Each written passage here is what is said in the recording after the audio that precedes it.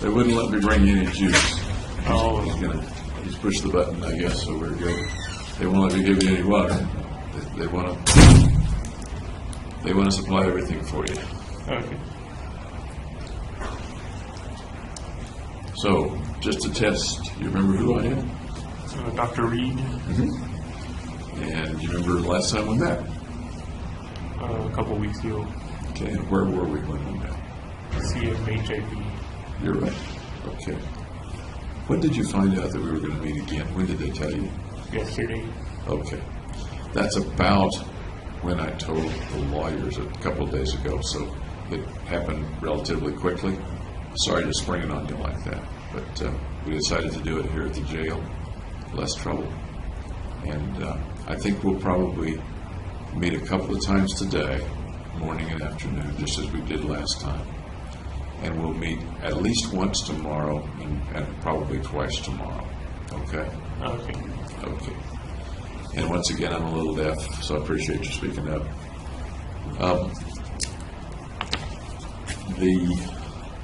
I'm not supposed to give you anything here either, so I won't.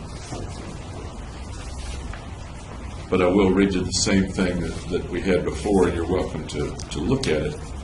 It says that you're seeing me for an evaluation, and our purpose is a legal one, not a clinical one.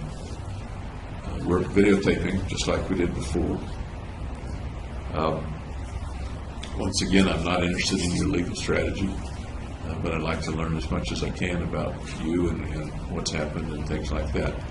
You know, as before, I'm working for the judge, and I'm not working for either side. Right. But my report will go to both sides and to the judge. So your lawyers may well want to use it. Prosecution can use it if they want. But mostly the purpose is to just be as good as I can for the judge. Okay? All right.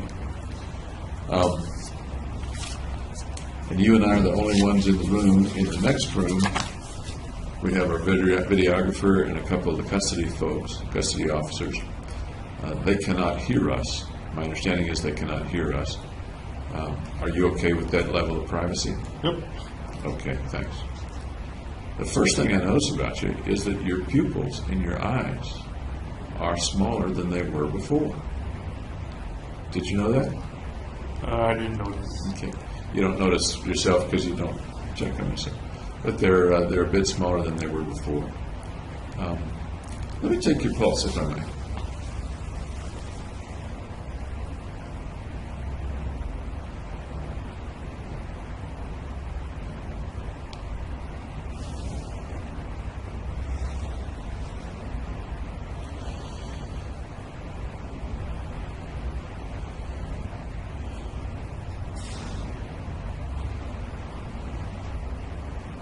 Okay, thank you. I'm going to jot that down.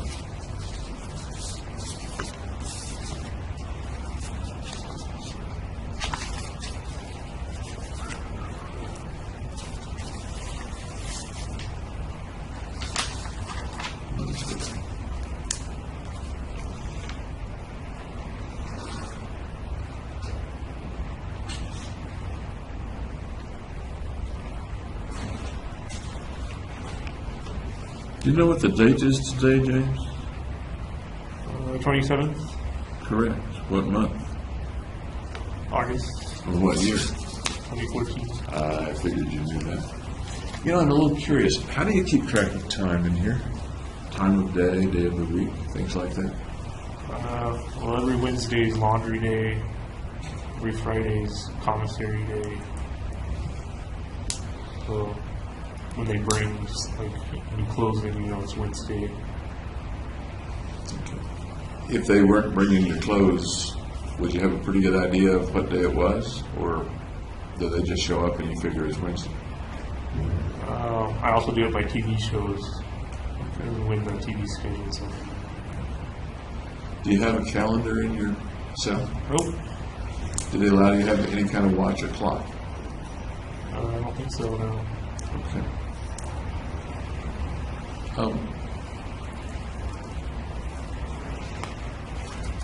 How else do you keep track of time? I've found myself thinking about that in terms of your isolation here.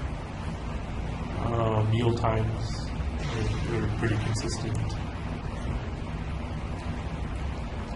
I notice when I watch video of you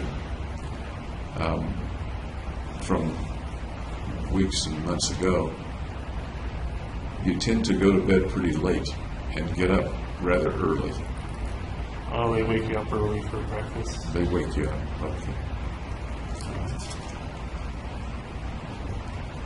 The window, there's a window in your door, am I right? Yeah. Okay, and that's the only window you have in your cell except for one that's way up high. Right. What can you see from that window? The door window? Mm-hmm. I can see the guards tower and the guards tower. And when they have their lights on inside, I can kind of see inside there in some detail. Okay. When you say the guard's tower, that's indoors, not outdoors. Is that right? Right. Okay. And tell me about the way the lights work. Is it the light is on all the time, or no? How do the lights work here? There's a light switch in the cell that turns on and off the main light, but then there's also a light that's always on that I don't have control of. That light is bright enough for me to see video of you when you're asleep. How bright does that light seem to you? I guess I'm used to it because I'm really going to see it. Could you read with it, for example?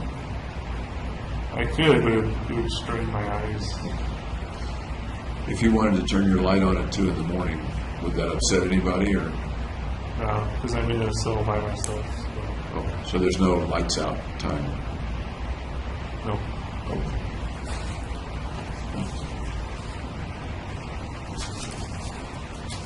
Have you heard from your family since we talked about? It's been, you're right, about 3 weeks. My lawyers haven't brought letters yet, so there might be like a couple. They haven't mentioned to you that you got a letter? I don't know whether you did or not, but they haven't mentioned to you. I think they mentioned they'd bring them on Friday. Okay. So you think maybe there is one? Yeah. Okay. Did you have any thoughts about all the stuff we talked about in Pueblo? I thought it was pretty thorough. Okay. Any particular things that you left out or didn't leave out, or you might want to expand on or remind me of? Okay. Any thoughts about actually going there, staying there, and coming back to the jail? How'd you feel when you left there?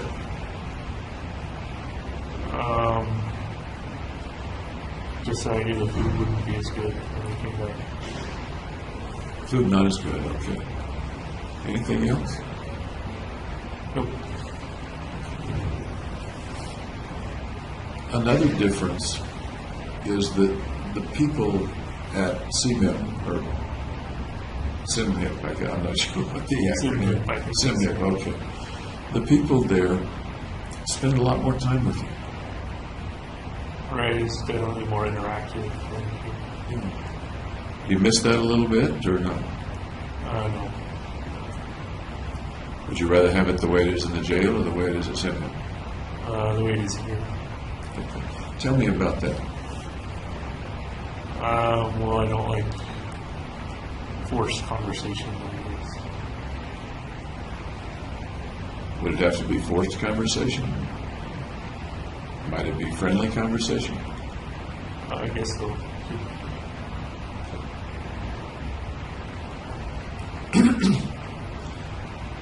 After you got back here, I believe Dr. Gurr came to visit you. Yes. How did that go? It was like 6 hours long. It was okay. That's a long time. Yeah. All in one stretch? Yep. Any particular stuff that you talked with her about that you'd like to share with me? Again, I don't want to hear anything about your legal strategy, but anything else? No, not really. Get along okay with her? Yep. I've never met her. I've talked with her on the phone.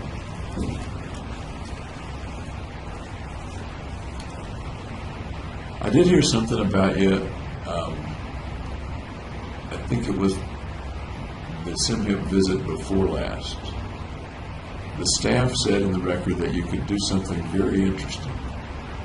They said you could recite the alphabet backwards. Oh, they asked me to do that again. Did they ask you again to do it? Yeah. Can you do it? Yeah.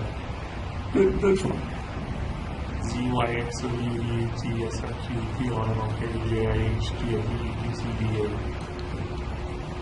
How did you pick that up? I got bored on a long car ride, so I just would sequentially do the alphabet backwards.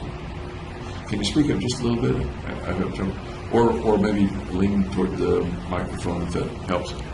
On a long car ride before you were arrested? Yeah. And it just stuck with you? Yeah.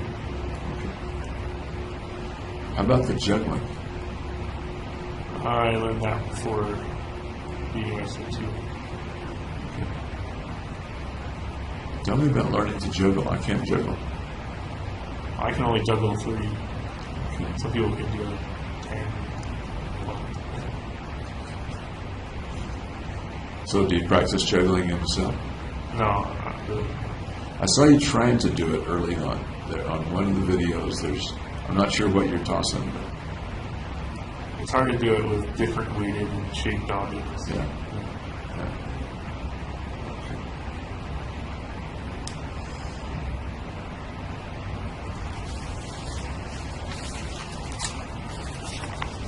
There's several things I'd kind of like to talk about during the time we have together today and tomorrow.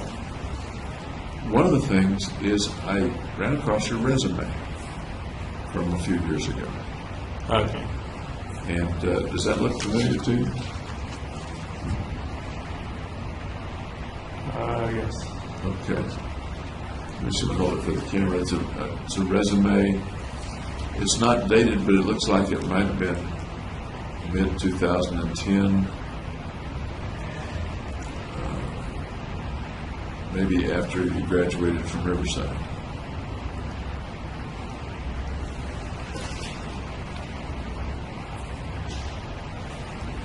The objective you had was to obtain a position as a clinical research intern with Novum Pharmaceuticals. Do you remember that?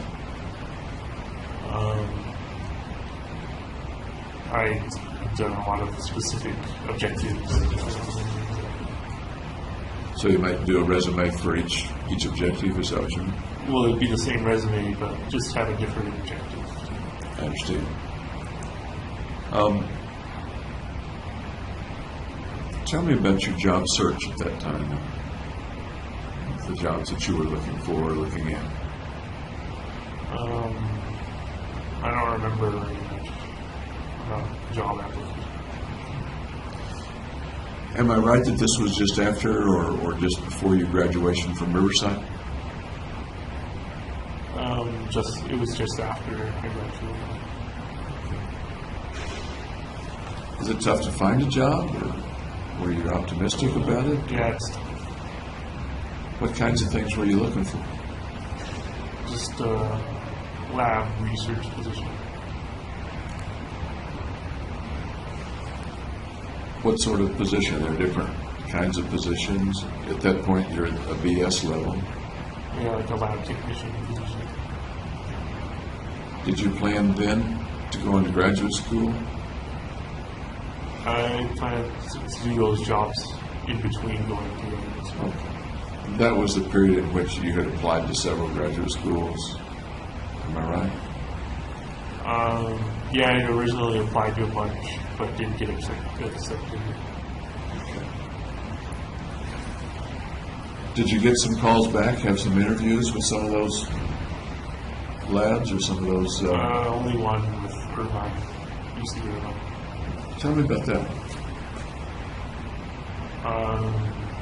Well, it was a new experience for me going through the interview. And there were like 6 people, I think, that were applying along with me in the interviews. And what happened? I just never heard back from them. But you did have an interview? Yeah. Tell me about the interview, would you? Well, we basically went to the university and kind of toured the neuroscience labs. You know, different professors, and they said what their research was about. And then they asked me what my research that I had done was. Do you think you interviewed well? Not well enough, apparently. But, I mean, you had some competition. Right. Do you think you interviewed as well as many of the other applicants? I don't know. I didn't see the other applicants. What do you think?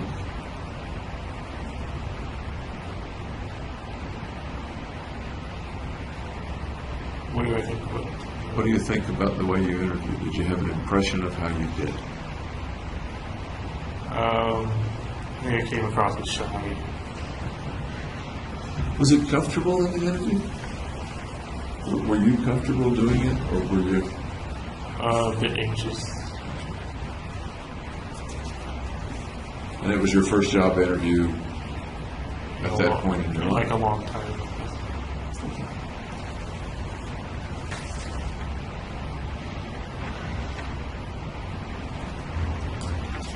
We mentioned that you were Phi Beta Kappa. You were also a Dean's Fellow and a Regent Scholar at Riverside. Right. Cool.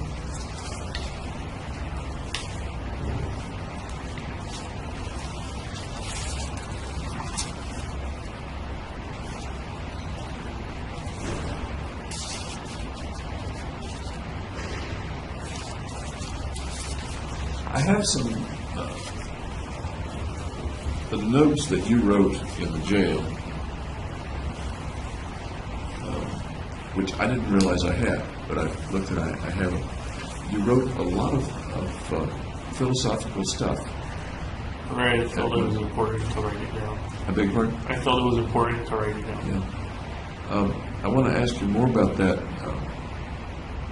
probably this morning, but can you tell me about when you wrote those things? Before I got to Denver Health, so like in that period between the university and Denver. Okay. After you got back from Denver Health, did you write any more? I think I wrote a poem and I wrote like a game I was at. Okay, I remember reading about those. And how soon after you got back from Denver Health was that? That was in December. December of 2012, probably? Yeah. Okay. Since then, have you done some more writing? No. Stop writing. Tell me about the urge to write, the impulse to write while you're in your cell. I just thought they were important ideas to get down.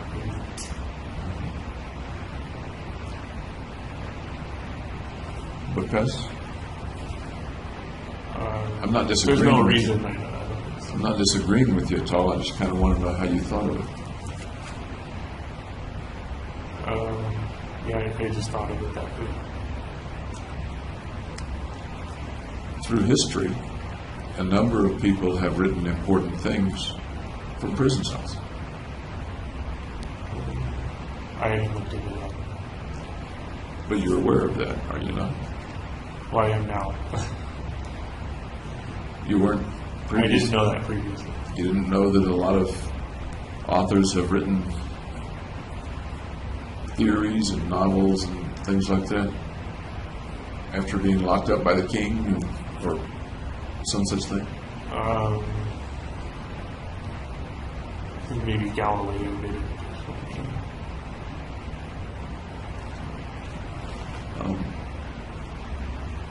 Anyway, I found it interesting, and I'd like to go through some of that with you a little bit later.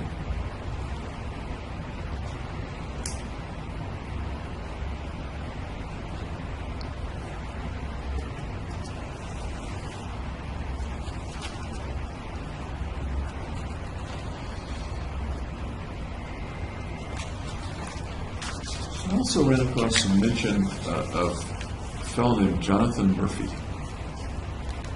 Yeah, he was a graduate student in second rotation. Okay. Tell me about you and Jonathan Murphy. Well, my desk was next to his.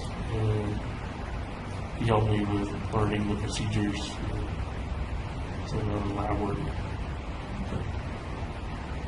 Was he ahead of you, or your same level? He's been there like 3 or 4 years at that time. Okay. Did he like mentor you, or take you under his wing, or just a friend, or just a coincidental meeting? Co-worker. Somebody described him as, in some ways, being a mentor, maybe not an official mentor. Does that make sense? Yeah, I guess he mentored me during the orientation. Tell me more about that relationship, would you?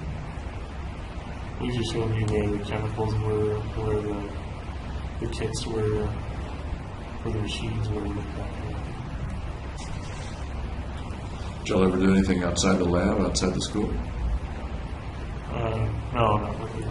Go have a beer, or get lunch or coffee? No.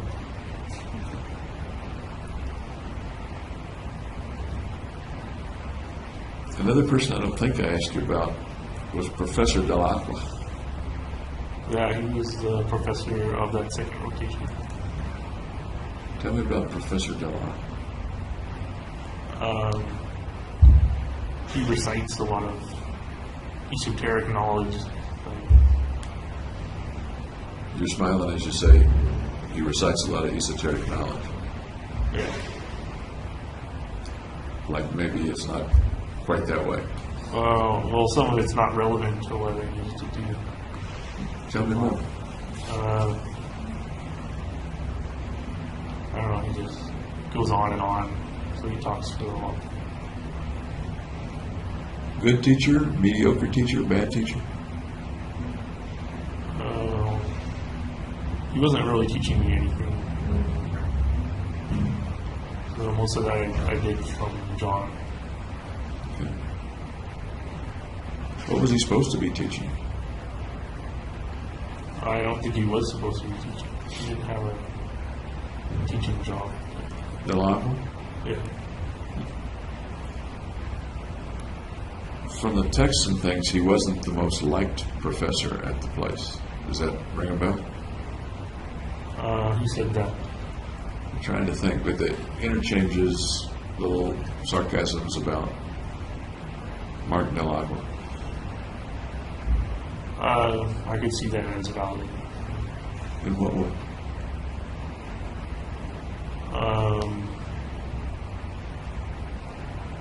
He's kind of standoffish, I guess.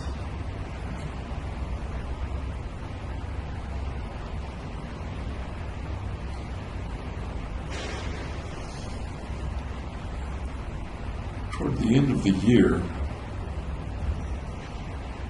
you needed to take your prelims. Right. Can you tell me a little about, academic-wise, what was leading up to the prelims? What was school like leading up to that?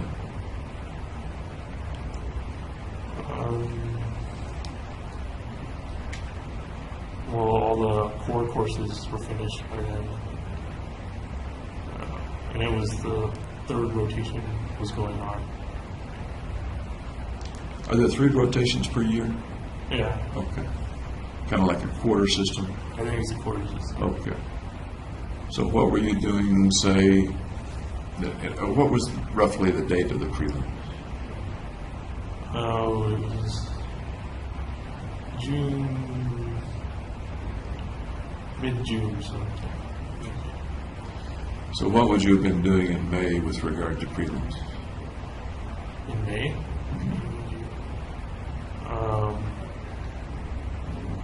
I guess studying or something. I didn't study for the prelims though. Did the other students or your Probably. peers? As of May, would they have been worrying about the prelims or studying for the prelims? I would say so. Was that different from the way you were looking at the prelims?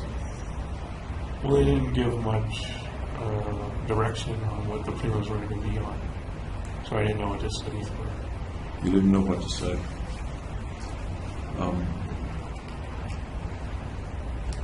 But the other people were studying something. Am I right? I can't actually confirm that. I just assumed. Well, you assume that. Okay. Tell me more about not studying or not studying as much. Well, I guess that was unusual for me because I usually study for tests. 6 months before that, would you have been studying a lot for whatever was coming up? No, I probably would have been working at some neuroscience courses and core courses at that time. Did that require a lot of studying? Not that much. In a given day or week, can you give me an idea of how much time you spent working on classwork, homework, for want of a better term, studying one way or another, reading? Well, there would usually be a test on Friday and then turning in take-home tests on Monday. And how much preparation time and reading time and study time would those things take outside of class for you? Maybe 5 hours Per day, per week? per week.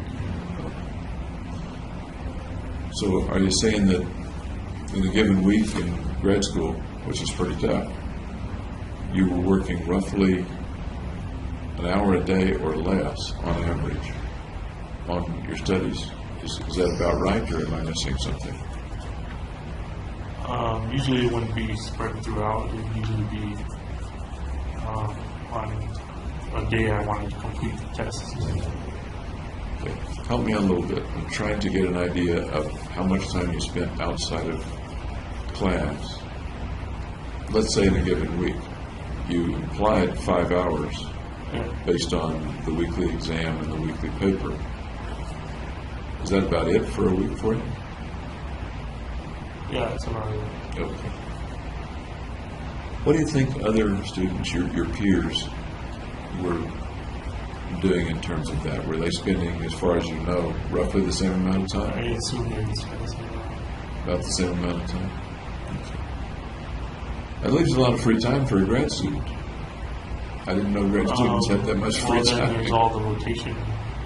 You have to do, you're in lab, then for your day, basically. 45 days a week. Roughly how much of the day, how many hours a day would you be? 9 to 5. Okay. As prelims came closer, let's just say May, about how much time were you spending reading or studying?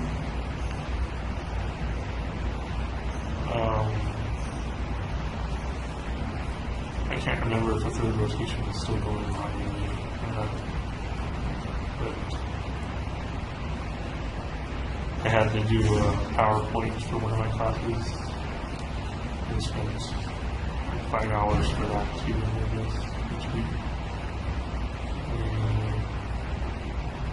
And the rest was like playing video games and watching TV. You're a smart guy.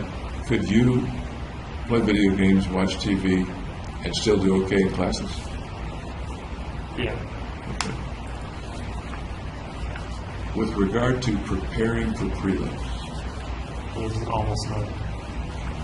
and in my mind, I've not taken the kind of prelims you're talking about. In my mind, most people prepare quite a bit for them.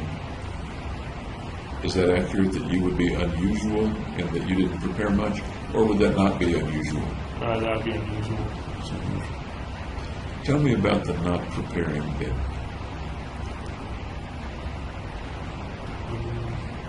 Well, I felt that since there wasn't any direction given to what should be studied for, I should study at all. Was there anybody you could have asked about it? I did ask. I asked my advisor, and he just said study everything, which wasn't too helpful. A little too broad a task. I know. Any other reasons that you didn't study for the prelims? We're talking now roughly May. Well, I was focused on my mission. Okay.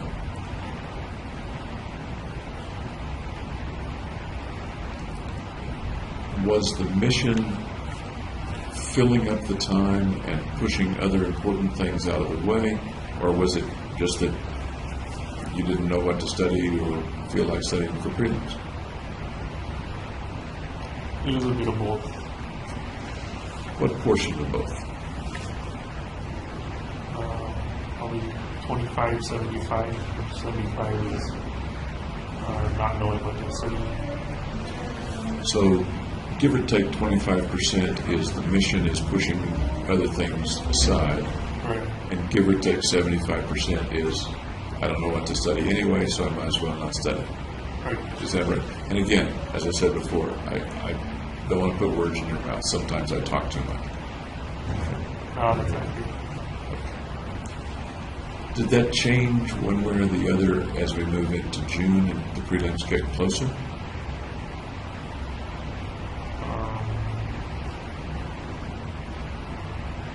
I didn't really care if I passed or failed the prelims at the time. So, I'm sorry, the last, At that time. at that time. So did your behavior change or stay the same? My behavior. What do you mean? In terms of not studying, you continued to not study? Right. Or did the reason for not studying continue to be about 75%, I don't know what to study anyway, and 25% the mission is filling my time, or did that proportion change as I previously? think it flipped to 75%. Okay. When the prelims themselves came around, tell me, how long are the prelims? Is it one day, half a day? No, it's not that long. I think it's only an hour. Really? It was in the oral examination, so I never taken an oral examination before. So there's no written portion, it was all oral. Right, you could use the whiteboard and draw stuff. Do you remember the day that you took them? I don't want the date, but can you picture the day that you took them in your mind? Yeah. Walk me through that day, would you? Well, I got up and went to the neuroscience conference room, which is right over there. And there were 3 professors, each testing me on a separate subject. One was like cell biology, the next was like systems neuroscience. And the third, I don't remember what classification.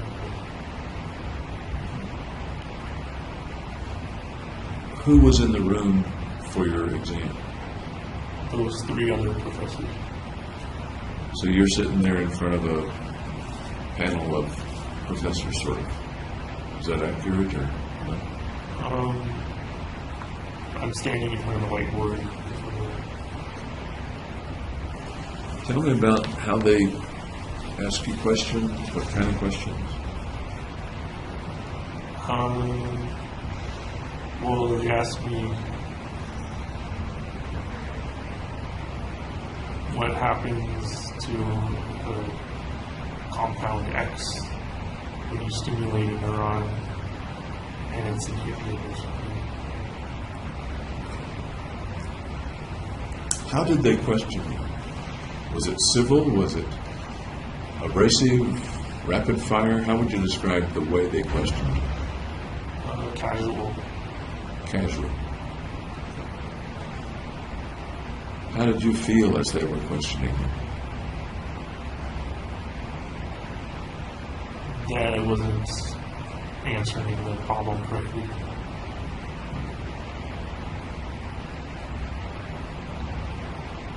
And how did you feel about not answering the problem correctly? I didn't feel one way or the other. Really? Didn't bother you? No. What do you make of that? It's your... Well, that it didn't matter that if I passed or failed. That's the second time you said it didn't matter whether you passed or failed. Right. And it didn't matter because... Because I was going to complete my mission and then get locked up and killed. So, if I understand you right, by that time, and by before that time, you anticipated not continuing anyway. You anticipated either being killed or locked up within a matter of weeks. Or a matter of a month or two. Was the outcome really that firmly locked in as of, say, early June?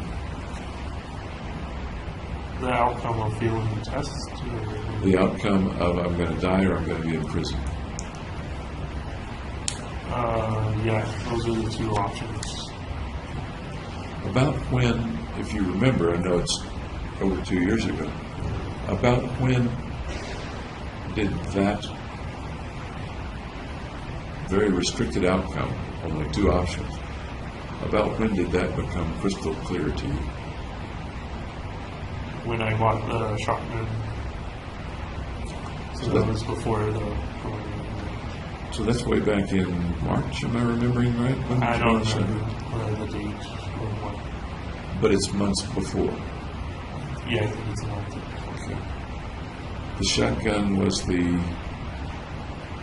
first firearm you bought, or the The second. second firearm you bought? Okay. Okay. That being the case, do you remember why you even stayed in school? I thought it was conspicuous if I just dropped out without any warning, any justifiable cause. It would look conspicuous. What's wrong with looking? I mean, people do drop out of grad school, I guess. Right, so I dropped out with a reason, not with a preliminary reason. Suppose you had just dropped out to continue the mission. What? Then it would probably raise red flags to my professors who were into fentanyl. You had already seen Fenton at that time, hadn't you? Yeah. Okay.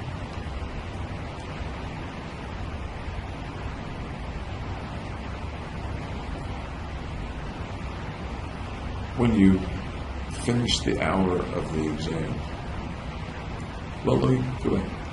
Did you try to answer the questions, or did you? Yeah, I tried. Some of them I knew, but I just didn't write it down. Really? Sometimes you'd know an answer and not bother to write it down. Or see it. I knew the answer, but I didn't see it.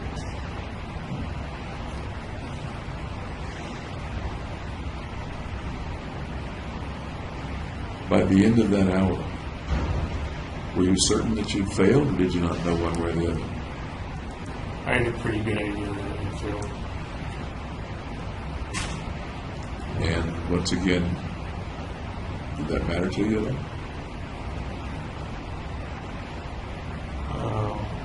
Well, it kind of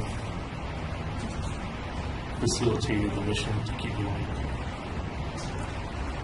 I'm curious, was there any feeling of, or would there have been any feeling of wanting to pass just to show you could do it?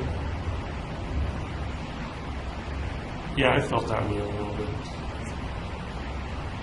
Were you disappointed that you didn't? You didn't show yourself that you could do it? No, because I believed I could still do it if I had taken the retake exam. You decided not to take the retake. Right. Tell me about that decision. Well, failing the prelim had made an excuse to drop out of school. So it wouldn't make much sense to then go and retake the exam. Except maybe to show yourself that you could pass. Well, I believed I could pass anyway. Okay. Fair enough. Fair enough. As people ask you, I think there were a couple of texts, maybe with Ben or somebody, about what you were going to do.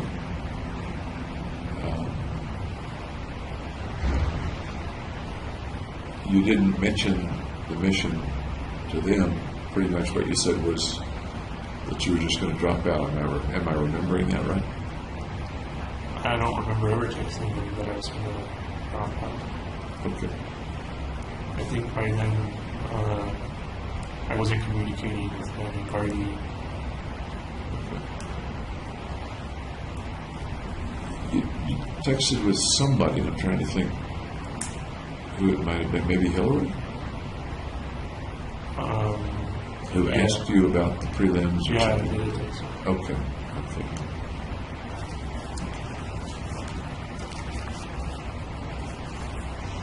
Do you regret not passing the prelim?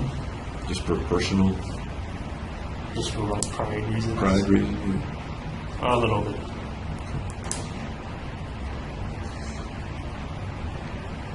The process of sitting in there in that hour, it's a very unusual experience.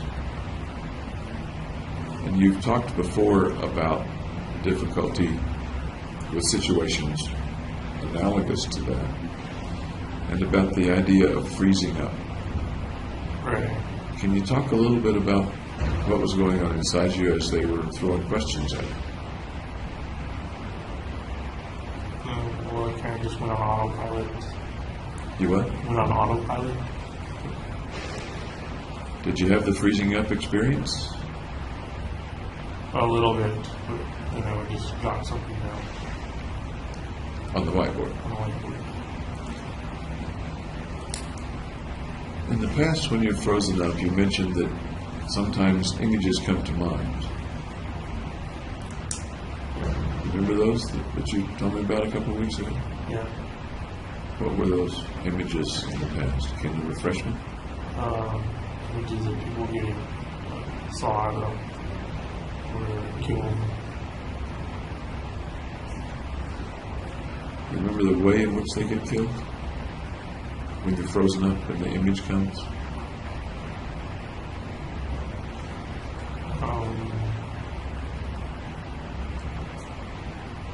I don't think so. I think just that they died.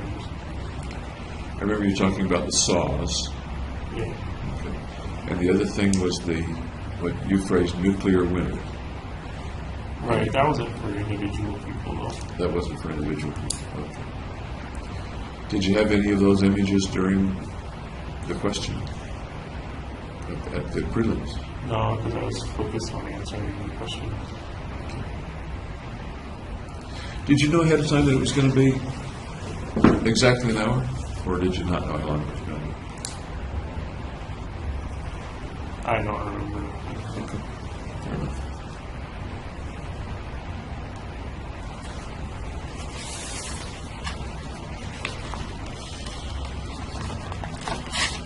I'd like to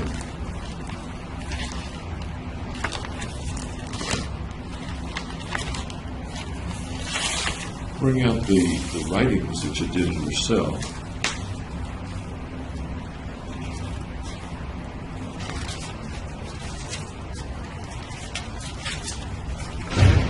And once again, I may have already asked you this, do you have any interest in continuing to write? No, just read. You wanted to get these ideas out. But some of them appear to be very complex ideas that could be developed or expanded or extended. Do you feel any any wish to develop or expand or extend some of those ideas Not anymore. with the time? What do you make of that?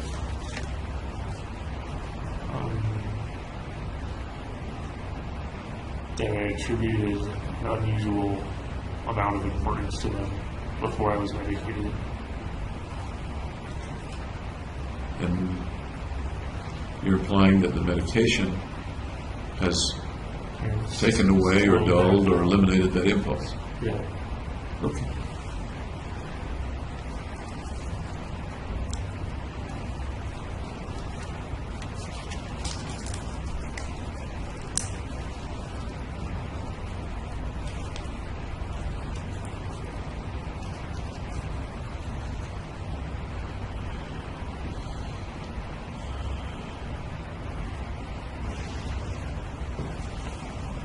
One of the sets of pages refers to galactic colonization. Right.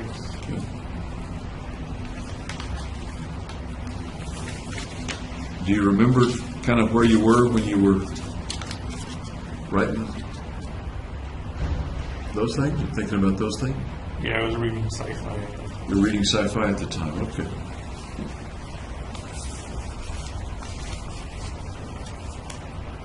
Tell me about your thoughts on galactic colonization. Well, without galactic colonization, the human race would die out eventually. Just because we run out of resources, or the sun would expand and consume the Earth. Sooner or later, Earth is not going to be a good home, Right. or maybe not even an existing home. Right.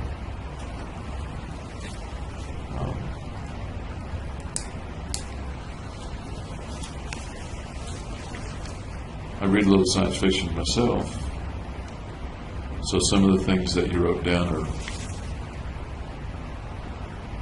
pretty consistent with the various ideas that have come up. But were these ideas largely things that came out of you, or do you think they came out of some of the things that you read? Both. Both. Both. Okay.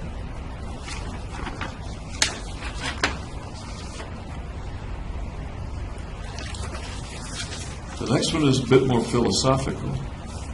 And again, we're talking about some point before you went to Denver Health. Right.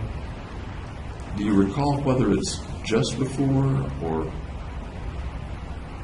a long time before, soon after you were arrested? Well, I wrote it sequentially, so the farther back on the pages it is, the closer it would be to Denver. What would be about the very earliest one, do you think? That galactic colonization. Okay. Very important. Roughly when would that have been, do you know? I don't know.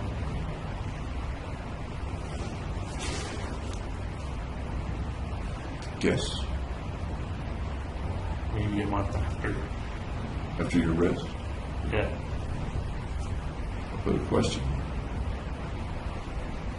Two questions.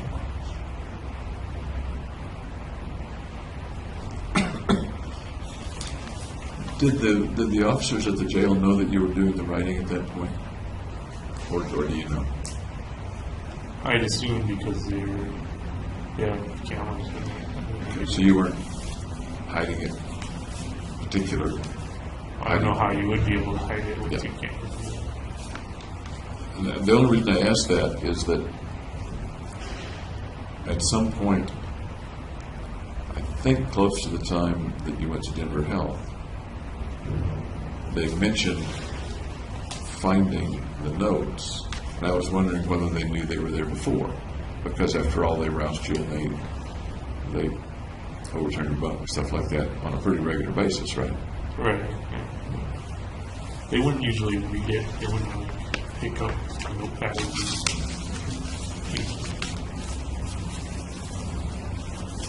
And I'm aware of, or I've been made aware, that it's okay for you to write stuff in your cell. Nobody minds if you do that. right. The next thing, at least in the order that I have, the subtitle is Finite versus Infinity. live and die. Right. Do you recall that general A little. train of thought?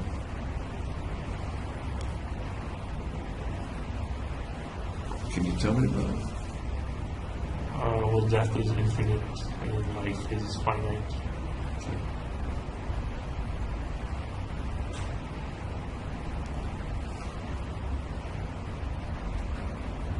What else? What else came to mind then or comes to mind now? Can I see a page? Sure, you're welcome to.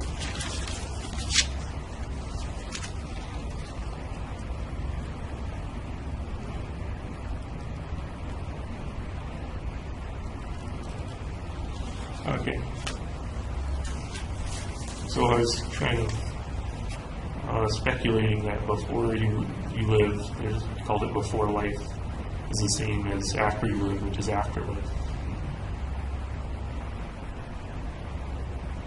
So it kind of didn't, it ultimately didn't matter what you did in life, because it would just go back to before and after. What's in the pre-life and the post-life? What's that like? Dreamless sleep. And I've heard you use that phrase before. I remember someone asking some philosopher, what happens after you die? What do you expect will happen after you die? And he said, no, they said, where will you go after you die? And he said, I guess the same place I spent the first 8 billion years.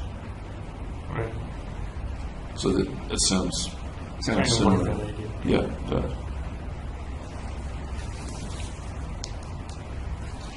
Toward the bottom of this page, kind of consistent with what you just said, you write, how can one attribute meaning to life when such ideals exist in non-existence? Any I'm not idea? sure what that means. Okay. Life is an eternal struggle to obtain these ideals. Life's a struggle because it's imperfect.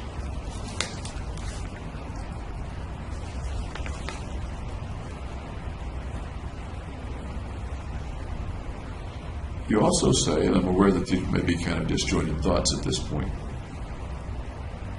that the dreamless,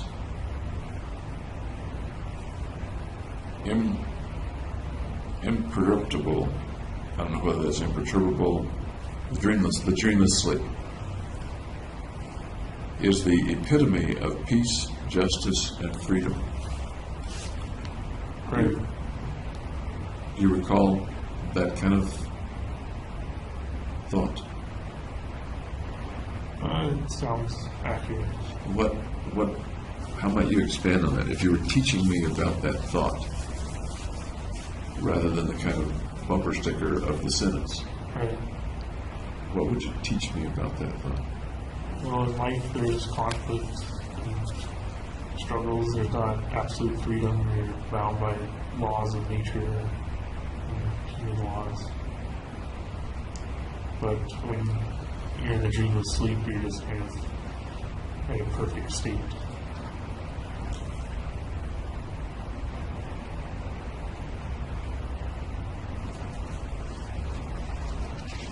The word here may be imperceptible, so can one not perceive that perfect state when he's in it?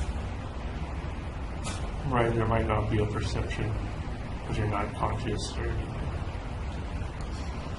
I can understand how that might be the epitome of peace, as you write here, but you also say it's the epitome of justice and freedom. Well, nothing's holding you back for freedom. So you're kind of like floating. Kind of like what? Floating. Floating? Floating, okay.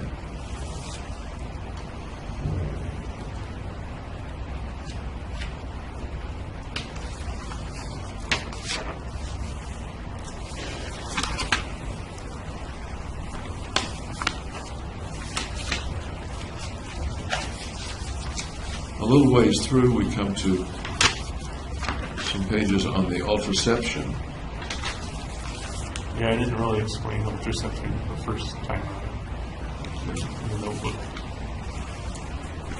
Can you help me with it now? The way you were thinking about it in Jet? I kind of figure it as a philosopher's stone, which is a solution to all problems, and that can be achieved through death. So it kind of relates back to that peaceful state, dreamless sleep a little bit. Relates back to the peaceful state of dreamless sleep, is that what you said? Yeah. And a little later in the writing, you do use the phrase philosopher's stone. Right. Okay.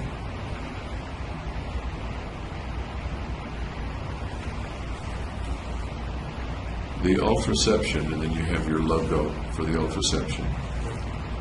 All perspectives at once, and not and every. So like any perspective you can take, any not perspective you can take, it's going to encompass everything. All thoughts at once, all and or times. All space at once and or times at once. Right, so it's sort of this all-encompassing idea.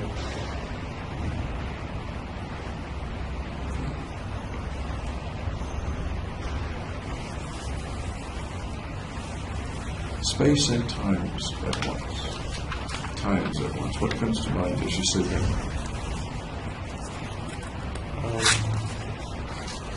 That it's like God a little bit. Because God is everything. And He's all spaces and times.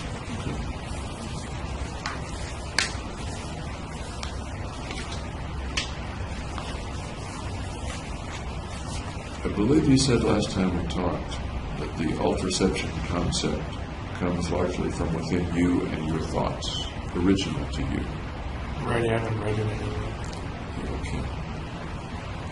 Can you think of any particular readings that come close or that are analogous to the ultraception? Maybe the Bible.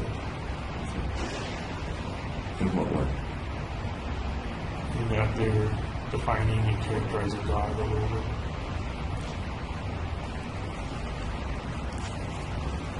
I think, and I brought this up last time, what comes to my mind is quantum physics, cosmology. Does that ring a bell at all? Yeah. In what way? Well, quantum physics deals with like the smallest possible particles and their relation to the rest of the universe.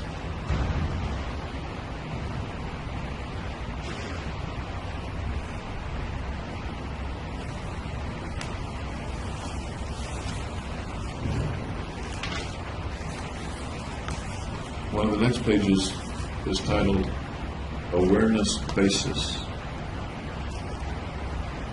Is it okay? Yep.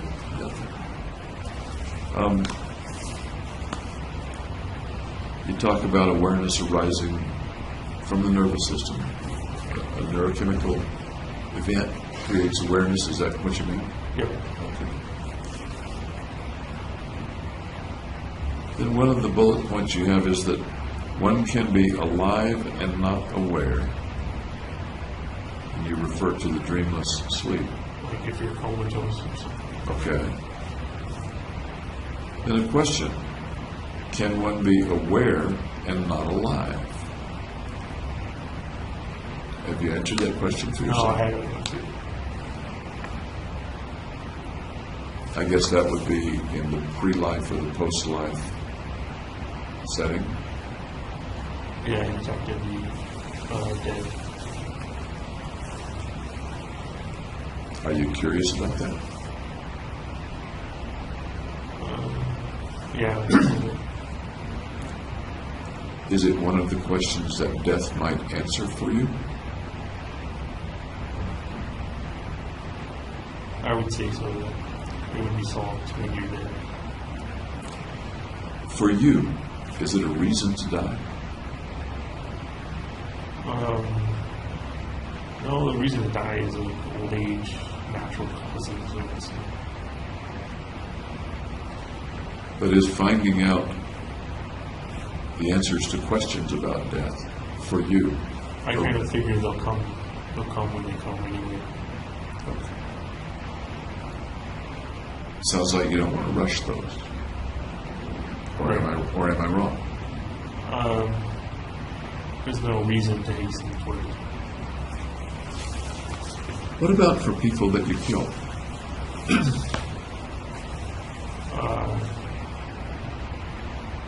No, that wasn't really a part of why we killed him.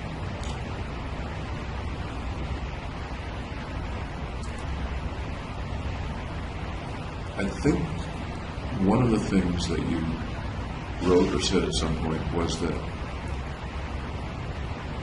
you had the idea that people wouldn't mind being killed or shouldn't mind being killed. Does that ring a bell? That sounds accurate. Tell me about that thought. Well, they're going to be going to a peaceful state, and they'll avoid all the conflict and struggles of life.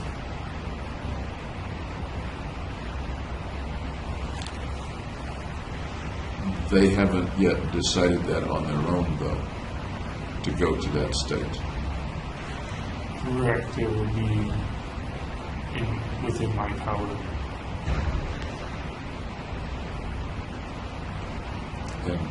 And do you think that they, well, and actually I want to go back to June and July of 2012. At that time, so far as you remember, did you think that they wouldn't mind being killed? Or that they shouldn't mind being killed? I never considered it. Didn't consider whether they should mind or not? Right. Or whether they would mind or not? Right, I was focused on increasing my own value and not their needs. Is it fair to say that you were indifferent to their needs or wants or shoulds? Yeah, that's fair. Okay.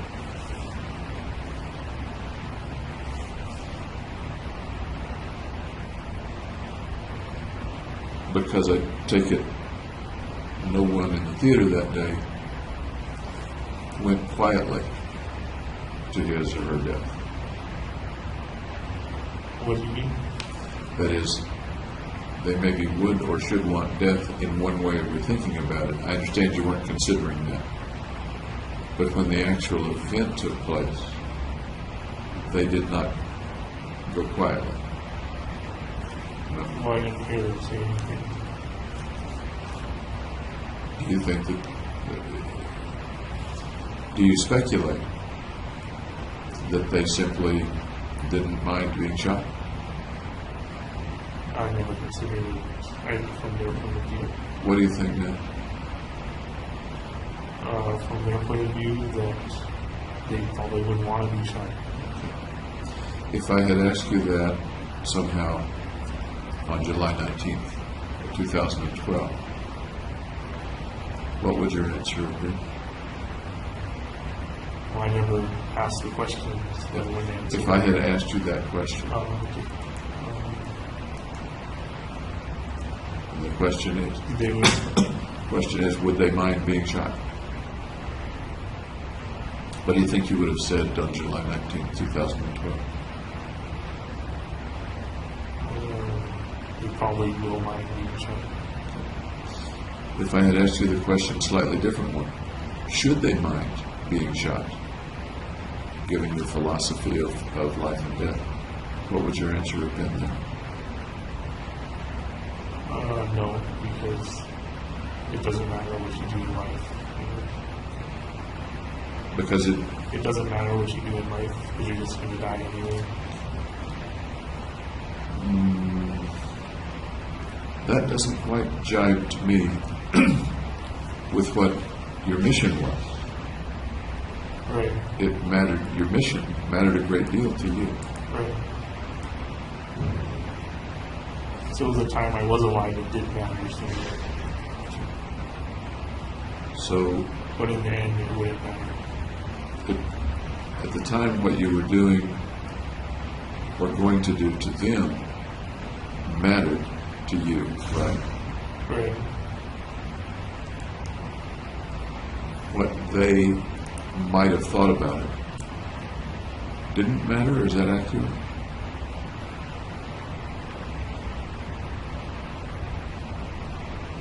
What can you repeat?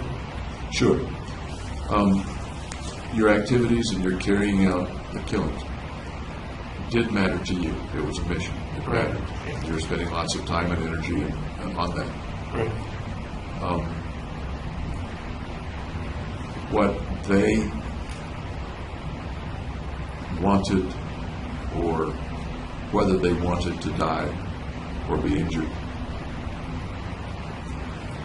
did that not matter to you? It didn't come up with. It's not that it didn't matter. It's that. If I asked you that question then and said, Jimmy, does it matter to you that they don't want to die or they don't want to be injured? Well, I can only answer that and what it means now in retrospective. Can you speculate about what you think you might have answered then? It probably would matter a great deal to them. How about to you? Would what they want matter to you on July 19th? Yes, because I'm empathetic. Okay. Can you make those two concepts jibe? Because on the one hand, you carried it out with what you described as an indifference to what they wanted. But you just said that it matters, or that you believe, had I asked you then, you would have said, yes, it matters, Right. because you have empathy for them. Right. I don't know if indifference is the right word. Maybe unknowledgeable about it. I would say that again? Maybe not knowing and being unknowledgeable About. of their conditions and their thoughts. Let's go with your word then. Unknowledgeable about. Tell me again what you would be unknowledgeable about at the time. Not asking the question of, does it matter to them if they really want? If I had asked you, I understand that you didn't ask yourself the question. Right.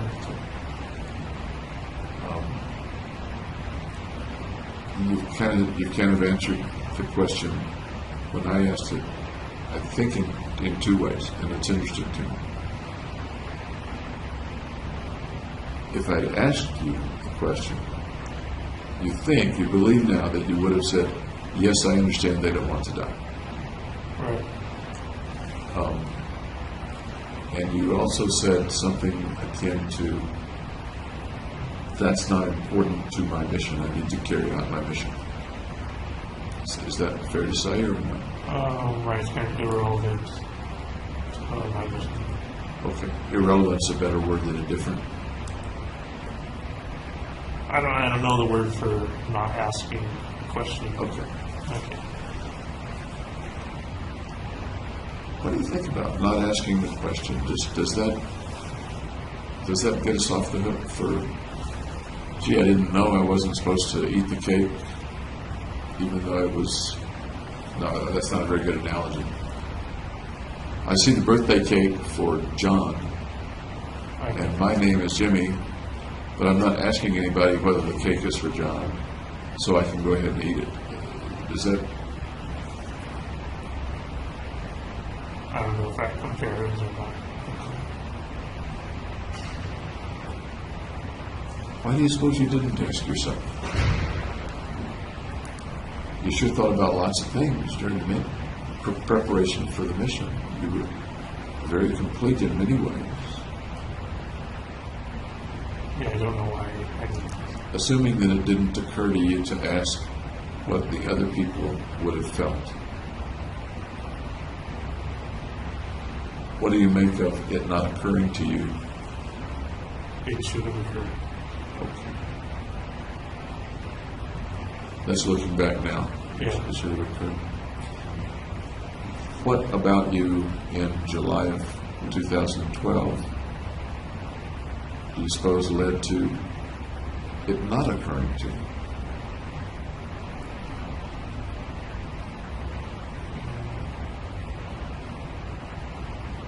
You thought about the consequences for yourself. Right, yeah. You knew the consequences for others, but didn't think about it as relevant. You didn't ask yourself about it. Right. I guess that made it easier or made me able to do it, because maybe I wouldn't have been able to do it if I looked at it for the Okay.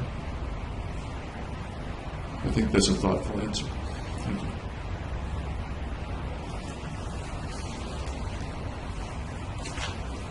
On the same awareness basis page, under Can One Be Aware and Not Aware, you mention, quote, the notion of the soul immortal or spirit comes to mind.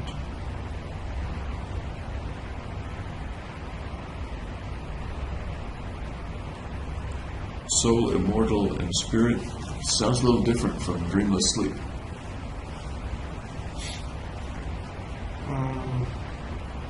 What's the question? I'm sorry? What's the question? When you were writing this, apparently a couple of months after the shootings, you were thinking about, apparently, the notion of the soul immortal or spirit. Right. I didn't know what that would be. What that is. And it doesn't say that you have that notion. It just says the notion. So maybe that's someone else's notion. But I guess I'm kind of wondering if that notion of a soul immortal or spirit fits somewhere in your view of the cosmos or view of things. It could be something that exists forever. That exists Forever.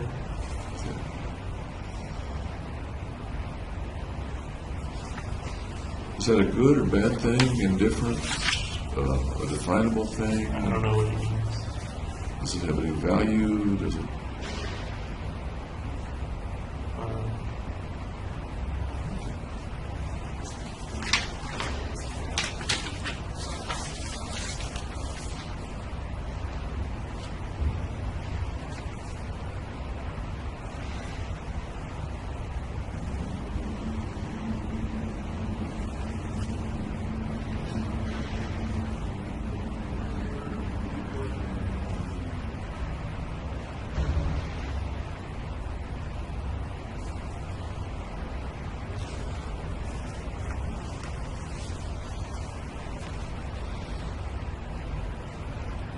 You're referring on the next page, and I'm a little confused about it. Let me go to the transcript of it. You're talking a little bit about beliefs of reincarnation. In practice, however, this is yet to be possible. And the complexity of such a venture in immortalizing a matter arrangement that is amenable to changes on matter around it is daunting. That's a bit confusing to me. Does that ring a bell with you at all? Well, I thought if a person was reincarnated, you'd have to get into a conscious state. Okay.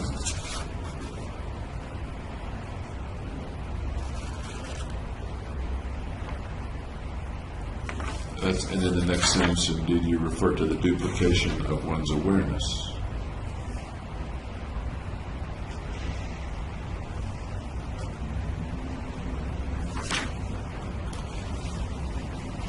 the last bullet is an interesting statement. The permanent loss of awareness and unity with the ultraception is the philosopher's stone. Death is the philosopher's stone.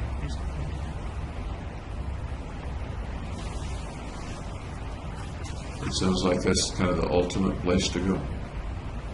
Oh, yeah.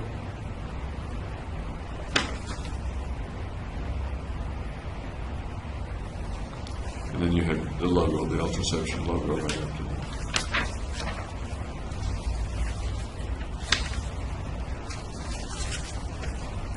Read much about Buddhism? No, not really.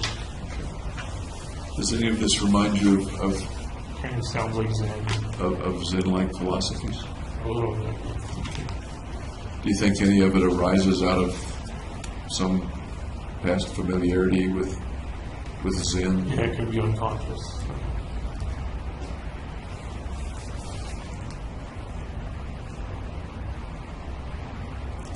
The next page refers to unconceivable, conceivable, and the paradox. Okay. And the bullet that I kind of, or the stuff that I sort of had highlighted,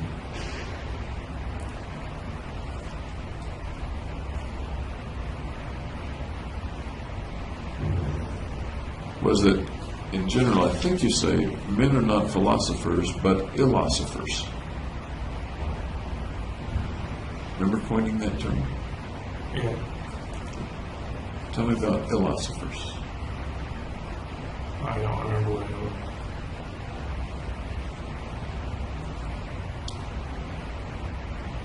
was. Sounds to me, from reading this, that you were talking about people who tried to be philosophers but got it wrong, or were thinking badly, and thus were illosophers. But that may not be exactly what you mean. I don't remember what it was. Okay. My thought, not yours.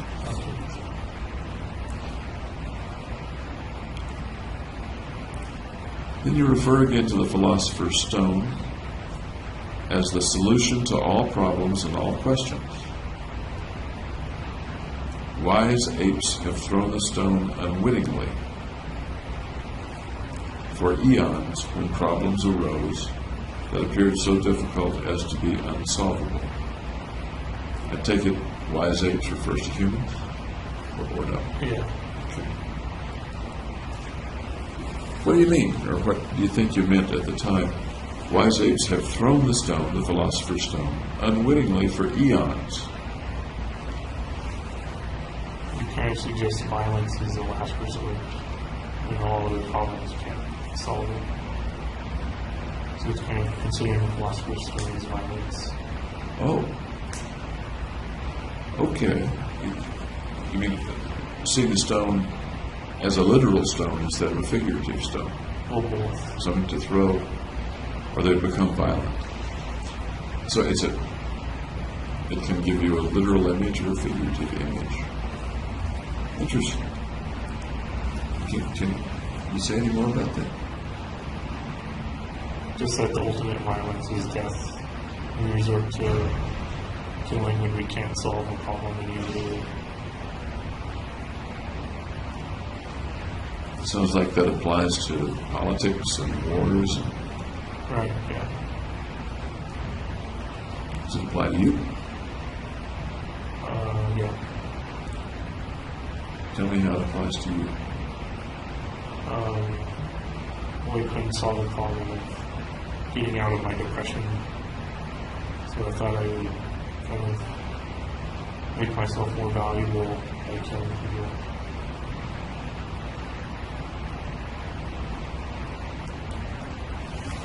And I think we talked about that being more valuable, correct me if I'm misremembering, didn't mean you would live longer No. or that you would have more lives. Tell me again, in what way you're more valuable? Well, it's kind of like the value of $1. like $1 isn't worth anything, but you attribute value to it. So if you attribute value to killing people, then you become more valuable when you kill a person. And who does the attributing of the value? The killer. So who attributes the value to Jimmy Holmes? I do. Is there anyone else or any other entity that recognizes the value that you now Not that have? I've heard of. Do you think there might be? It's possible. Can you think about that a minute? We talked about you attributing the value yourself. Right.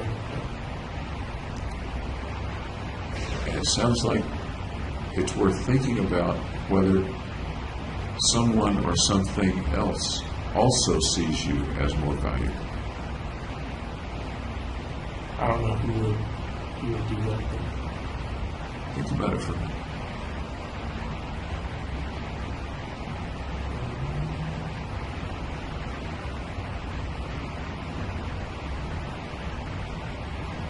Maybe the justice system, because it creates an imbalance in value.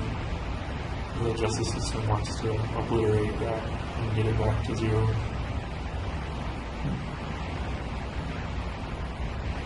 Obliterate it by Killing me.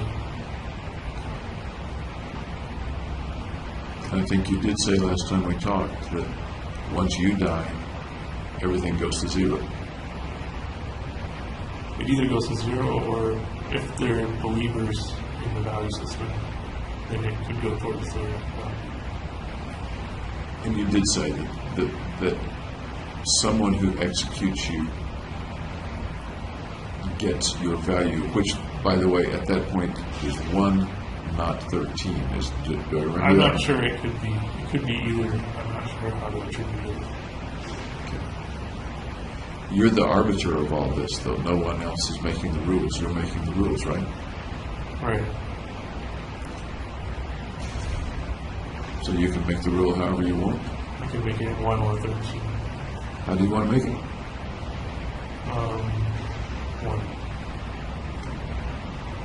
1. Is there anything that would countervene your decision to make it 1? Yes, if someone else believed that I was worth 13, then they would be the arbiter for that. Okay. So if someone who killed you Right. believed that you were worth 13, they get to decide once they've killed you whether it's 1 or 13. Right. How about before they kill you? They could still make that decision if they believe it. So, How many folks do you think believe in the system? I haven't told anybody about the system except I'm sorry, except in the notebook and the street. do you think anybody else has created the system or figured out the system independent of you?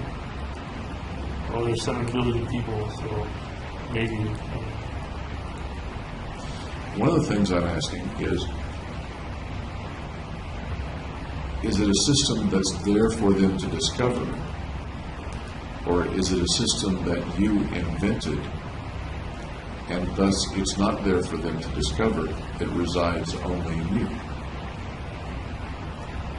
Well, I invented the arbitrary value.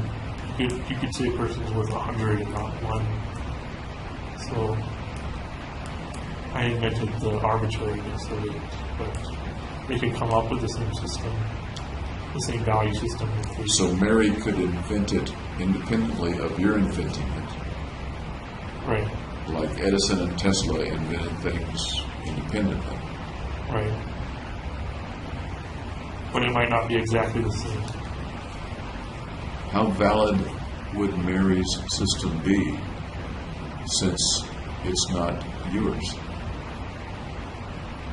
Well, people can believe whatever they want, so it's as valid as she believes it to be.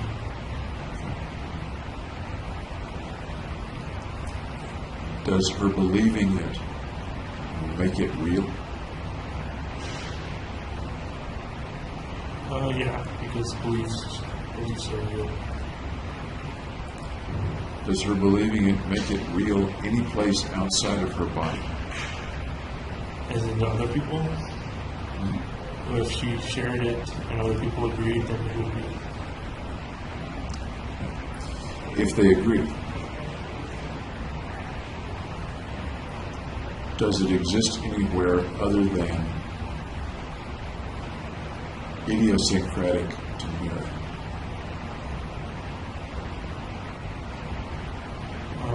I'm not sure what you're trying to do. Let me bring it back to you, if I may. You have the belief. Right. The belief has been consistent and continued. Right. Yes. I don't share the belief. Right, so it's like you have an almost different religion.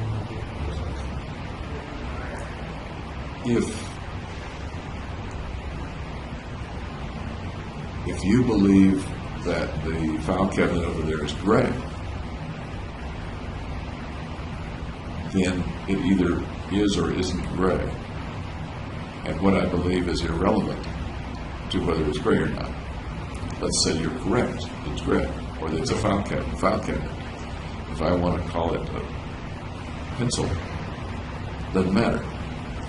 That exists independent of you, and Right. you don't just believe it, you're aware of it. It doesn't take a herd mentality to understand. I'm sorry? It doesn't take a herd mentality. It doesn't take any mentality, it's standing over there. Right. Your belief in the value system. Right. How close does it come to being there, whether I believe it or not? So is it objective rather than subjective? That's pretty close, sure. I believe it to be objective, but then that's my subjective opinion. So You believe it to be objective, okay. I'm kind of pinning this down as best I can. If you weren't here, right. if, for example, you were deceased, Yeah. would the value system still be there? Yeah. But you're not there to describe it. I've written it down, so it exists somewhere. I'm sorry? I've written it down Okay. and shared it with other people. So it exists through them. Okay. Fair enough.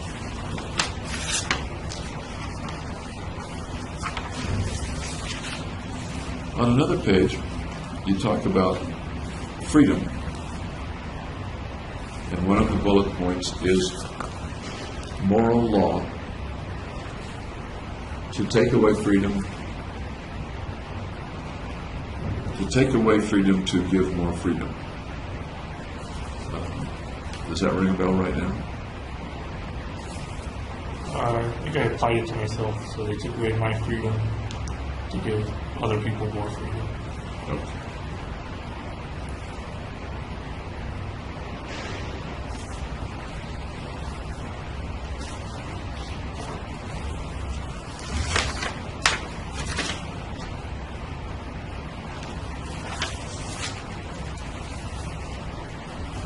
Then you have a little section on morality. That one.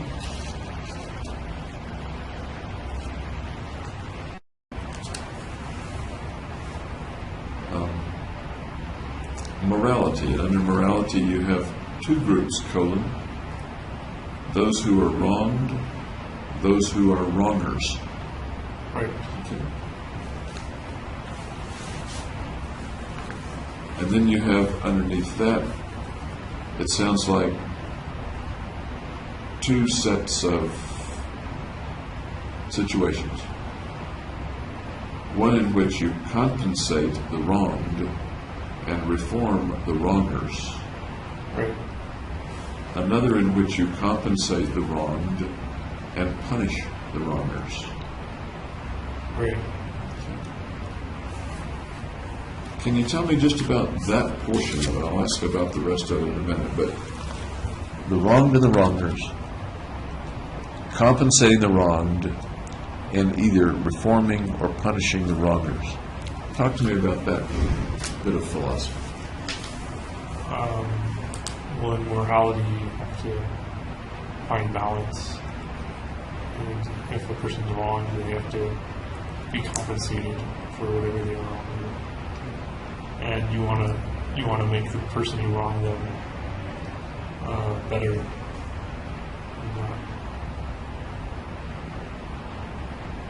And then the other option is, instead of making the wronger reformed, you can punish them to create that balance.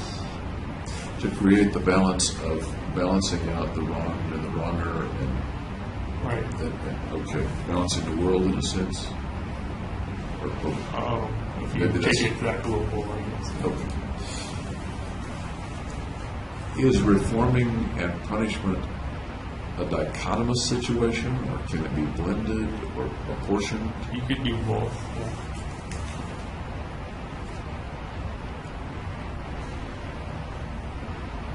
Morality is a huge subject for lots and lots of philosophies.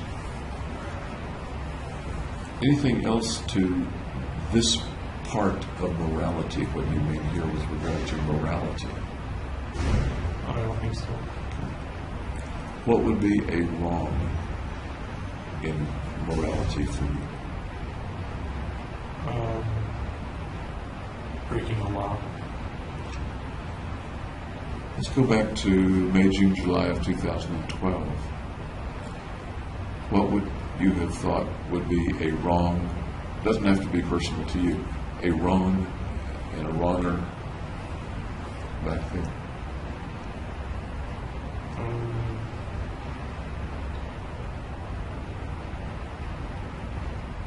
I don't know at that time what I would attribute wrong and wrong to. Do you think you'd think any differently about it than you do now, or not? I think now that a person who wrongs is a wronger, and the person who's wronged is. 2.5 years ago, were there people who are wronged and people who are wrongers in general? No, I don't think it defines a person. Okay. How then have you changed in that regard, if you have? Well, I think I'm being treated like a wronger. It's because of being punished with having no freedoms outside of jail. You said punished like a wronger. In that regard, are you a wronger or no? I would say no. And you're not a wronger because? Can you explain that to me?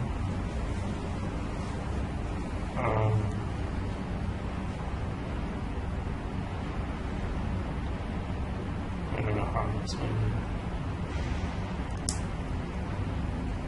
Lots and lots of people would say you committed wrong. Right.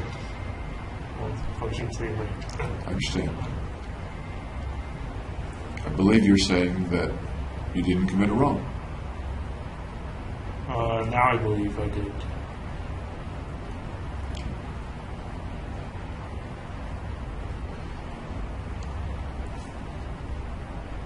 You said that you shouldn't be punished as a wronger, or something like that. The best option is reform. Okay. I want to stick with the punish for right now. Okay. You're being punished like a wronger. I think those were your words. And the implication is that you're not a wronger, but you're being punished. And when I said, are you a wronger? You said, no. All right.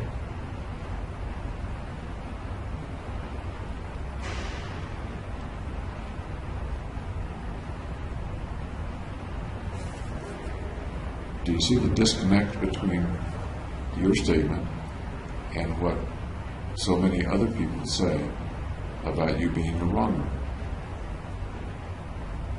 That's what they believe.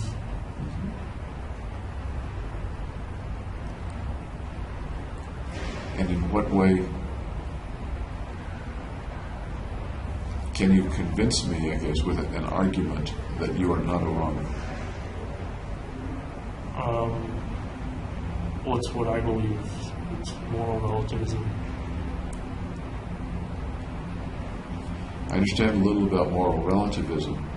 I'm asking, other than the tautology of it's true because I say it's true, do you have any other way of convincing me or moving me in the direction of believing that you're not a wronger?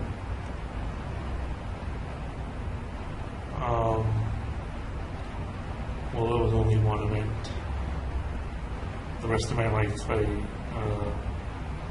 was okay. Okay. One event out of many. One day out of many thousands of days Right. that you've lived. Okay. Anything else contribute to your argument to me that you're not a wronger? No. Would the same principle apply to somebody who robbed a bank one time? Yeah. Would that person deserve a punishment? Let me go back. So that person, on balance, would not be a wronger if the rest of his life was law-abiding?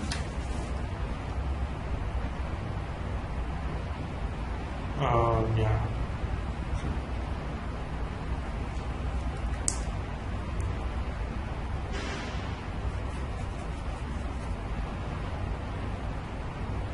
I can understand the concept.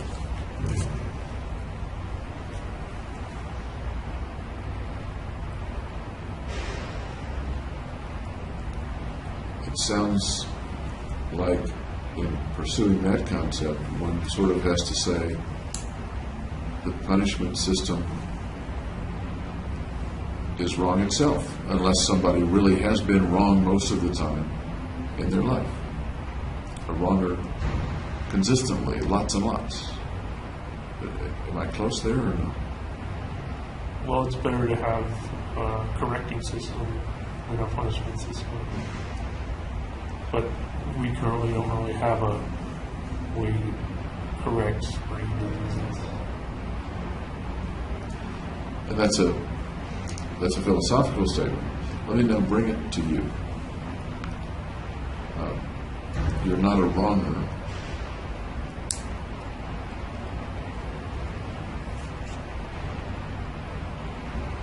because you say you're not a wronger, because that's your philosophy, Or belief.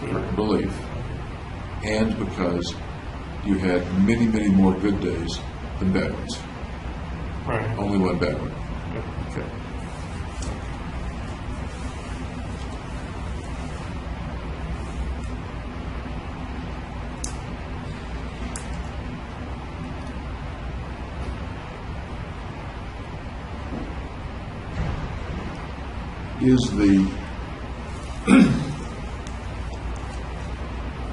Does the wrong have anything to do with how much of a wrong it was?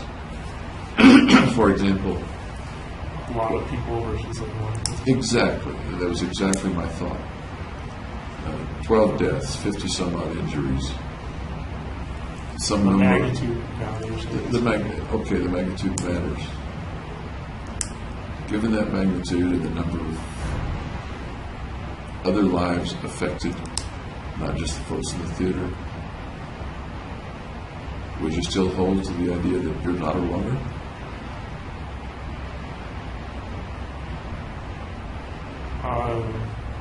I would say that was selfish, not morally wrong. Okay.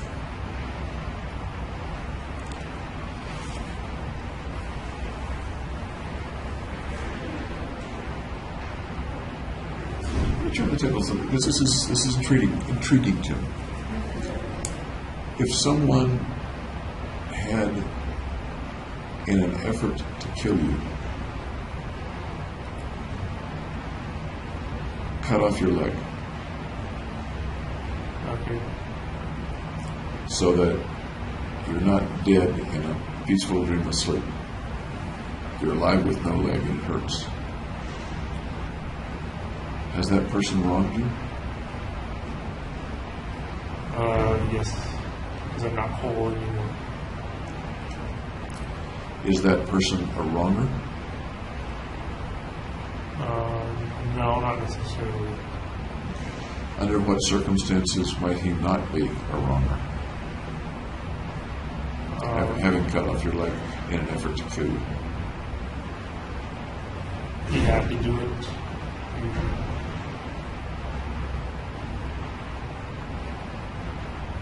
He had to do it to what? If he had to cut off my leg for some reason or another. Or else there were other consequences to not doing it. What if he was simply trying to kill you and didn't succeed? And he was trying to kill you in order to get a point for himself? What do you mean by a point? The same kind of points that you need. Value? Yes.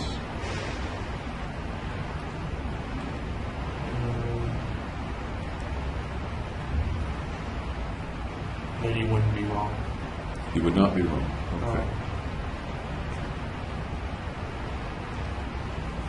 What do you think you, the victim in this scenario, would do or feel with regard to the person that tried to kill you and you lost a leg? Probably want vengeance. Probably what? Want vengeance. Okay.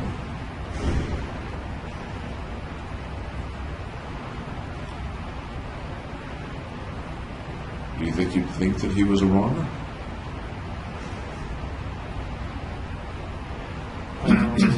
From your victim viewpoint? Maybe for what he did in that specific case, but that doesn't mean he's generally a wronger. Okay. Let me carry just a little bit further. Your philosophy is strongly held. Your belief is strongly held. Yep. And somebody tries to kill you and you lose the leg.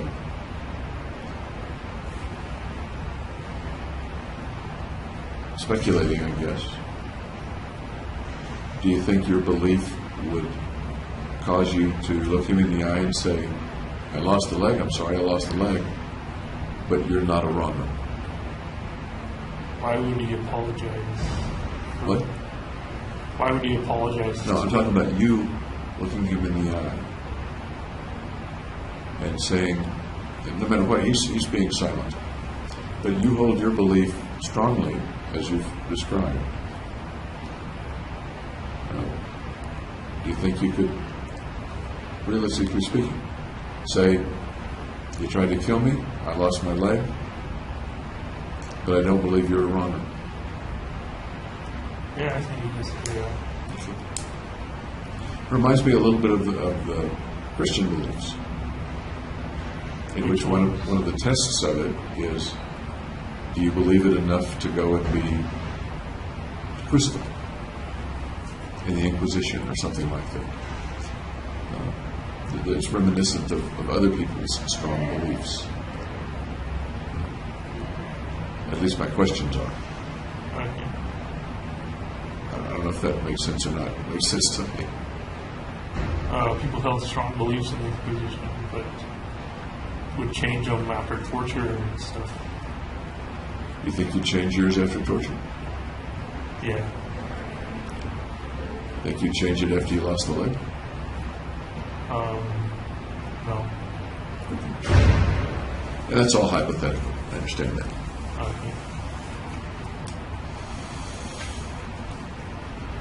Although about 5 sentences down, you have another question here. Do you believe in forgiveness? I don't know whether the you is you or who the you is. Tell me about forgiveness.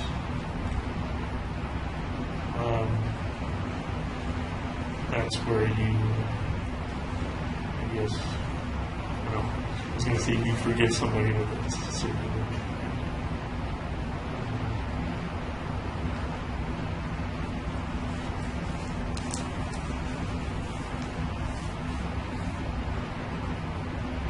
What does forgiveness do? It reestablishes the balance of justice. You've used the word balance a couple of times, yeah. Or equality. If you're the wronged person, does forgiveness do anything for you?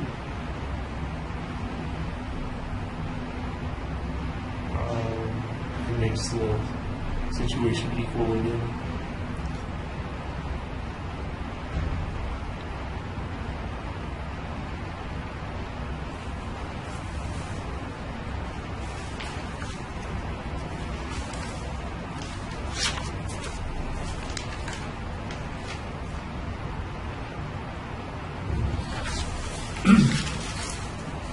I get to a page titled The Destruction Law. Yeah.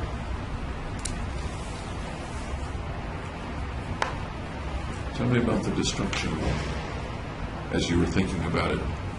It's kind of the opposite of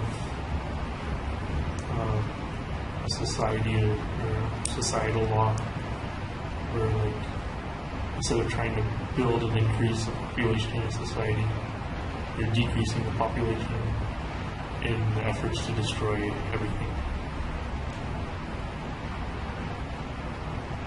And what's the premise of that? What's the purpose or the foundation or the reason for that one might do Just to that? eliminate mankind. Tell me more about eliminating mankind. What does that do? Where does it come from? Well, in the destruction law, every 2 people you kill, you're allowed to have 1 child. So it increases the incentive to be destructive. When people who don't kill people can't have any children.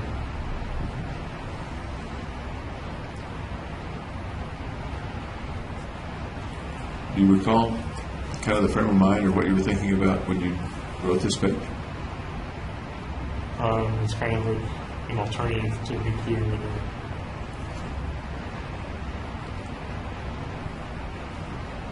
And I take it there's something positive about the destruction law, or am I misunderstanding? That's a good thing under some circumstance? The positive is it eliminates mankind and all problems associated with living. I guess I could look at it one way and think about population control. Right. So, But I think you're saying eliminate mankind altogether. Is that right? right, and you do it through this population control, increasing destruction. And you have a little reward for people who do murders. That is, they can have children of their own if they want to, Right. according to what you've written.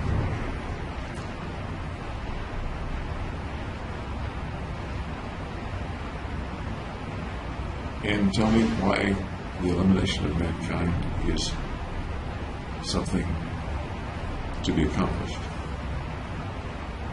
Because there's no purpose or reason for mankind to exist. Why does that make it important to destroy it? So then the problem of that purpose is solved. The problem of that purpose? What problem of that purpose? The problem of not having a purpose is solved. Okay. From our viewpoint, there's no purpose in Jupiter either.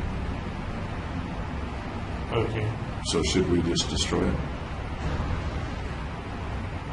destroying Jupiter won't solve any null problems. So.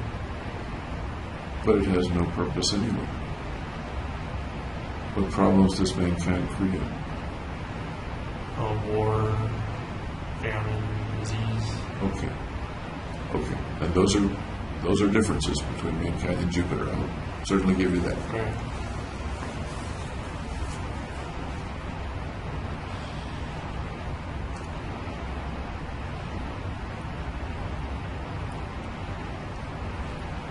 It sounds like you're saying, correct me if I'm wrong, is that mankind causes wars. Destroying mankind will end wars. And that's a good thing. Right.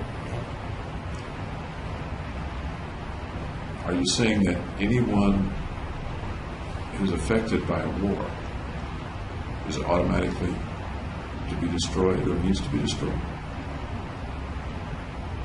There are no innocents, if you will, or no benign or neutral or innocent folks involved in the wars?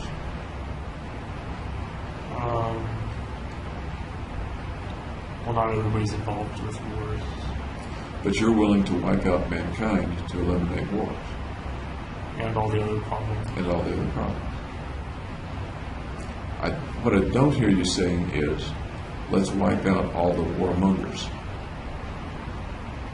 Well, it's kind of human nature almost to fall back to wars and violence, and there's no solution.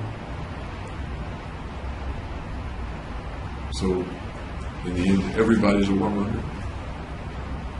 And if you destroy them all, then you're assured of destroying all the warmongers. Well, they're not necessarily warmonger, but everybody has problems and has to live life as a struggle.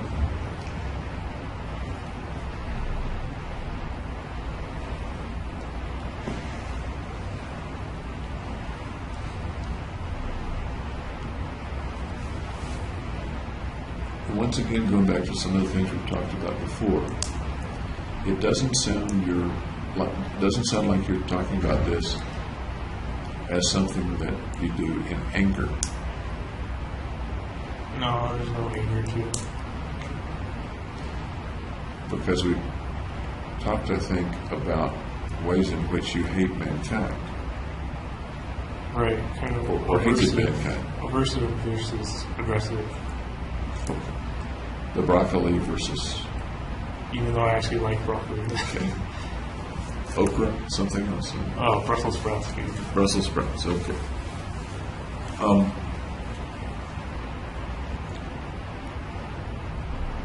And it's interesting to me, please correct me if I'm wrong, there seems to be a distinct separation and non-relationship between to use your words, hatred of mankind, which you sometimes describe as aversion to mankind, Yeah.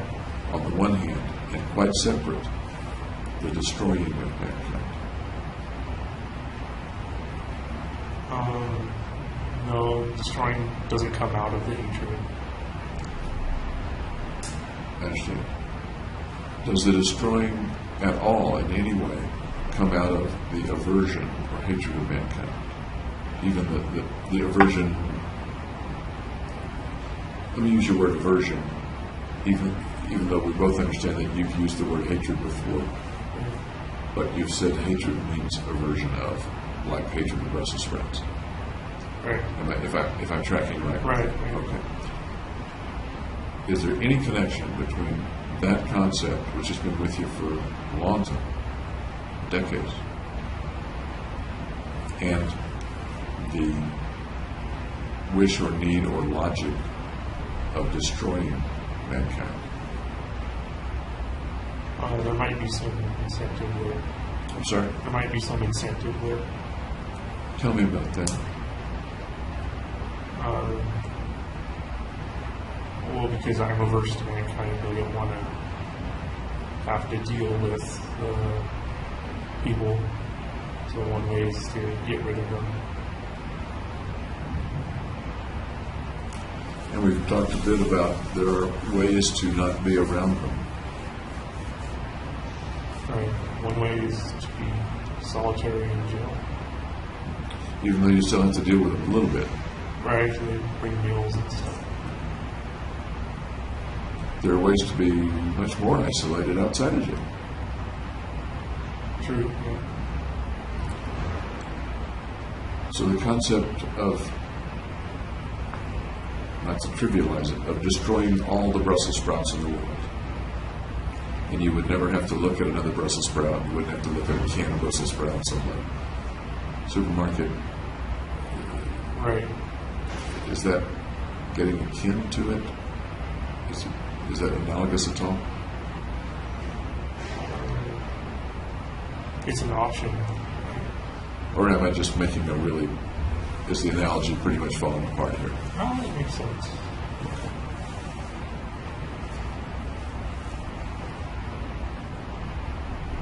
The end result is that you become one way or another isolated from mankind. The end result of the shooting. Right. Either an isolation type cell or deceased. Right.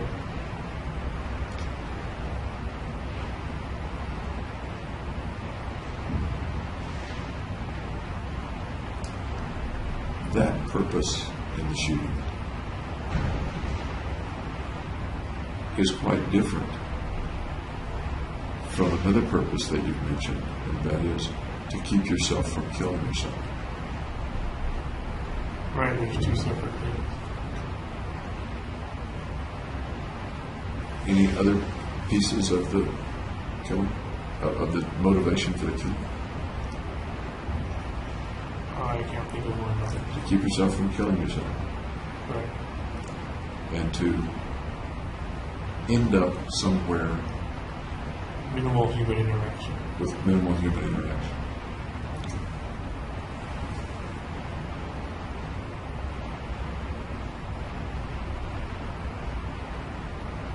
Does it occur to you that they're both kind of selfish motivations? Yeah, because it doesn't take the other person's perspective into account. They're both to make you feel better in some way. Yeah.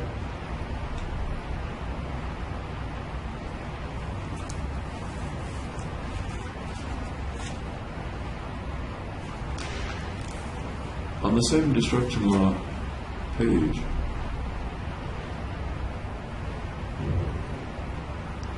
ultraception comes up once more, only the arrows go in a confusing direction for me. Ultraception, dilated pupils, and more light. But the arrows are going that way, as if more light leads to dilated pupils, leads to ultraception. I would have thought the arrows would have gone the opposite way. Does that make sense, or can you explain that? I don't remember what that means. Okay. Well, actually, I'm reading that a little bit erroneously. More light in eye. Okay. It sounds like you were wondering, one of the things you may have been wondering about is your dilated pupils. Yeah, because I had them going into jail before I got on medications. I don't know what they came from. I look at your booking photograph. At least I think it's your booking photograph. It's one that they use in the newspaper and stuff like that. With the John C. Doran and the yellow or orange hair. Your pupils are not particularly dilated in that. Maybe a little bit, but not that much. Roughly where they are today. All right. Just kind of interesting. And by the way, your pulse when I took it was not as fast as it was when you were over at the hospital. Well, maybe because I'm more used to going to jail. I was going to ask if you feel in some way a little more at ease Could be. in jail, or maybe a little more used to me. Could be that too. Yeah, I'm a friendly guy, right? Okay.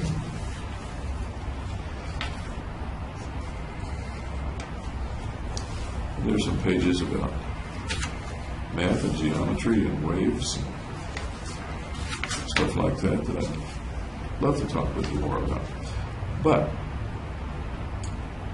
here's a page that says Identifying the Philosophers, aka Insanes. Does that ring a bell about what you might have been thinking a couple of years ago? Yeah, I remember some of what it was. It was about true or false questions. Yes. Yeah, the rest of the page has to do with true and false questions. But the equivalence apparently here, the philosophers are also known as the insanes. Is that kind of a philosophical statement, or is it a true equivalence, or I don't know what it's roughly any particular meaning to that, or that you can think of right now? None that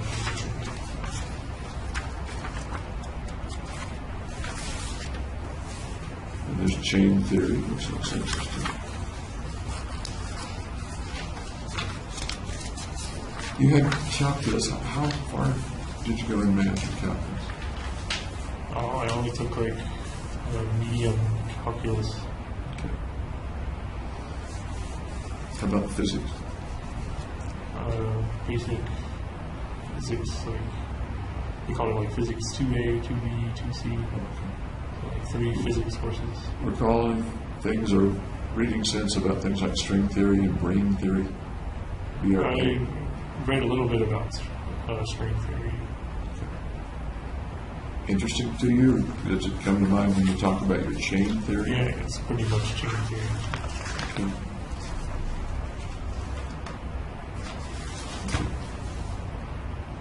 And here's the poem you were talking about that you wrote apparently after. Yeah, I think it was after. Any thought about roughly when you wrote the poem? December. I'm sorry? December. About December. I'll put a question mark.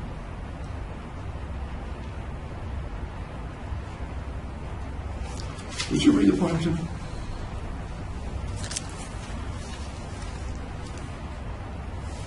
But cruel dies of fate, whom sunken lies in wait. The past exceeds escape, to live and love and hate. With destiny I cry, forevermore, forever.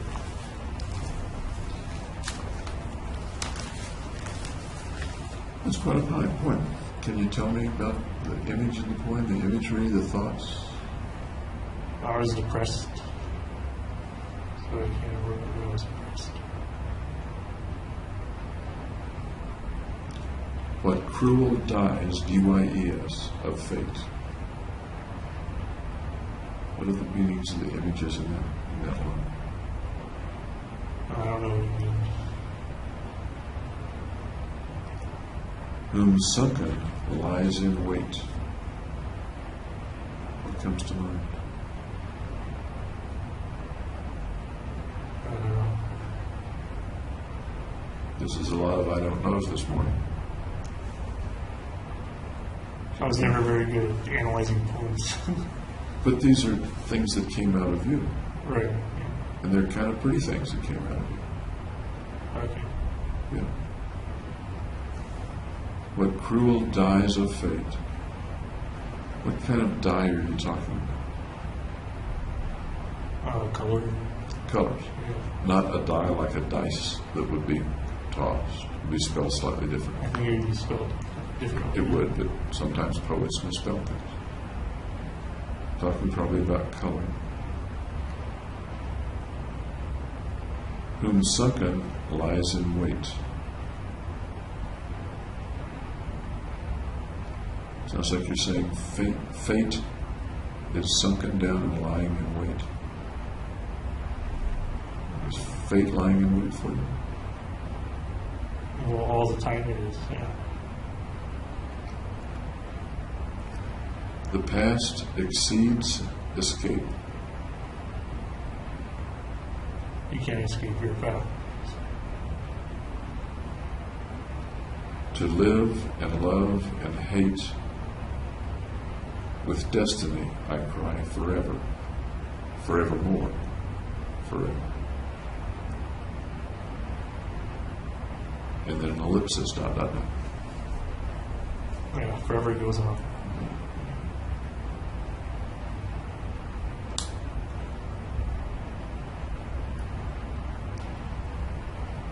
To live and love and hate with destiny, I cry forevermore, forever.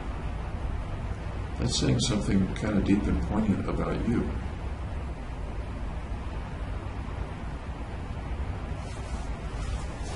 What's it saying about you? At least I'm trapped by my destiny.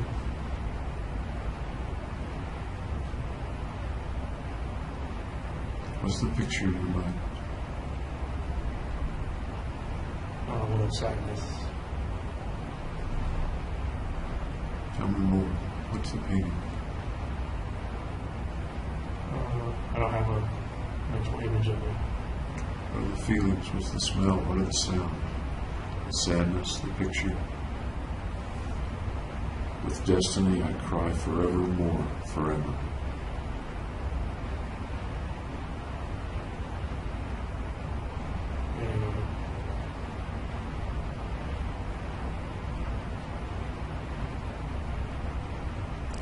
When you're by yourself, do you know when you're by yourself?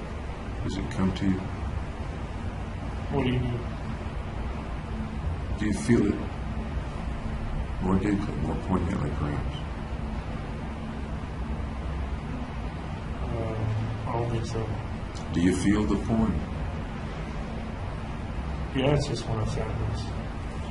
It's an expression of sadness.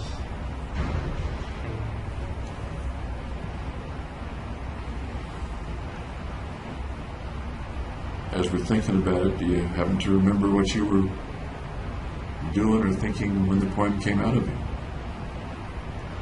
No, I don't remember. Write any other poems? I think I wrote one in the notebook. Okay. Any others, or do you think about them? Not really. I'm a little surprised you don't write. I don't write anymore. Yes. I kind of figure what's the point of writing. We talked about the photograph and the notebook. Do you remember? I guess Yes. one way writers are remembered, right? Yes, exactly. That's exactly what I was thinking. As ways to be remembered, as legacy, and you indeed mentioned that it's a way for your belief to get out and to exceed your death, whenever that may come. Right, I kind of think, why does it even matter if it doesn't?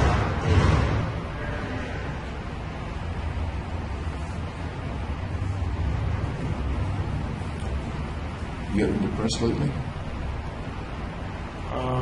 Not lately, no. How are you sleeping?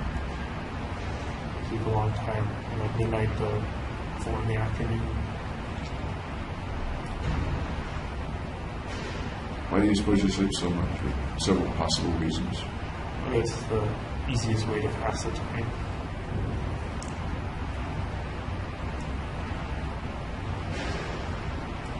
That sounds kind of hopeless to me. It's the easiest way to pass the time yesterday, and today, and tomorrow, and the next day. Yeah, for years. What are you feeling as you say that, or as I say that? That's just the way it is.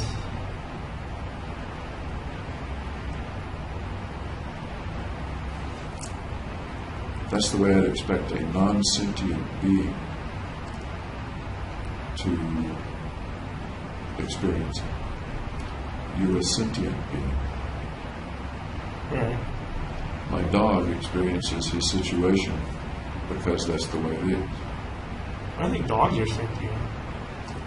My gerbil, I think gerbils are sentient too. my chameleon. I don't know about reptiles. Okay. But you've got more capacity to remember the past, to speculate about the future, to put yourself in different situations. I can't change the future or the past, so Nobody can. right.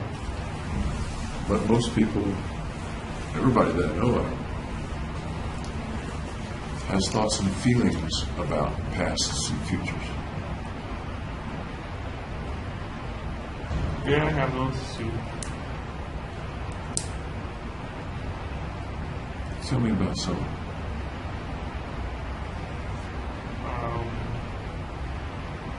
Well, I think they usually have fond memories of the past. They reflect family. And not too many fond future memories or suppositions.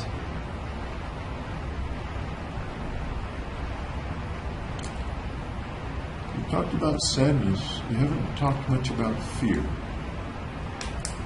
Right. What do you fear about the future?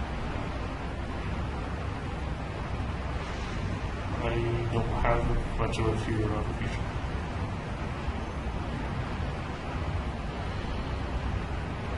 Do you fear days in which you sleep from midnight to 4 in the afternoon because there's nothing else to do? Do you fear that being your life for? No, it's no worse than any other one. Do you fear death, if that's what's in the cards?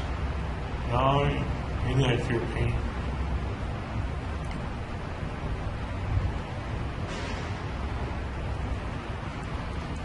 You afraid of anything? Pain. Good.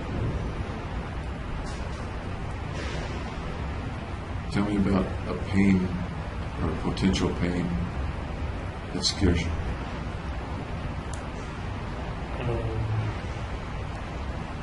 Just suffocation, stabbings.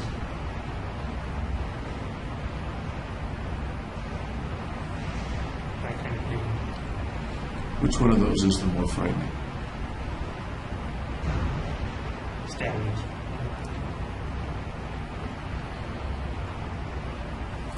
Picture yourself then being stabbed, painfully stabbed, and tell me about that. Walk me through the process. I'm not sure how to do that. Give it a try. Will I be put in a social situation with other inmates and they have a shiv or something stab me when I was unaware or by surprise? Let's start with the social situation with other inmates. Can you describe such a situation? Being out in a common area with other inmates. Okay. What do they look like? Just normal people. What do they look like? They're wearing a green DOC uniform. What else do they look like? They're guys.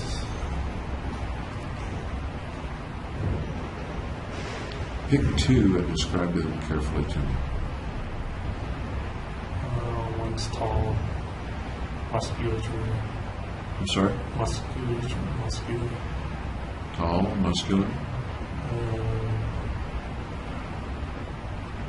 Another one could be sneaky, small. Now, you're in that room. What are they doing? Just standing around. Then what do they do? Talking to each other. Then what do they do? One talks to me, the other goes around behind my back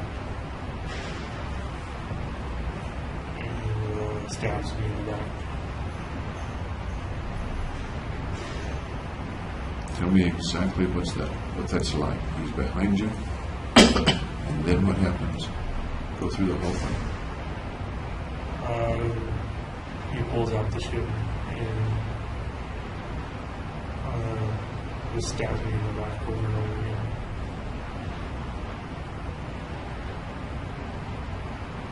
How does it feel? pain here. In what way? Where's the pain? What's it like? It's a stabbing pain. It's so sharp. And a quick pain. Go on.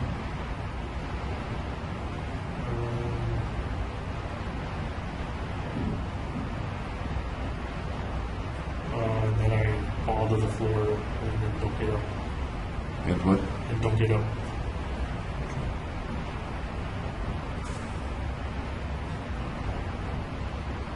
What do they do then? Walk away. Okay. Then what happens? Then I die. You die. Oh, Right there. yeah, bleed out. How does the floor feel against your cheek? Cold. What's the feeling in your back where you were standing? Turns to numbness. Where did they get you? Huh? Where did they get you?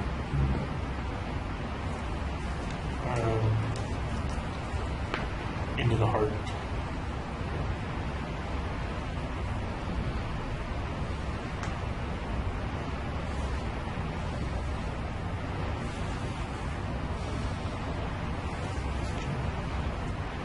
Let me take your pulse.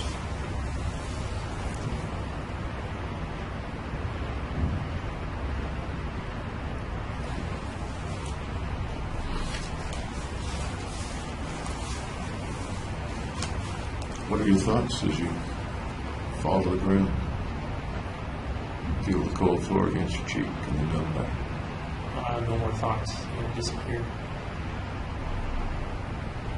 Do you realize you're dying? Or that you might die? Yep.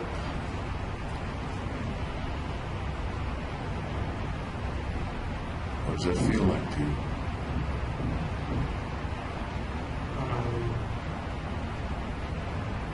And it turns to serenity. Serenity. It's scary? Um,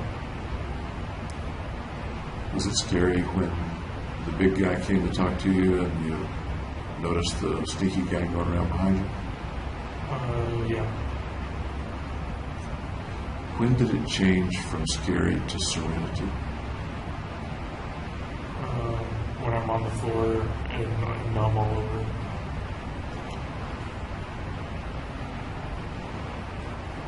What if you survive?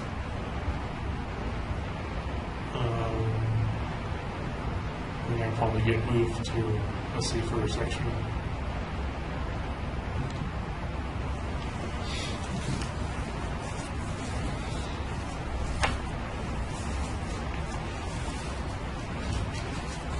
I see the video game here. Oh, card game. By the way, thank you for going through that fantasy with me. Okay. I think it takes a lot of effort for you to do that. Do you do that very often when you're by yourself? No, not at all. You mentioned that when you're by yourself, you can bring the shadows. I haven't been able to lately. Beg your pardon? I haven't been able to lately. You haven't been able to have tried. Yeah. Looking at like blotches on the wall. When you Looking at blotches on the wall. looking at blotches and you haven't been able to bring the shadows.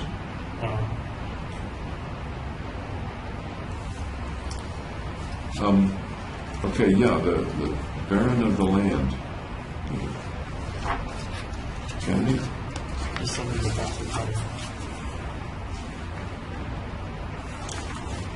You know, that strikes me as maybe a little more fun way to pass the time than to sleep. What about you? Well, I find sleeping is the easiest, the most effortless. That's true, effortless. That's true. What do you want to? Why don't we stop for lunch? Okay. And I'll come back in an hour and a half or so. All right. All right. See you. Get the gentleman back in here. They treating you okay, by the way? Yeah. I think we're going to break for lunch, gentlemen. Very good. Just have a seat, Holmes. I think you're going to. You may do the.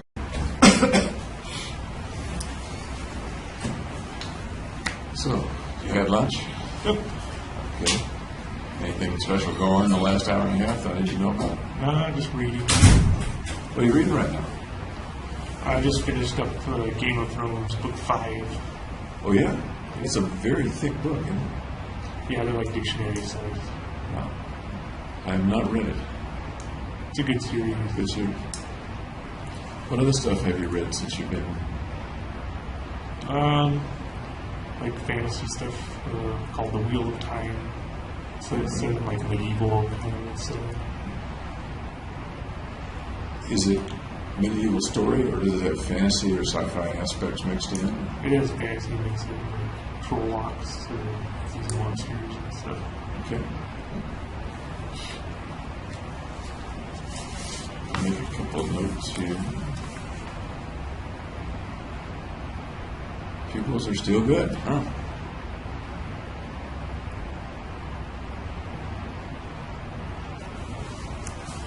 Yeah, take your pulse again. Thank you.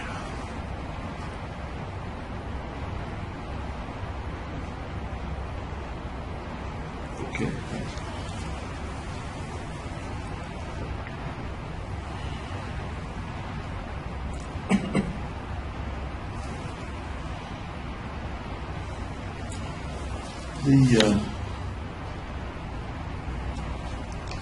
We talked about the writing that you had done, which was very interesting. And let me wrote some other topics, if I may, unless there's something that you recall from this morning that you want to expand on or clarify. Nope.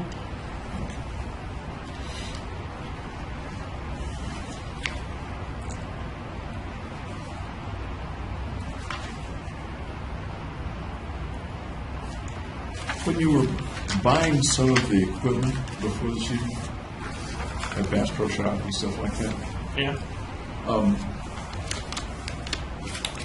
I noticed one of the videos, you spent a long time in the store. They kept you waiting a long time. You're waiting at the counter for like 30, 40 minutes or more. That was the first time, because I didn't know how long their, background checks and stuff. Okay.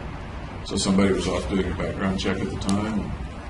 There's an order to it, 4 people were probably before me or something. Okay. Was it shorter after that? Or several of the times you'd be in the store for an hour just to go through the paperwork? Subsequent visits, I would go eat lunch and then come back to the store. Okay. In the store, I know that you're uncomfortable around strangers. In the store, did you have any difficulty with people? Did they bother you? No, because I had something to talk about. It was there for a purpose. Okay.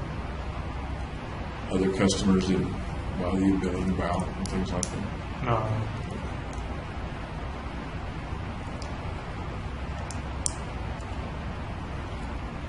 I've got a note here that there was a time, I'm wondering if you remember it, when you were talking with Ben, sometime after you started seeing Dr. Finn, and Ben was telling you he was depressed. Do you recall that? No, I don't. So it's a long time ago, it was 2.5 years ago. I think I would remember that, but I don't remember saying that. Do you recall Ben having times when he was depressed too? He was depressed at times? Or do you not recall that? No, I recall a time I took him to the emergency room, but I don't know what it was for. Wow, you took him to the emergency room. Yeah, Gargi called me up, and she can't drive, so she asked if I could drive Ben and her to the emergency room. Wow. And you don't recall why? You don't recall what it was for? I didn't ask or inquire. Why do you, it was for Ben or for Gargi? For Ben. It was for Ben. What do you suppose was wrong? Just some health problem. Did it have anything to do with his depression as far as you recall? Or? This is the first time I've heard he was depressed here. When you were, let's say that again, I'm not sure. You telling me that he's depressed is the first time I think that I've ever heard that he was depressed. In your interactions in the texts, there's a reference to Ben telling you he was feeling depressed. And you may not recall it. Okay, I might have overlooked it or something. Yeah. Do you remember telling him that he should use his depressed feelings, quote, to be destructive to the world around him? No, I don't remember that either. Okay. I just want some clarification of that if you remembered.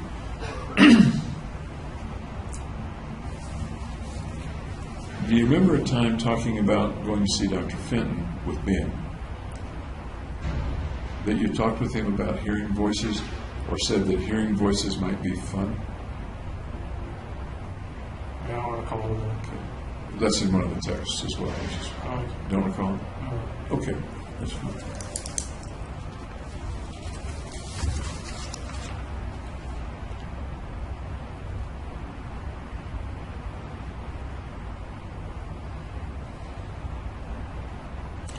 Do you remember much about the interviews that you had with Dr. Metzner?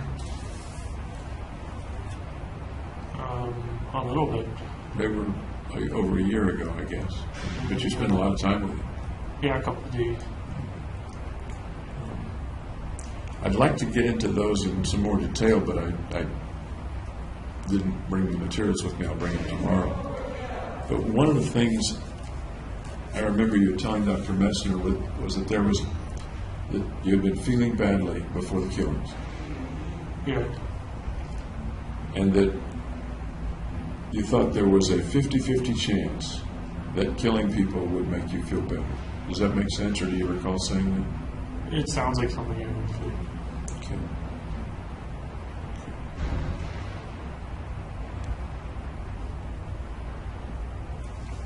I also have a note here that you told Metzner, or Dr. Metzner, that the killing, quote, didn't work.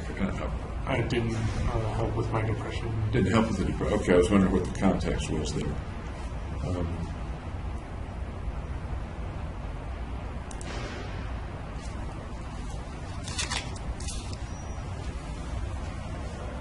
When you and I talked at Symbian, I was thinking that you had told me that it did work, that it kept you from killing yourself, and you got the value points for doing it. Is there a disconnect that I'm missing there? Or? I did get the value. It didn't stop my suicidal or homicidal thinking. Okay. Didn't stop either the suicidal or the homicidal thinking? Right. Okay. And I recall you mentioning that. Have you haven't had much interaction with people here, I know. Have you had any specific thoughts of hurting people here in the jail? No, not. How about general or vague thoughts of hurting people? Yeah, I do. Can you tell me a little about that? Just images of me like shooting people. Tell me more.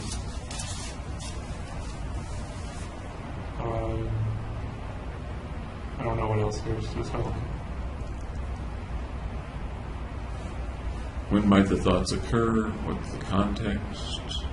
Sometimes they occur at night before I go to sleep. Do they come unbidden, or do you bring them because you're thinking? They're intrusive. They're intrusive. Okay, that's a good word. So you're minding your own business, trying to get to sleep, and the thoughts come that, or what kind of thoughts again? Homicidal thought. Homicidal thought. And in what sense? How killing people and what way? Like shooting them in the head. Individuals or groups, or in what setting?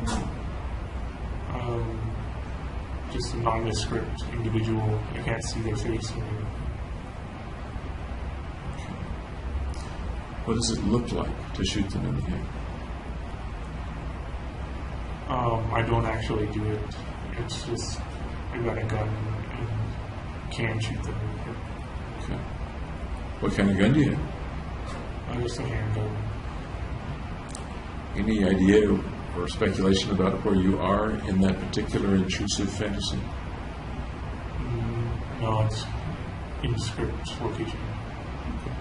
How often does that happen to you? Maybe like 2 or 3 times a week. Okay. And we're talking now about the last few weeks. Yeah. Is that about as much as over the past year, or has it increased or decreased? I think it stayed the same. I'm sorry? I think it stayed the same. Seriously. You don't have an opportunity to talk about these things with anybody, am I right? A counselor or somebody like that? No, I don't have a treating psychiatrist. And if I do, they throw me in the hole. If I say I've got a homicidal thinking or suicidal thinking. The suicidal stuff I can understand, and I can understand your reluctance to mention it, because the whole, man, that is not a nice place. Right. The homicidal thoughts. If you're a danger to others, they don't want you around other people. But you're already not around Even other though I'm people. around, I guess maybe for guard safety is what I would think. They're being pretty careful with you anyway, aren't they? I mean, what Yeah. I've observed, they're very careful with you. Yeah. By the way, how do you like the fact, or what do you think of the fact that they're careful with Jimmy Holmes? I think it's part of their protocol. How does that make you feel? I feel like it's just routine. We talked last time about some things that make you feel dangerous, or like you want to convey, this is a dangerous person, or this is a person to be reckoned with. Do you remember that? Like in the photos. Yeah, like in the photos. Does the fact that they're careful with you give you any particular feelings about what kind of a guy you are or want to be, or do you like it or not like it? I don't feel one way or the other.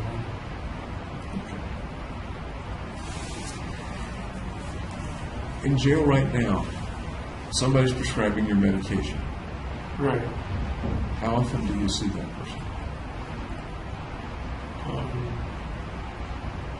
Well, it was Dr. Mosier, but he left. I don't know what happened to him, but somebody else now, and I never see. I've seen him once, so I very rarely see him. Once in how long a period? In probably 6 months. And he prescribes the medication for you. Is there any other mental health professional that sees you or offers to see you? You may decline. Anybody else that sees you or offers to see you? Well, Raquel Guru. Okay. She's an examining person. She works for Yes. your lawyer. Anybody that is your clinician? No, it's pretty standoffish. Would you like to see a counselor or someone? I don't know what good it would do.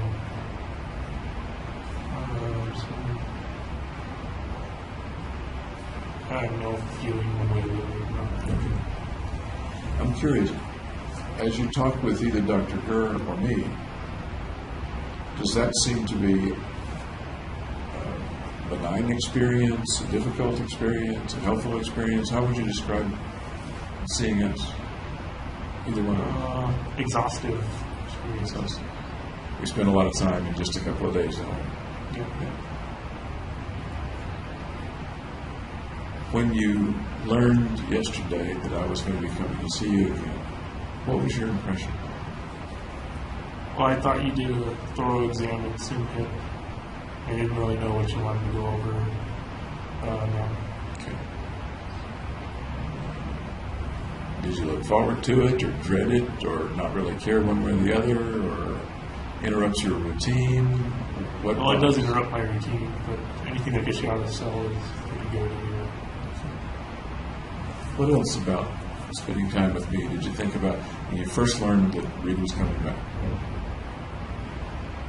It was a surprise. Any other thoughts? Not really. Were you concerned or upset in any way? I guess I was a little concerned. Tell me about concerned. Like maybe you didn't know how to kind of classify me or analyze me or something, so you had to do it and come back again. There are lots of things I don't know, Yeah. and there always will be. I'll share with you that the reason I came back was to clarify some things from the time we spent together, to try to go over some things that we didn't have a chance to talk about. You and I could talk a lot over weeks, I'm sure, and I'd still have things to learn, and you still have things to tell me. Okay.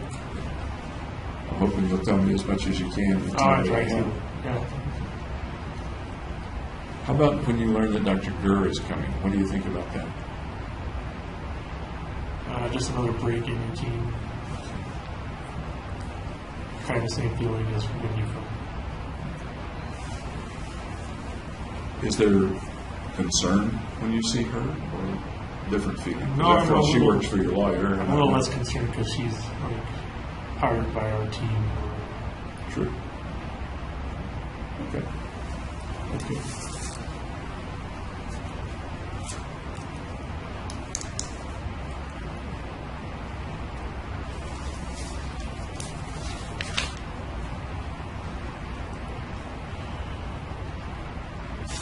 When I was talking about you talking with Ben about hearing voices, seeing, I don't know whether I said,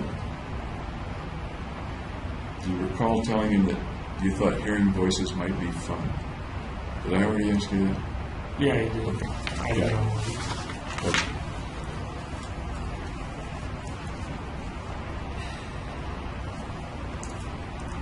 You had an acquaintance in grad school named Lee. Yopio Lee? Yopio Lee, is that how you pronounce it? Yom? Is it Yum? Y-E-O-M, is that? Somebody could have misspelled it here.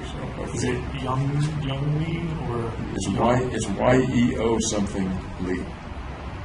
I think he was one of a little neuroscience graduate students in the first class. Okay. Can you tell me anything about your relationship with him? What you might have done with him?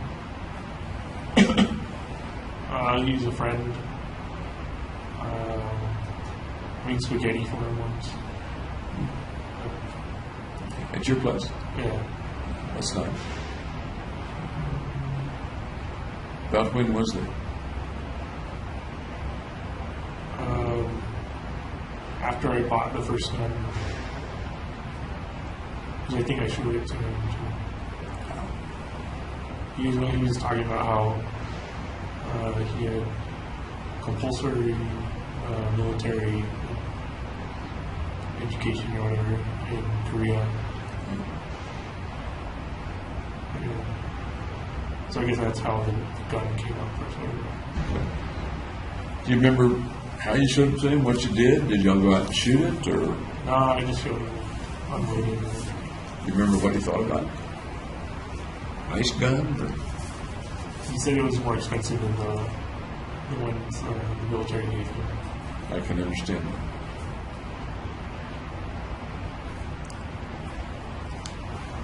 I've got a note here that Lee was also depressed, or said he was depressed. Do you recall that? Apparently, all the graduate students were It depressed. sounds like it, and it sounds like it's endemic to the grad school there. Yeah, I don't remember him telling me he was depressed. Okay.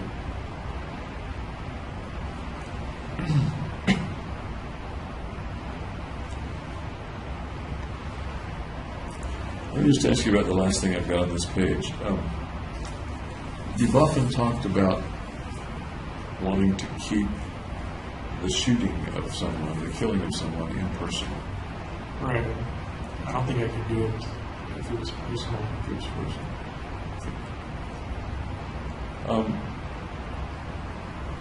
When we talked at Simhib, we talked about some of the things that really got a bit personal while you were shooting folks. I mean, you could see the people even though you were wearing the gas mask. Yeah, there were a couple people who ran and got carried out. I recall now one victim who describes your moving toward him. He's in the front row.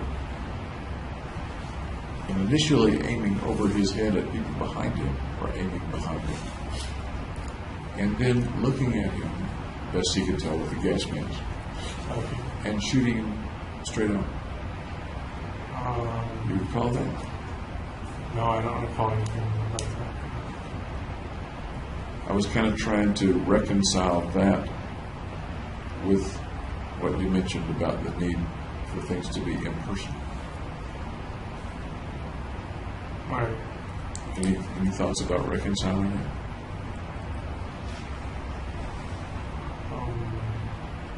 I felt it was a majority of personal. Sorry? I thought the majority of it was impersonal. Okay.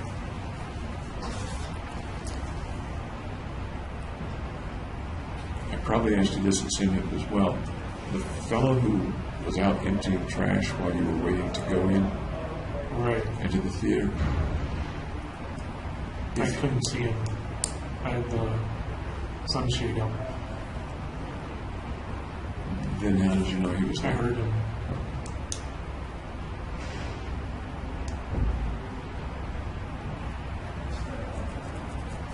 I'm confused there too, because you said he went back in. Right. And so my thought is you must have seen him in some context.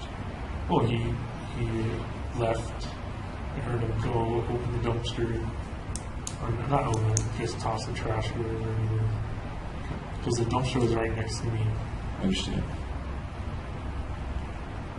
If he had looked in the car and found you, Yeah. what would you have done? I had a handgun in the right passenger door that I could have used. Think you would have used it? If he had gotten in the way of the mission in that way? Yeah, I think so, because that's what it was for. Okay. That would have been pretty up close and personal. Right. Can you reconcile that with the need to be impersonal?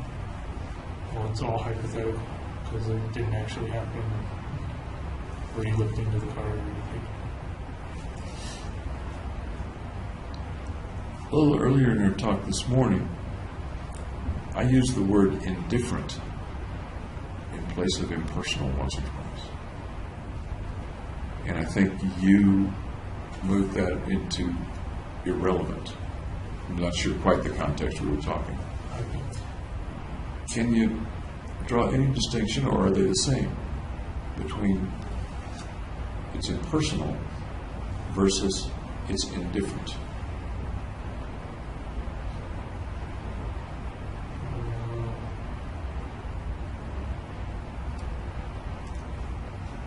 They're pretty similar. Okay.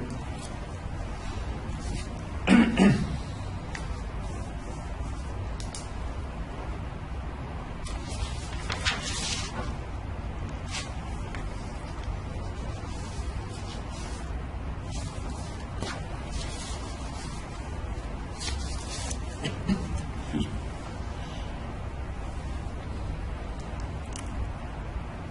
I have kind of a list of things that I want to be sure that we talk about today or tomorrow. One of them has to do with your belief, and we talked a lot about that this morning, in gaining a point for someone that you've killed. We didn't use the phrase this morning, human capital. Is human capital, That applies. is that what we were talking about really this morning? Or is Yeah. it something different? No, that applies.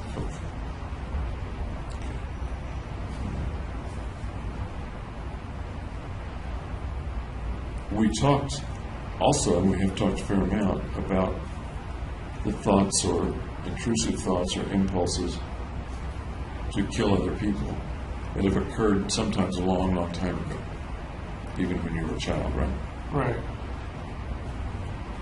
How far back does the human capital idea go? The idea that I will get some value for killing a person. Since graduate school. Just graduate. Research, yeah.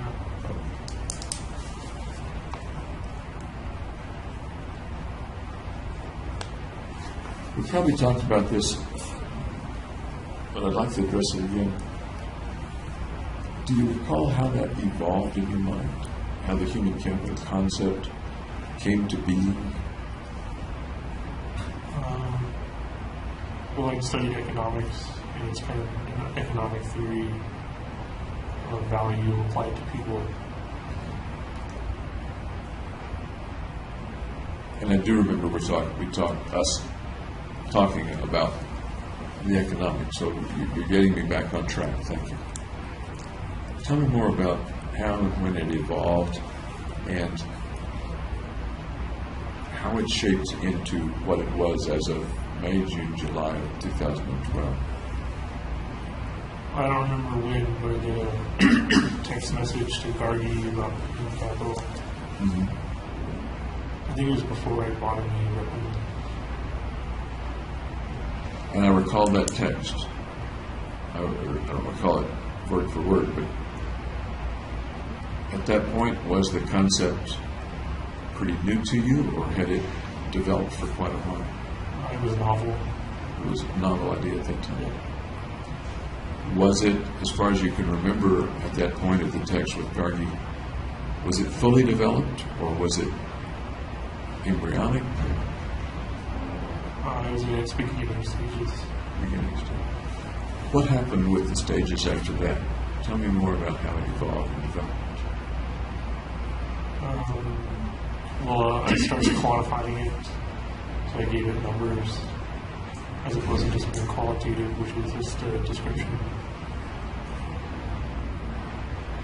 And so that was the kind of final version, was this quantified example of human capital. Do you remember a point, excuse me, do you remember roughly a point at which the quantification kind of clicked and fell into place? When I was writing it down, I don't remember when it kind of Writing it down like in a notebook? In the notebook. Okay. And the earliest that you were writing in the notebook was about? I don't remember. I'm sorry? I don't remember. I was thinking that the notebook started in June or July, but that may be too late. Did it start before then? It could have, but I didn't put dates on it. So. Okay. But the quantification, correct me if I'm wrong, was at least weeks before the shootings, or could it have been closer to the shootings than that? It was at least weeks before. Okay. All right.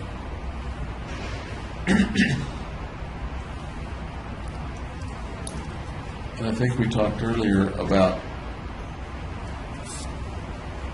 the lack of much relationship, but the presence of some relationship between the hatred toward mankind and the motive or motives for the shootings. They're pretty much separate. Yes. Okay.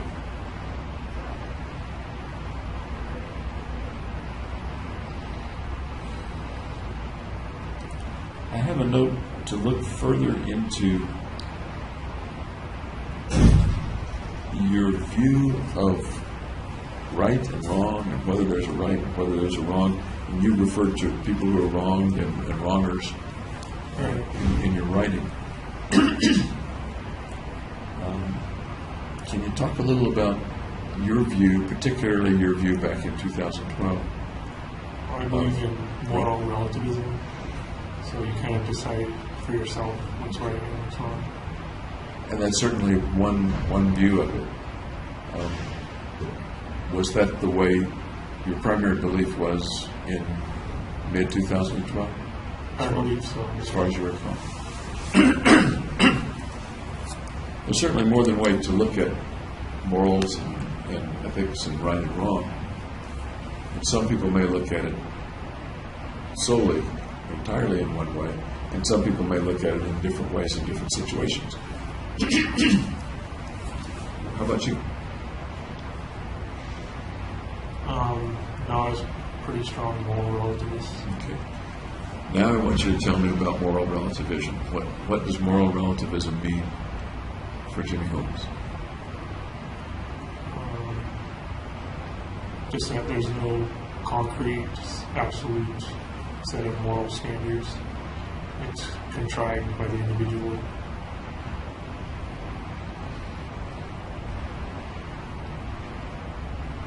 Okay.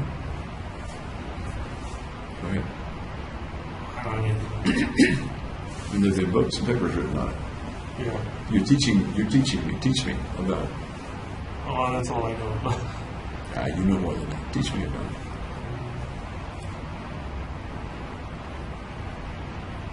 I don't know what else to say. If I come back and say, that's BS, can't be true. And that would fit The world would go to hell if that were true. Yeah. Teach me It why. would fit with moral relativism. Beg pardon? It would fit with moral relativism because you're having your own opinion and your own belief.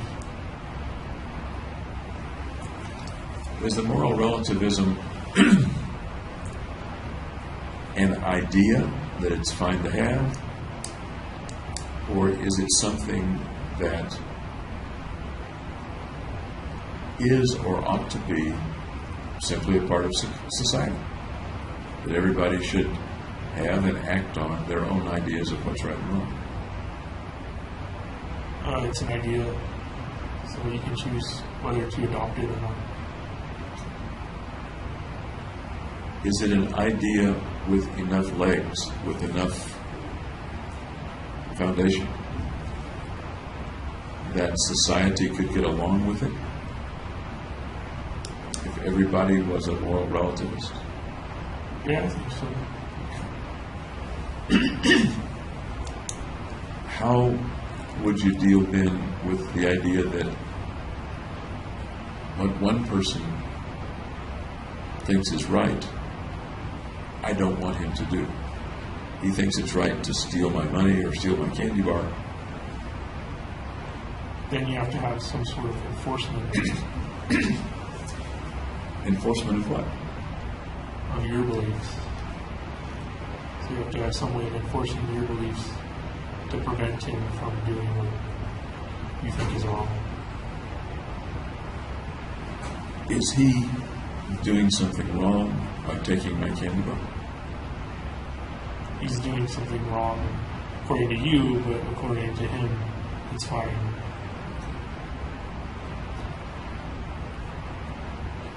Does it make sense to you that if that were true for 300 million people, it simply wouldn't work? Would that be your conclusion as well or not? No, you have to change society the way society works together. You have to have like enforcers that are like personal bodyguards to make sure you don't succumb to some other person's idea.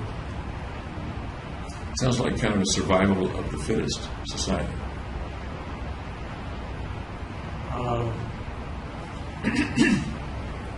I guess so. I mean, again, I don't want to put words in your mouth, but it sounds like the weak or anybody that goes to sleep with his candy bar visible is going to lose, and the So you have to strong hide your candy bar. are going to get all the candy bars, or all the money, or all the lives, or all the pretty women, or whatever the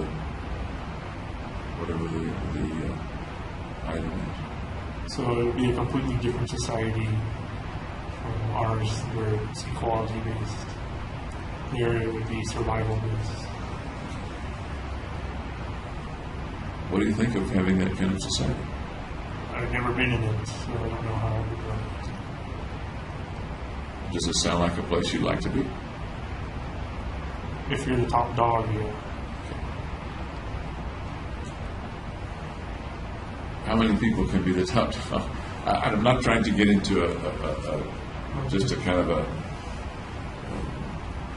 philosophical discussion with you. But it keeps occurring to me that if you're the person who makes the rules for your behavior, and it's okay within the society or within the larger population for you to do that, then that's a very odd society. You may believe it's okay.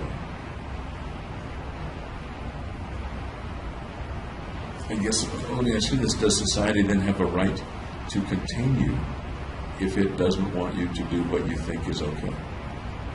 Well, you're kind of your own society, so... Only if you live by yourself. If you can do whatever you think is okay, Right. and that happens to injure or deprive or kill other people, should society have the right to contain you or not? I'm kind of looking at it as you have groups of societies. You have your own group of society. That may be a conflict with another group of society. And whoever's strongest or cleverest is going to win. Does that sound like a way that overall society could be successful? It sounds like the way societies are on a global scale, like an American society versus an Asian society. Okay. It sounds like a society that's doomed to have a few wars, to me. Yeah, probably a lot of ways. And you had an answer for that you've spoken of many times. I'm trying to blank. What's that? What's the answer? You said to get rid of mankind altogether. Oh, okay. Is that kind of where that was going, or not? Because No, that looked like... I don't think more or less was would destroy humanity.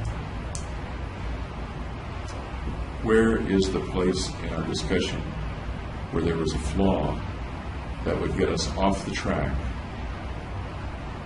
from moral relativism to destroying mankind as the thing to do? That was what I said was the destruction law, where if you reward destroying people with procreating children and stuff.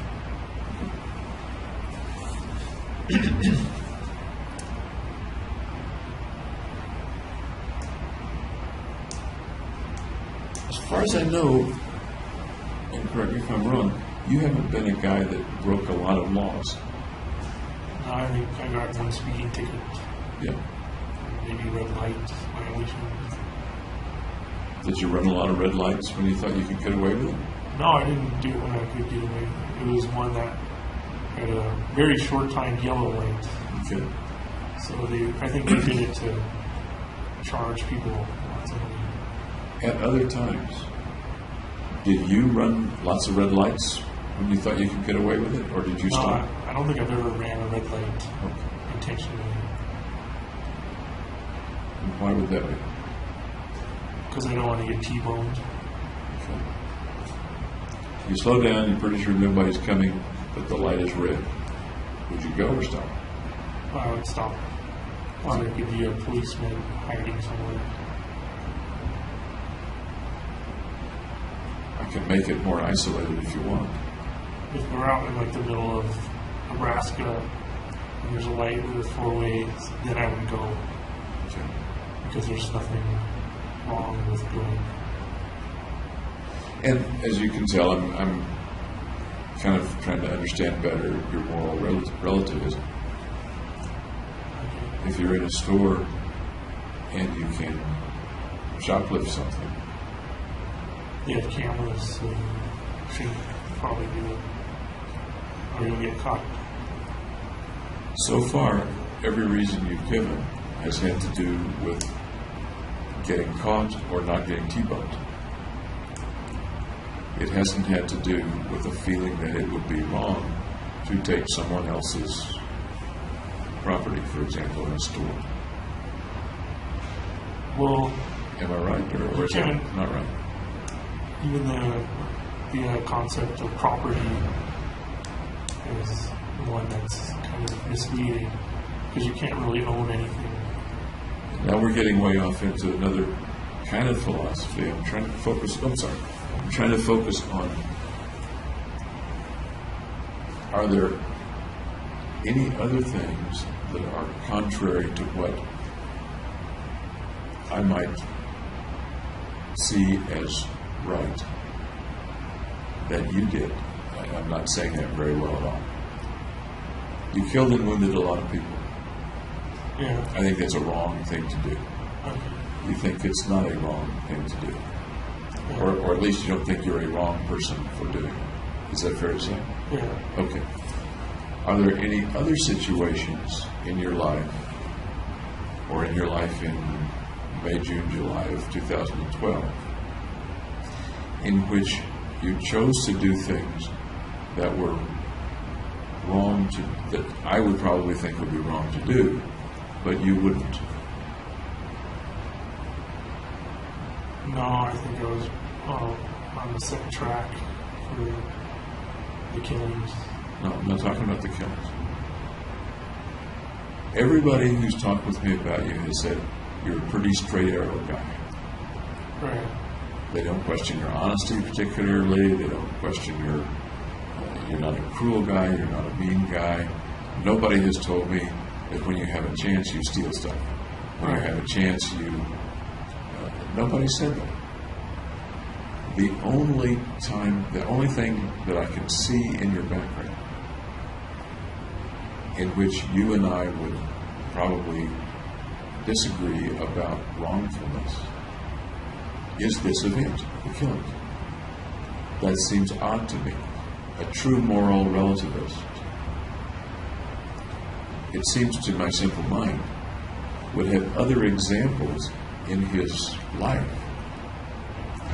in which he didn't act the way other folks do, the way other, quote, law-abiding folks or straight arrow folks do. Well, that's because there's punishments. And You're a smart guy. You can avoid punishment. I don't know about that.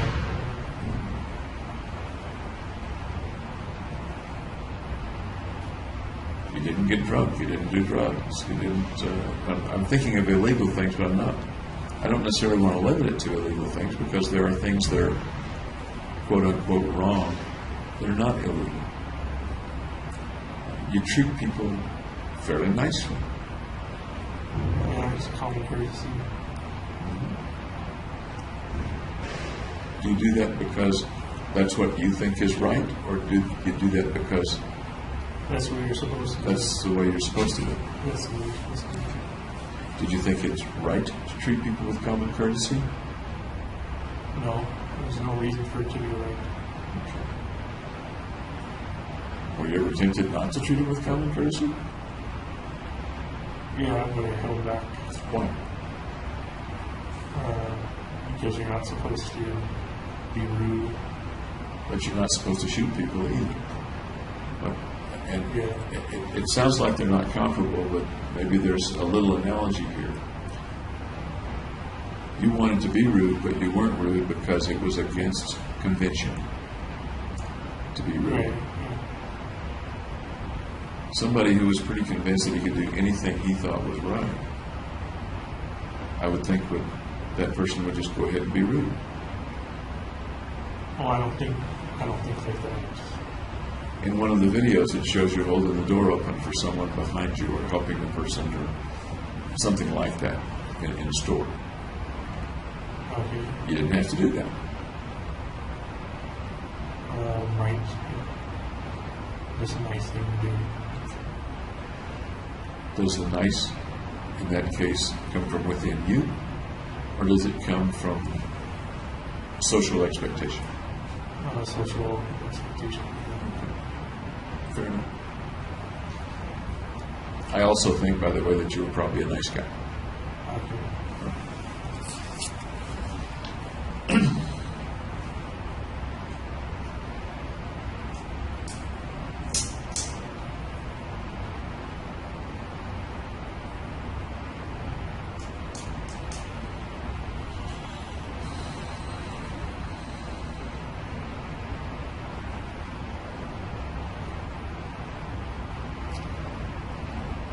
We've talked from time to time about your thoughts that you were mentally ill or crazy, to use a word you used, I think, before the shootings. Right, so I tried to research some stuff. And some things you ruled out, other things you considered longer or ruled in. As I recall, a big long list of the possibilities in the notebook, right? Right, yeah.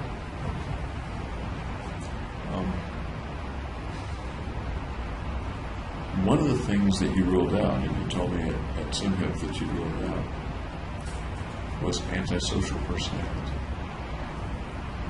Do you remember that? I think instead of that, I had social anxiety. Instead of anti-personality disorder. The reasoning you used, I could probably find it in the notebook, the reasoning that you used, actually it was in my other notes, I'll bring it tomorrow, that you didn't have an antisocial personality, as I recall, was that you weren't cruel. Yeah, I'm not cruel.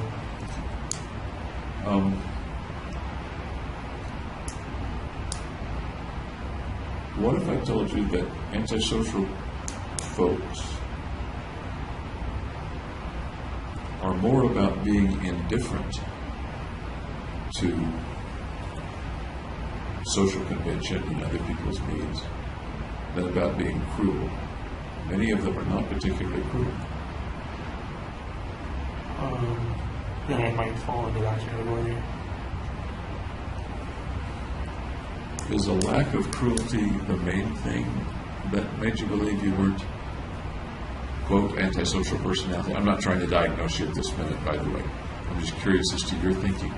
Yeah, I thought it was being mean to people. It was really mean to them.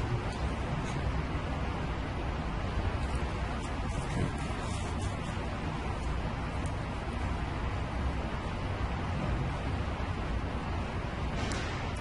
Did anything else suggest to you that you weren't an antisocial person? No, not that I can remember.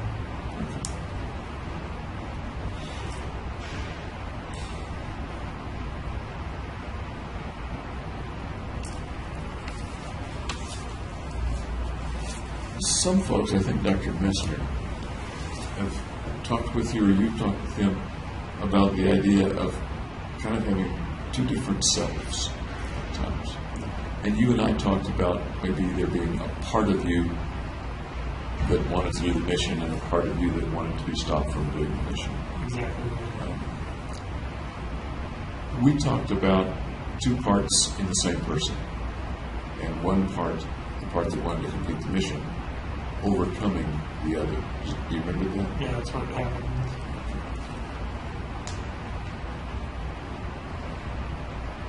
Has there ever been a time when you felt like there were two James Holmes?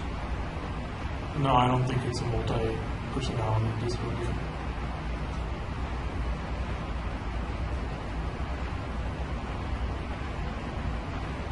What might be a suggestion that there would be literally two James Holmes? Not that you have them, but what might you look for to tell you, yep, that's me?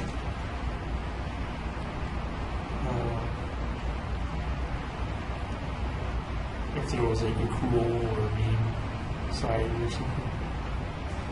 which is different from my normal self.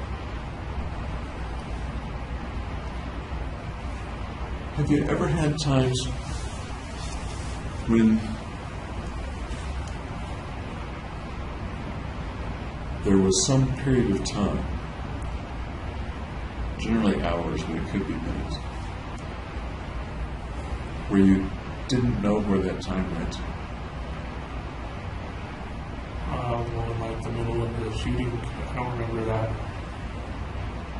like at all. The middle of the shooting. Yeah. And you described to me the beginning of the shooting. You described to me the initial shooting part. You described to me the gun jamming. You described to me the walking into the lighted area of the aisle to try to unjam it. Right. You described to me the people leaving out the exit area where they wouldn't have to get close to you. You described to me the people who left ahead of you out the exit that you eventually went out. The whole event lasted 10 minutes, 5 minutes? I would guess 5 minutes. Any times in which you said to yourself, wow, I don't know where I was for the rest of the day. Here it is, evening, and I have no idea where I was this afternoon. Or something similar. Pretty good memory. So, and I'm kind of referring to exactly what you said, missing chunks of memory, where you could have been across town and not known it. Yeah, I'd say in the middle of the shooting, when I was shooting randomly. I don't even know if it was randomly. But I'm not just talking about the shooting. I'm talking about really any time in your life. No, it hasn't really occurred. Okay.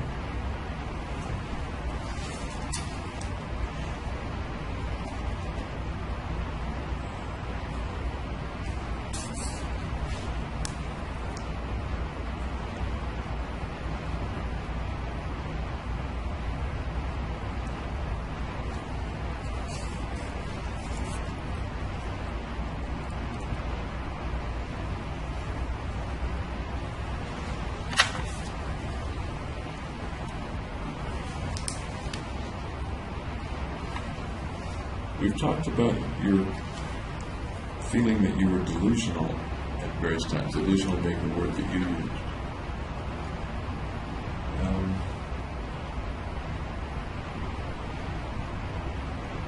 Can you refresh me about that? Get you started on that conversation. I don't recall it when I said the context. Okay. Can you think of a time right now when you were delusional? Prior to the shooting. Now I want to ask you, what's your definition of delusion? A thought or idea that would match reality. Okay. How does that differ from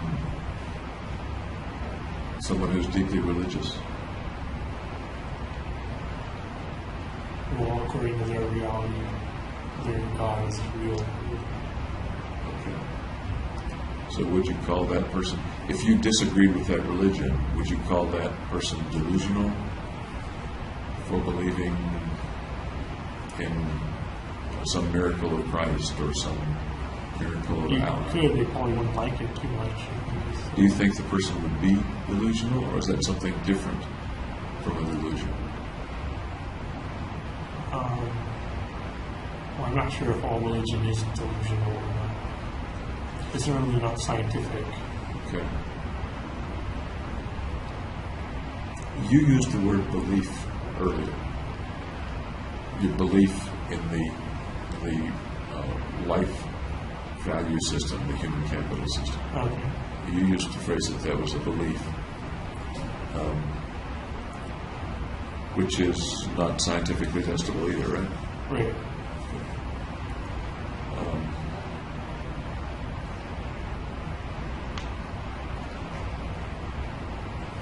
Tell me again some of the things you believe were delusional in the months before the shooting? Beliefs that you had that you now believe were delusional? Or maybe you thought they were delusional then?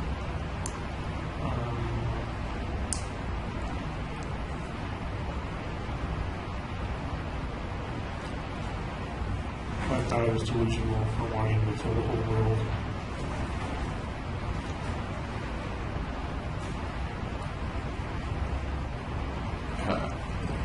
The sentence confuses me. I thought I was delusional for wanting to kill the whole world. Right, wanting to kill the whole world was the delusion. You were having the thought. In what way is that a belief? A delusion being a belief that other people don't share, that can't be dislodged with logic. Well, other people don't want to destroy the whole world. It was my belief that it should happen.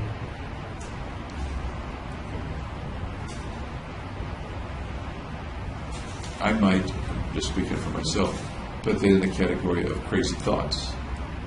Not delusional.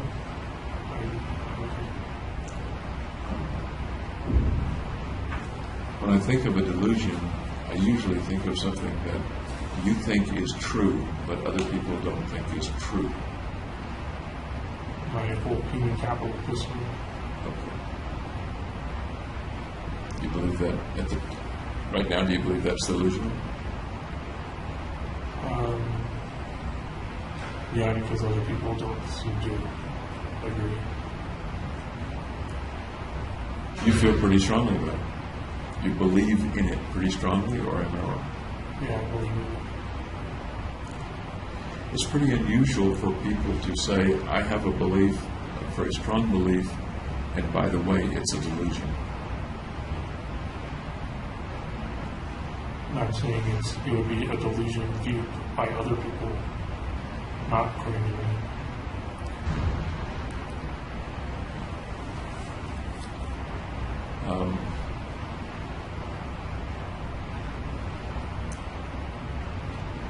If I believe in multiple universes based on string theory, but lots of people don't understand the string theory and say that's stupid, would I likely be delusional or have some other difference from the other people rather than a delusion? You'd have a difference of opinion. Okay. Because at least some people agree with you. I don't know anybody who agrees with. Good point. Good point. Okay.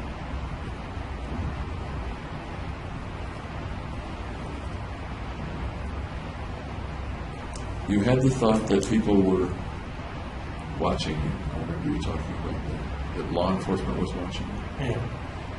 Did you have the thought that anybody else was watching you, keeping an eye on you, observing you? Well, I thought into my saying like keeping tabs, not really observing.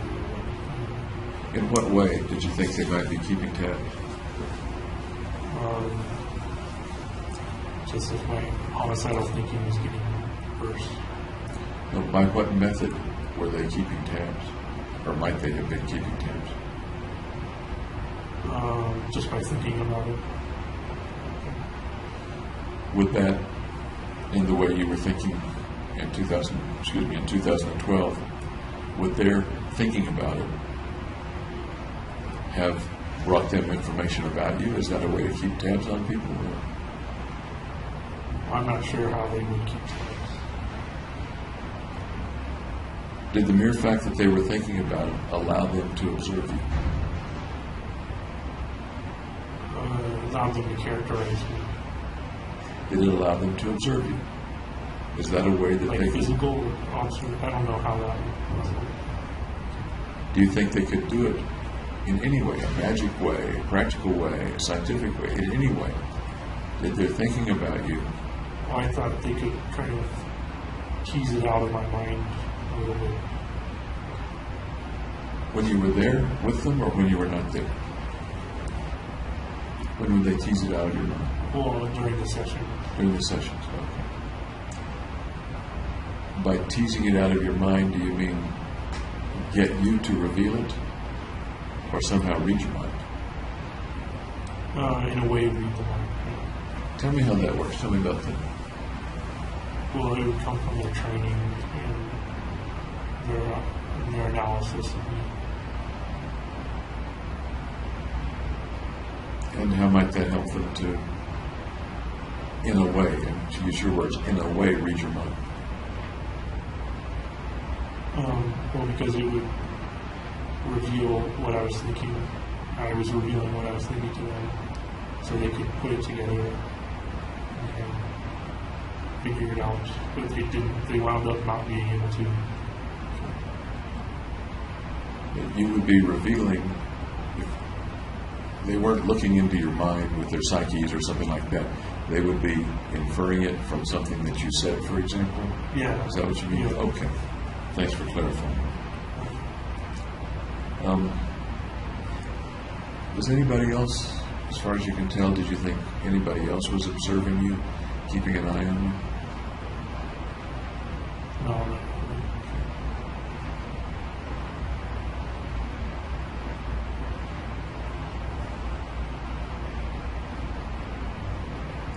As you were putting stuff together in the apartment, did you ever think that there might be bugs in the apartment or hidden video cameras or something like that? No.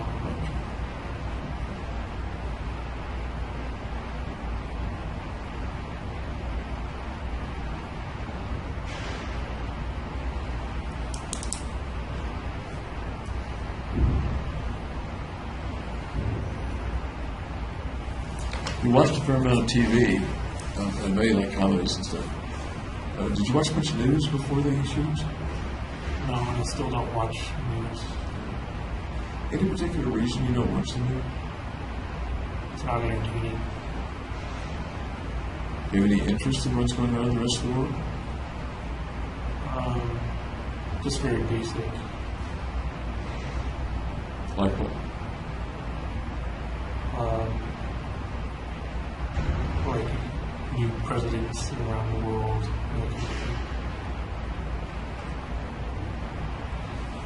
What are, in your view, what are the most reliable places to get that news?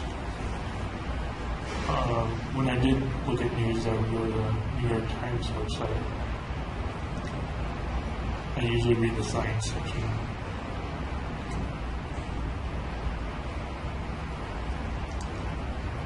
I may have asked this before. Did you ever get the idea that as you were watching TV, whatever was playing was particularly meaningful individually to you? Yeah, just before the Denver Health. Tell me about that. I think I recall what you're talking about, but would you refresh my memory? Well, there was a couple. There was one where Obama was nodding to me. And there was another with a movie, kind of adventure movie. I don't remember what it was about. That's exactly the kind of thing I was wondering about. Before the shooting, had you ever had that experience? No. Soon after the shooting, after you got arrested, the first month or so, did you have that experience? No, I don't think so. How about the other way around? Your thoughts or comments being able to have unusual influence over other people? No, it was mostly the other way around. You're a strong-willed person.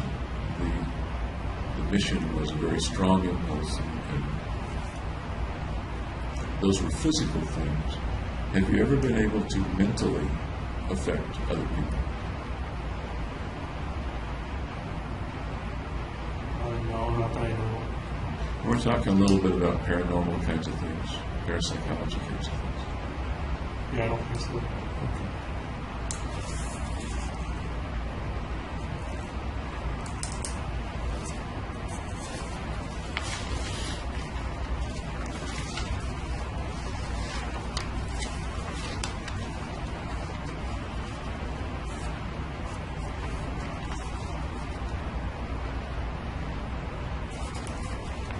Did you ever get the idea that people could hear your thoughts without asking you what you were thinking? Even back in 2012 or before? Denver Health time. At Denver And Health? they locked me in the hole. And when they locked you alone? Any time before that? Any time in your life? No. That's a little like being able to read your mind. I guess I'm also thinking about your being able to project your thoughts so that other people could understand them. Telepathy, I suppose. No, I couldn't do that. Tell me more about the way that was experienced by you just before you went to the hole, while you were in the hole.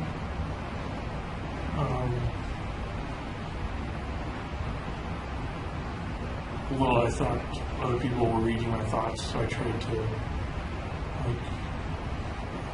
hide them.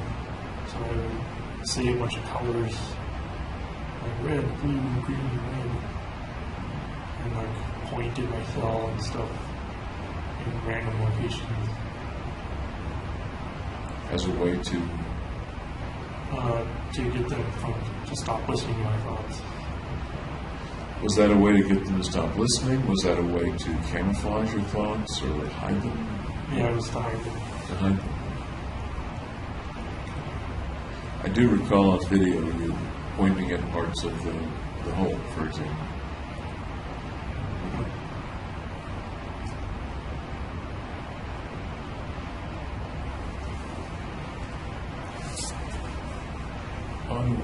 This is an aside. We were talking about the window and the door to your cell. And you can see out the window, and you can see to the, not the side of the window, but where the officers are and stuff like that.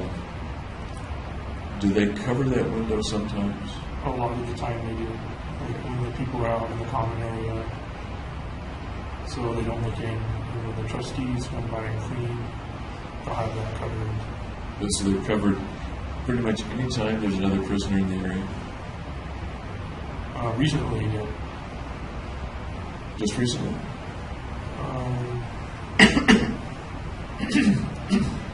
There was a time for a while that they would just not put it up. Do you recall anything happening when they didn't put up the paper? No, I don't know why they changed to putting it up so much. Did people bother you by looking in? Or? Just looky-loos. Putting up the covers also keeps you from seeing other people. Right, I can't see out. I can understand them not wanting people to be looky-loos and look in on you. The other side of that is that you don't, that even more limits the number of people you can see, much less make eye contact with or talk to. Right. Does that trouble you? Does that bother you? Well, I like being able to look out the window just because it makes the cell feel bigger. Do you like being able to look out and see people? I guess so. Yeah. But they're kind of at an angle so that I can't really see them. Does it matter to you whether you can see people or not? No, it doesn't matter. Does it matter to you whether you can talk back and forth with people or not? You could still talk back and forth with the screen, the metal. Okay. That's right. You can hear people nearby. Yeah. I don't usually talk to them though. You mentioned that sometimes you can hear them yelling at you or talking about you. Yeah. Do you ever talk to them? Ever? Once I said like hello, What happened when you said hello? they said hey back or something. I don't remember. Did you carry on a conversation? Nope. Is it allowed for you to have a conversation or with guards? I'm not supposed to talk to them, and they're not supposed to talk to me. Is it that you're not supposed to talk or that prisoners aren't supposed to talk to each other? Well, the prisoners can talk to each other. but they're not supposed to talk to you. Is that right, or do I misunderstand? Right, I'm kind of isolated, so they're not supposed to talk to me. And your feeling about that part of the isolation is? Doesn't matter.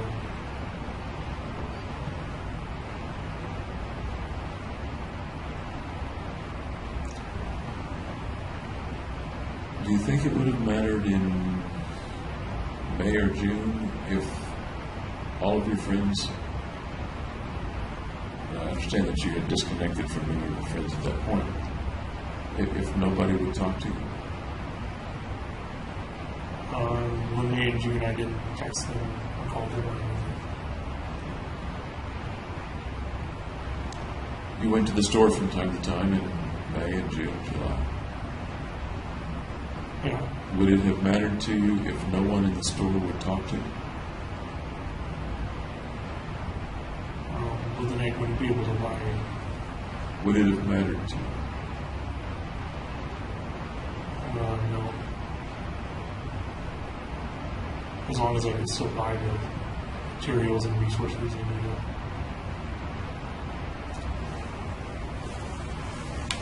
Let's go back a year before that. Let's say Riverside. Okay. You interacted with people a lot. Right, yeah. Do you think it would have mattered to you then if the people had suddenly stopped communicating with you except to say, here's your pencil? Yeah, I would have wanted to. I'm sorry? I would have wanted to talk with my friends. How do you think you would have felt? If they had done that? Outcasts, probably. Tell me about how outcasts feel. I feel kind of shunned. Go ahead. They feel no one's paying attention to them.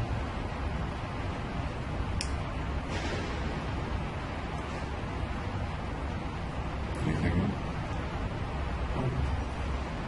Seems to me there's a lot of other feelings, mostly negative ones, that go into being an outcast and shunned.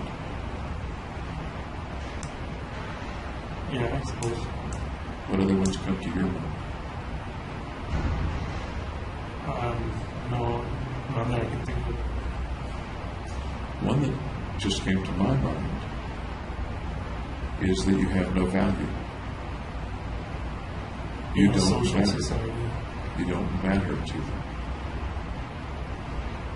If they're not communicating with you, that's a pretty good sign that you don't matter. What do you think? It could be that, or they could just have fallen out of touch. We're talking about, let's continue to talk about the ones at Riverside. Okay. People that you see every day. And they won't talk to you. They're not allowed very much to make eye contact with you, or they choose not to make eye contact with you. And they wouldn't feel very good. I agree. Does it occur to you that it would convey you don't matter, you have no value to me? It could.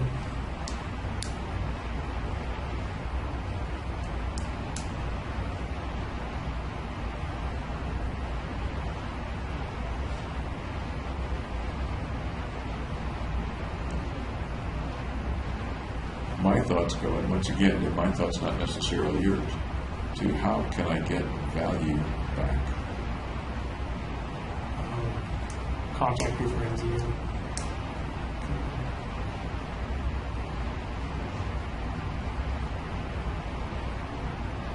Any other thoughts about that? Find some other way to increase your value. Such as? Such as the human capital. Meaning? What? That will increase your value What would increase your value? by increasing your human capital. How would you do that? Through shooting.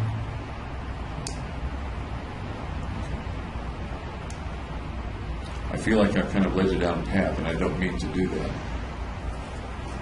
What do you think about that? Does that resonate inside you at all?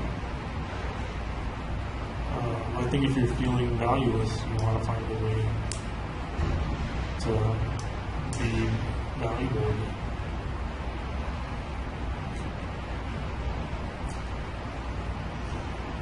When you were in graduate school, the last few months of graduate school, did you feel valueless? Did you feel Pretty much. unvalued? Yeah. Tell me about that feeling.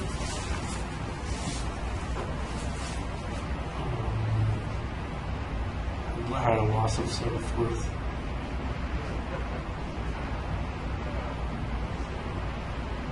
More.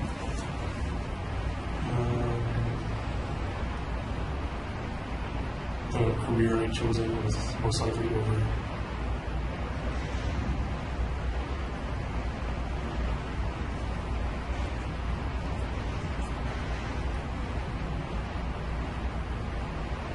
That's it. How about before you started buying the guns?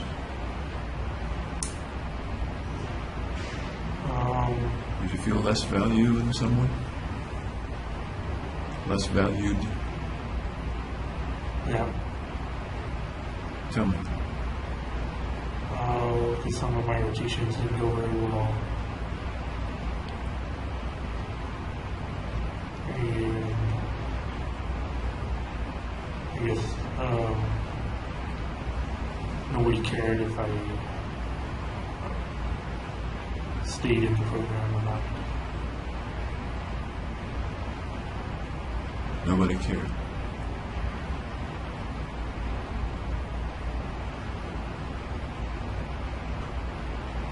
Go on.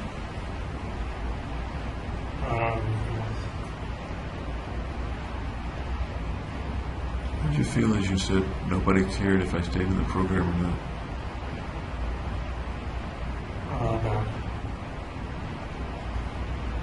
Any other adjectives? Bad? Underappreciated.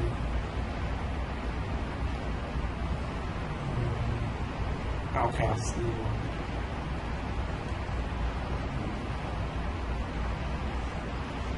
Any other emotion coming up in you as you say those things? Anxiety. Doesn't show in your eyes, in your pupils.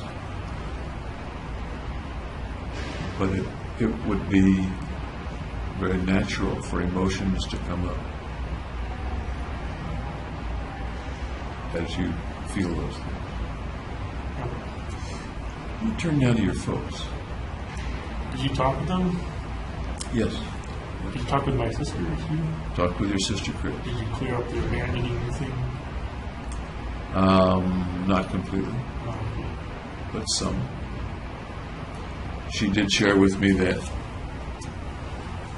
y'all didn't communicate all that much while you were at Riverside or any other time when you were out of the house. Right.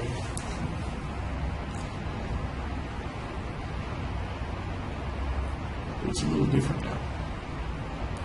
You're not just off doing your own thing and she's off doing her own thing. Well, kind of still is like that. And one of the questions that I might ask her at some future time is, would she write to you or communicate with you if you were sick in a hospital or if you were in the military fighting in Afghanistan? What do you think she'd say then? Probably not. She probably maintain radio silence. You know that's not what I mean.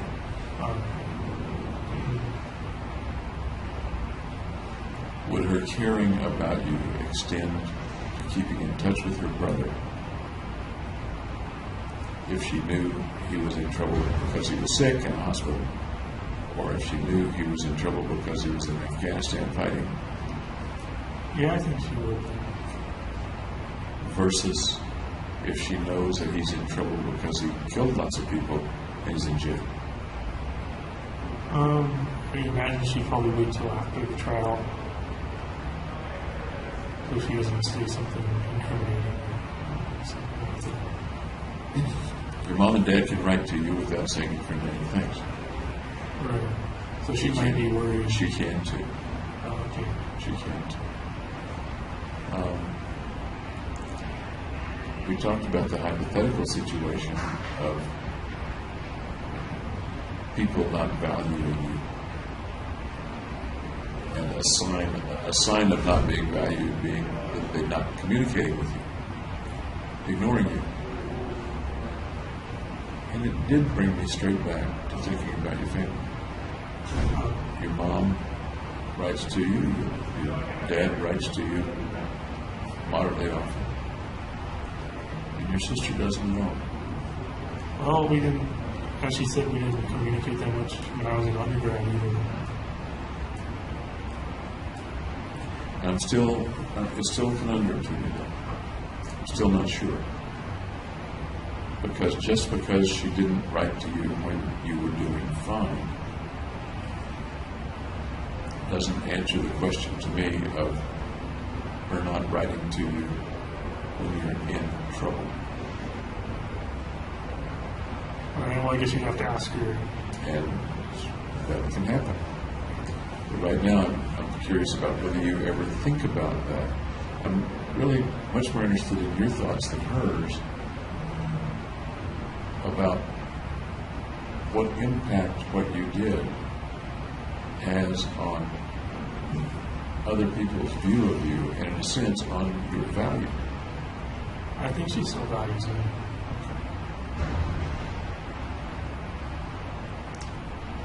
Here's an odd thought. I think she values you as 1 or 13. 7. Seriously. And Uh, maybe that was a serious answer. I don't know. 1, I guess.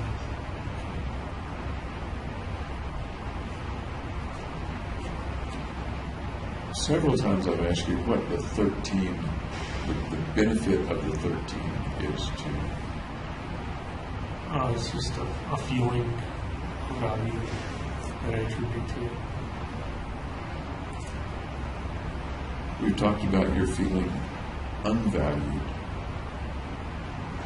Do you think it's a way to give yourself at least a way to feel valued? Yeah.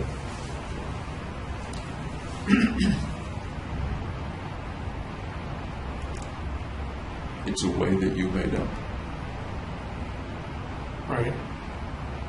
Does that make it any more valid a way or less valid a way to give yourself value?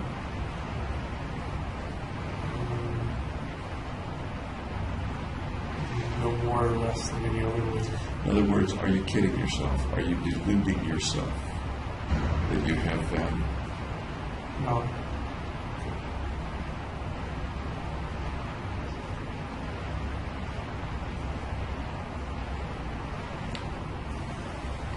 I can say to myself, man, Bill is really good looking. And it may make me feel good. I am aware of the way I really look. Let's just assume for the moment that I don't really look good. I'm aware of the way I really look, so I'm aware that it makes me feel good to, say, put on a fresh shirt, look in the mirror and say, I feel good. But I'm not deluding myself. And I wonder if there's any analogy, one way or the other, to you needing to feel good or better about yourself.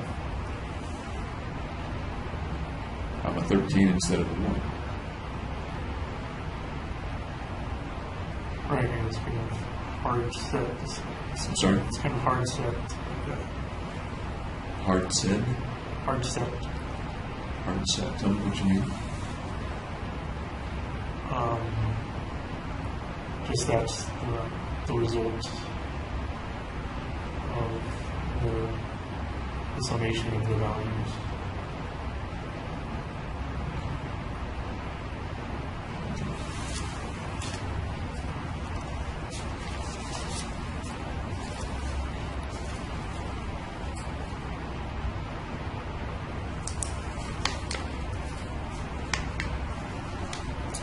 Let's see what else is on the big list here.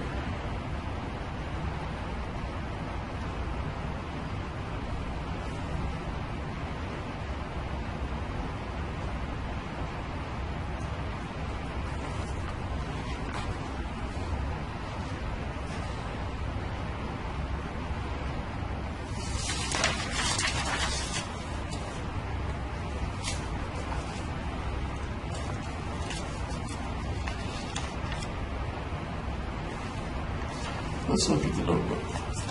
Okay.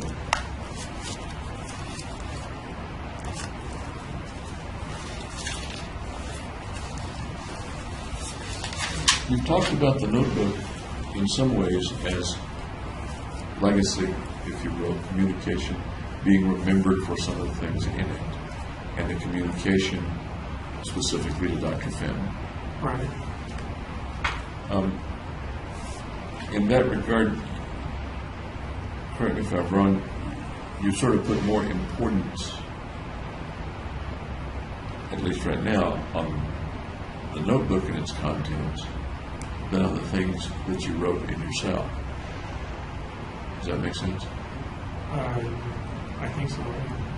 The notebook's more important. What makes the notebook more important? Because I found some very interesting things in what you wrote yourself. Because they were prior to the shooting. And forensically, with regard to the legal case, they may be more important in that sense. How about important to you and being remembered, or the things that you think are important other than the legal case? No, then they're kind of looking for a way. The notebook was written during a time when you said you had things wrong with your mind. Right. You said it in various ways. Broken brain. Is that fair to say? Yeah. That the contents here, pretty much from beginning to end, and maybe entirely from beginning to end, but please correct me if that's wrong, were written at a time when you believe you had pretty serious psychiatric symptoms. Right, and I was trying to understand them. And you were trying to understand. The things you wrote in your cell were, some of them were before you got any treatment. Right. And some of them were after you got some treatment. A little bit. The game, for example, the point. Yeah. Chronologically, those things look like they happened after the Denver Health. Right.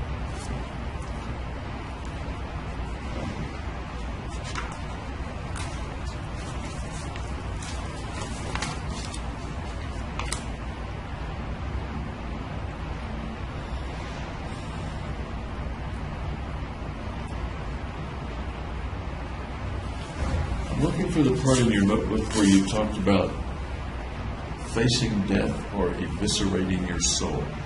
You remember about where it is? No. Let's see if I can find it real quick. Goober's your mom, right? Right. Okay. Bobo? Bobo. That your dad? Yeah. Okay. Chris is your, okay.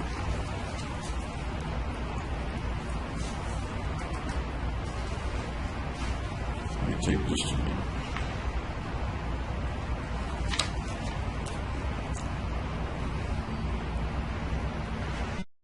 Interesting, I never noticed it before. Your representations of death. In here, for example, Fire. that's the fire, yeah. Just as appeared outside the window in one of your drawings, right?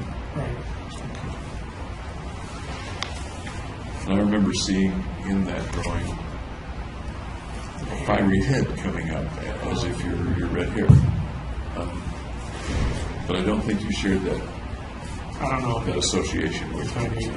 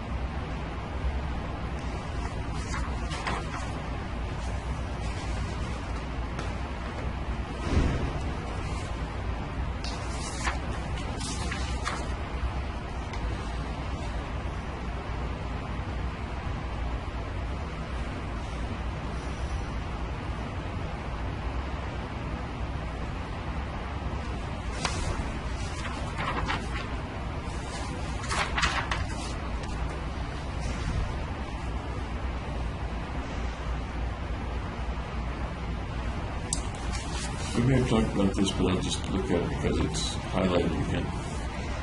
Among the things that you described as symptoms or things that were happening to you in June and July, in terms of symptoms, were brief periods of invincibility.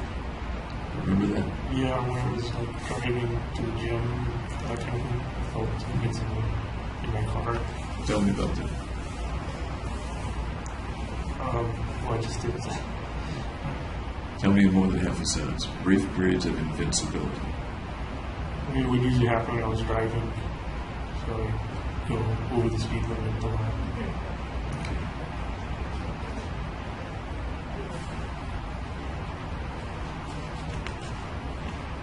Invincibility in what context?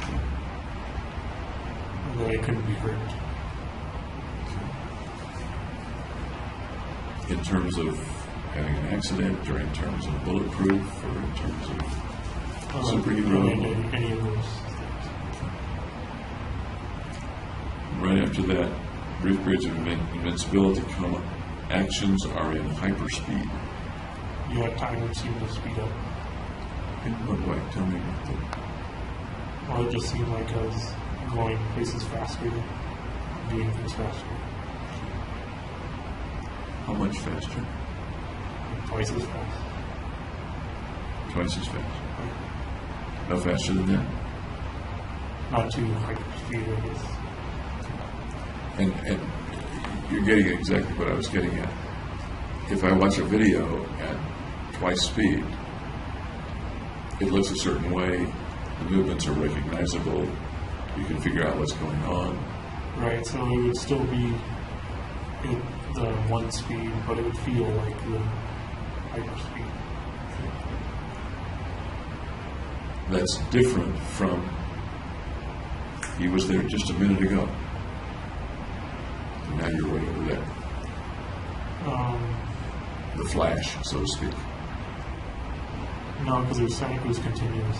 I'm sorry? It was continuous, so it wasn't like flashing from place to place. Okay. Typical 3 or 4 days a week, lasting all day. So it didn't just occur a little bit during the day, it lasted all day. At least that's what's written. I don't remember. Okay. Yeah. That was what you wrote on that particular day in the notebook. Possible interludes of catatonia. And you described what you meant as catatonia, I think, as a kind of tiredness and Tired immobility. a tired immobility. Okay. How immobile do you mean? Like lying down and can't get up. Can't get up at all? I could still get up to like go to the bathroom and stuff. So you wouldn't wet the bed? Right. You get up and go to the bathroom, get up to eat? Yeah. Roll over in bed, or would you lay in the same position for hours? I guess there was movement Sorry? while lying down. I guess there was movement while lying down. Okay.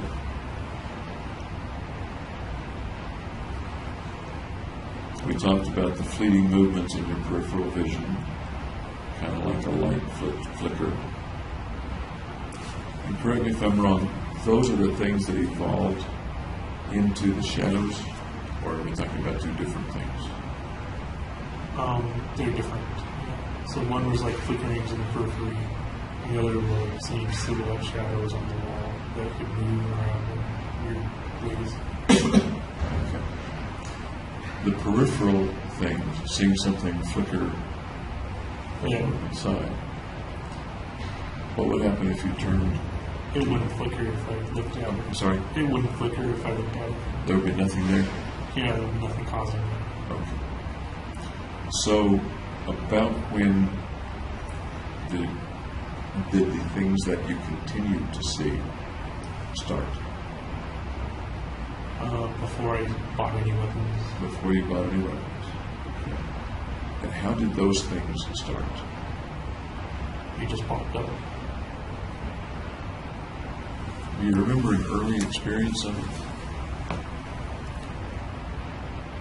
Yeah, I was in the lab and it happened. In the lab. What happened? I would just see flickerings at the side of my peripheral vision. And when you turned, it would not be there. Right. Okay. Now, what I want to talk about though is the things that stayed there in your vision.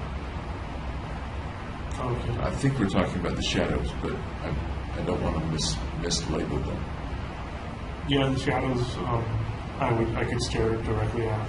Okay. They'd be there The flickering stuff was different from the shadow. from seeing the shadows. Any other visual phenomenon that you recall? No, those were the two. When was the first episode of something like this shadow? In my third rotation. Okay. The third rotation was March, April, May, or what? Something like that. Yeah. Let's see. Do you remember where you were or how that first time was? I was just sitting at my lab desk. It kind of happened. And then I looked at it, and it was a moving shadow. I was kind of splitting and then reforming into this movie. So you're sitting at your lab desk. There are no noxious fumes around to make this happen. No, there's not. Okay. And where did the shadow appear? On the kind of divider of my lab seats, I guess.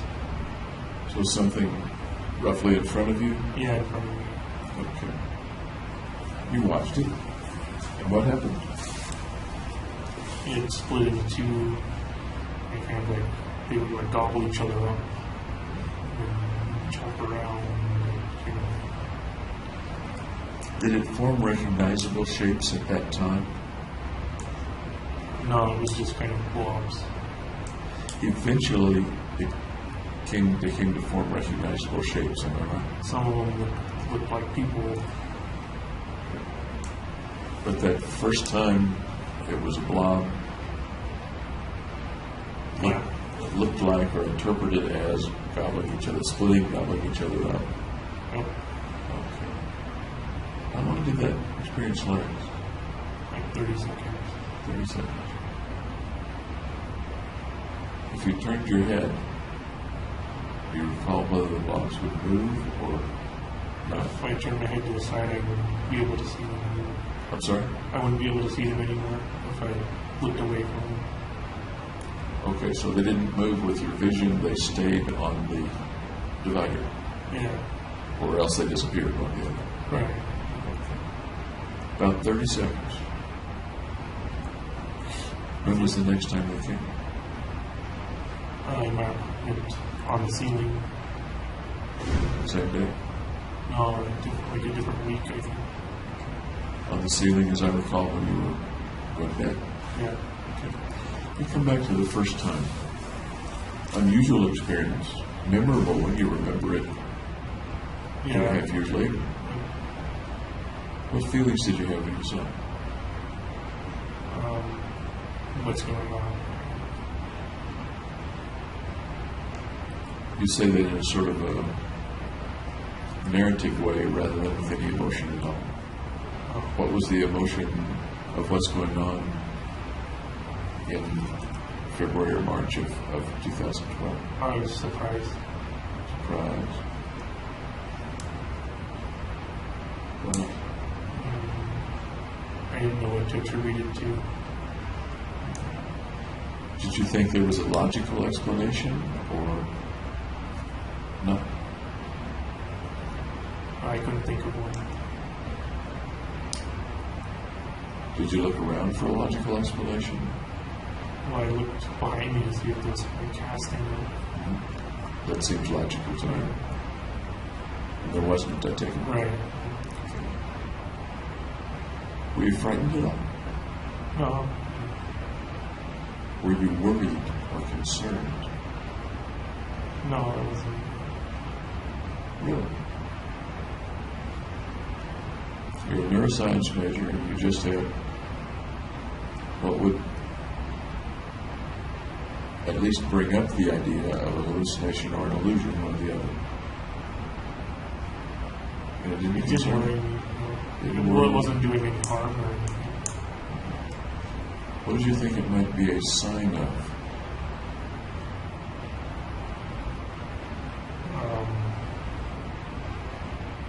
I don't think I thought of it that way.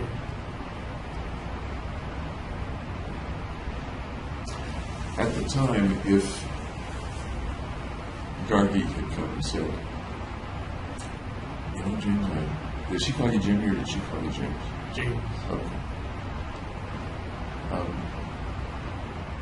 James, I had the weirdest experience. I'm sitting there at my lab desk and I see these blobs. They lasted for 30 seconds. They broke apart and they seemed to gobble each other up.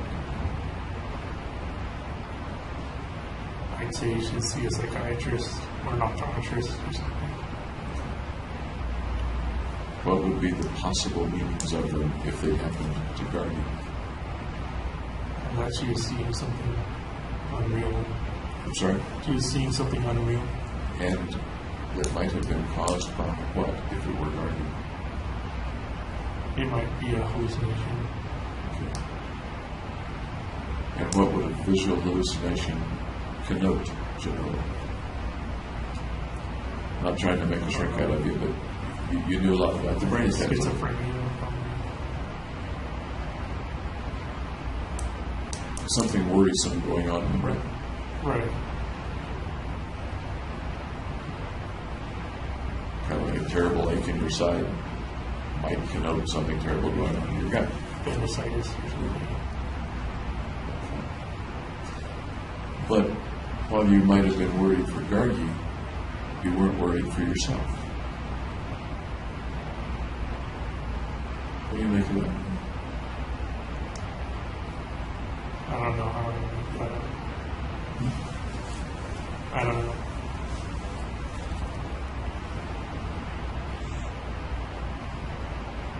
You said it was surprising, but you're acting almost as if it sort of felt natural. Nothing to write home about. Right, yeah. I don't think that's why you went to see Dr. Fenton, am I right? Or initially was right? No, I wouldn't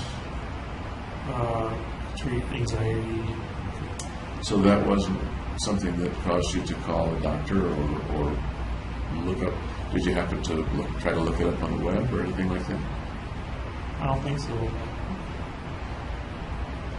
I just kind of accepted it for what it was. I'm sorry? I just kind of accepted it. As the shadows became more defined and returned a second time, did you become worried or concerned at all? No. What do you make of that? That's twice. I didn't consider it harmful or bad in any way. Why is it not harmful for James, but it's potentially harmful for Gargi?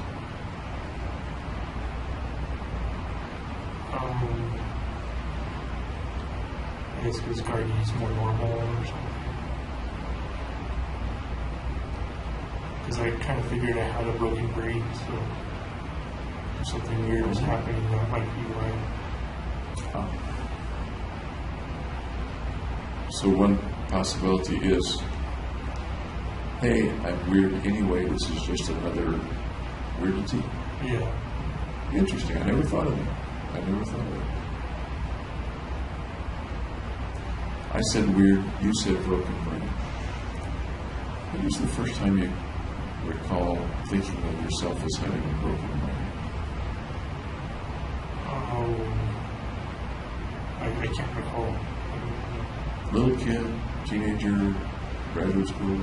I think teenager, but I'm not sure. That's what I recall as well. I don't recall you kind of saying.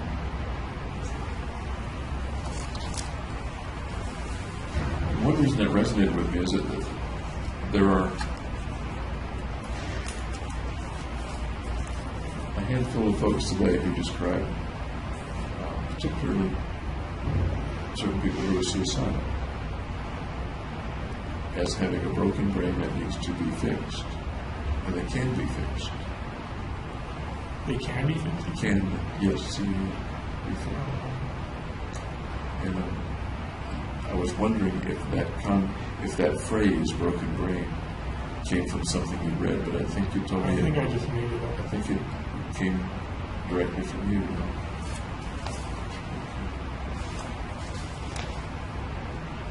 You talked about checking your appearance and scanning the environment. You talked about concerns with the penis. We went over that last time.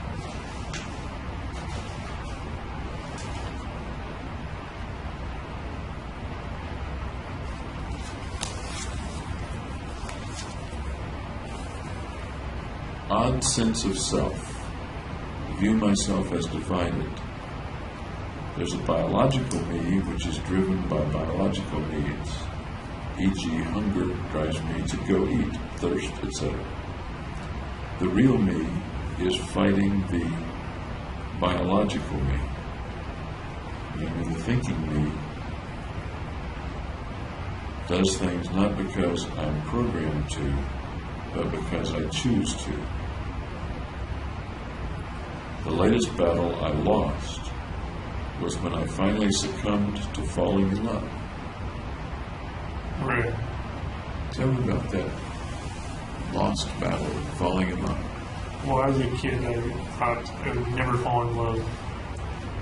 You thought you'd never fall in love? Yeah. Or you thought you'd never fall in love, or you didn't want to ever fall in love? I didn't understand what you Didn't said. want to fall in love because, Because of a particular reason? because girls had cooties or whatever. But here, the real me, let's see, the latest battle I lost was when I finally succumbed to falling in love. Tell me what that refers to. What was that? Well, there's a biological drive to procreate and biological drive of love, and I couldn't overcome those. Were you trying to overcome it? As far as you remember when you were writing the notebook, were you trying to overcome biological drive to procreate and fall in love?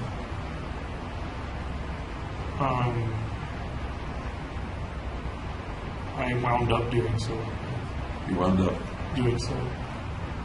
but were you trying not to? Yeah, I was trying not to just fight my biology. Tell me about fighting that part of your biology. Well, I resisted trying to fall in love. I'm sorry? I resisted trying to fall in love. You didn't fight the biology of hunger. That is, you didn't become very, very thin and not eat. Right. You didn't fight the biological drive of thirst. You'd get dehydrated, but it's not at this time in your life. Right. But I kind of made a pact when I was a kid not to fall in love with the women. That's a kid pact. I understand. Right. So I broke that pact. And that's one that's not a promise you can keep, is it? I guess not. It's not a promise that you can keep. Pretty soon you figure out that girls don't have cooties. Yep. But now we're talking about you as a grown-up, Right. a young adult.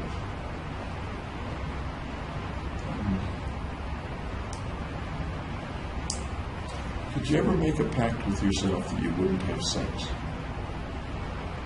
No. Would you ever make a pact with yourself that you wouldn't masturbate anymore? No.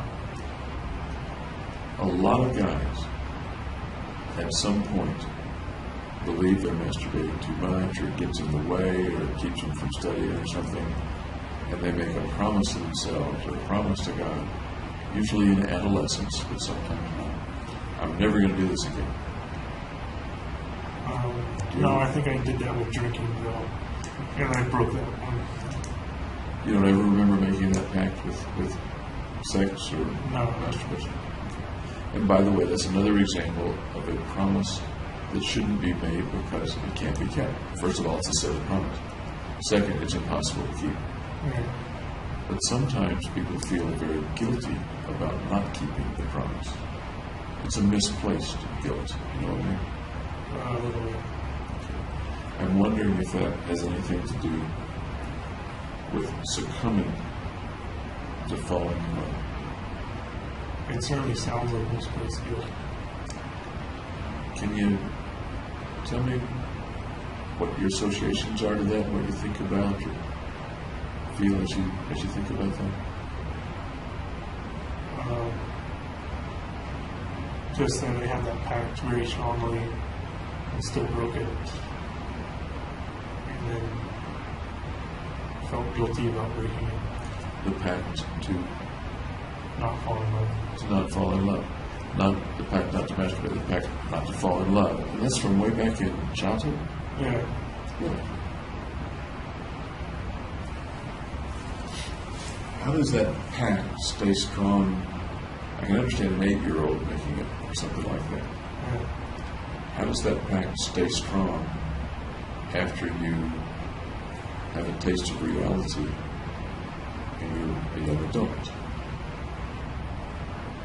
Seems It's just unusual. there. Seems unusual to me. One of the ways that it might stay strong, I guess, is that if you thought that falling in love would bring something terribly bad. No, I don't think I rationalize things like that. Falling in love means eventually you lose the thing you love. No, I don't think that. We love our dogs. We're a little kid. We lose our dog. I'll never love another dog again because it's painful to lose my dog. I'm not saying that's you talking, but it's a way that we make pacts. You'd have to have already loved your dog, but that when I was a kid, I didn't already love a girl. Some people who watch their parents get a divorce or watch their parents fight a lot will say, boy, this being in love must be really terrible. It causes you to argue and to throw things and maybe to get into fights. I'm not going to get into love, and I'm not going to fall in love because I don't want that to happen. I don't want myself to be hurt. I don't want to hurt other people. It wasn't the case for me. Beg pardon? That wasn't the case for me. Does the analogy apply to any other kind of pain that you might have anticipated with falling in love? I don't think it applies. Okay. I'll stop beating that dead horse then. You succumbed to falling in love. In what way did you succumb and how did you fall in love? Just by getting to know her. I'm sorry? Just by getting to know her. To know Guardian. Gargi. Okay, we're talking about Gargi. And you had already said she was your first serious girlfriend. Yeah. Okay.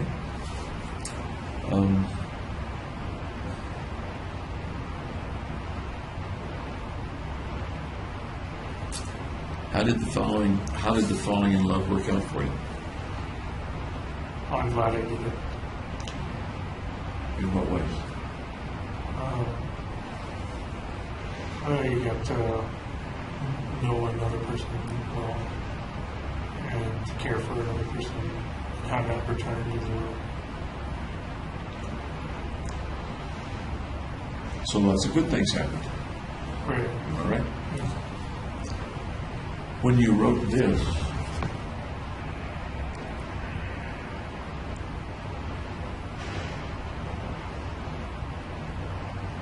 probably by the time you wrote this, good things had happened with Gargi. Yeah. But you still use the language that you lost the battle by falling in love. Maybe it was a tongue-in-cheek statement. Kind of. I've broken the pact to myself. Really. That was quite a pact. Okay. Any other pacts you've made to yourself? Kept or broken? That I would never hate my mother. That you would never hate your mother? Yeah. Okay. Tell me about that pact. How did that come about? That was also when I was a kid. I got angry at her. So you got angry at her, and what happened? I promised I wouldn't hate her. I'm sorry? I promised I wouldn't hate her. How do you get from being really angry to promising that you won't hate her? I don't understand the connection. Because it wasn't acceptable to be angry at her. Did you tell yourself you wouldn't hate her, or did you communicate that to her, or both? No, just to myself. Anger is one thing, hate is a little more, or a bit more than anger. Okay. My thought is the anger so scary for that little kid that you have to make a pact that you won't hate so that you don't ever get angry again or something like that? I don't know why I made the pact. Do you remember the episode of being angry? No. But you're pretty sure the pact happened when you were angry at your mom. Yeah, because I didn't want it to happen again. I'm sorry? Because I didn't want it to happen again. Didn't want it to happen again.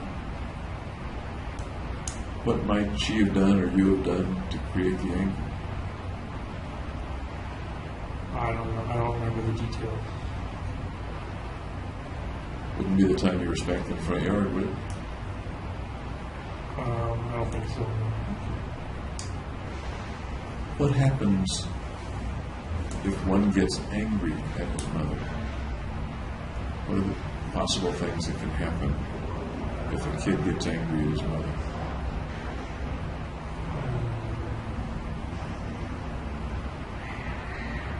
She could treat you differently. Such as? Use hostile tones of voice. Anything else she might do if you get angry at her? Put you in a timeout.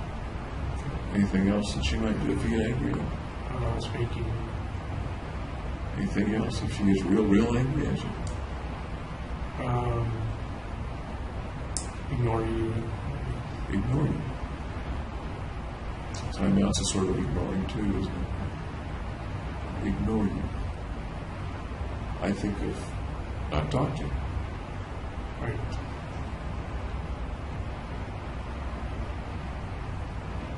What are you thinking? I'm not thinking anything.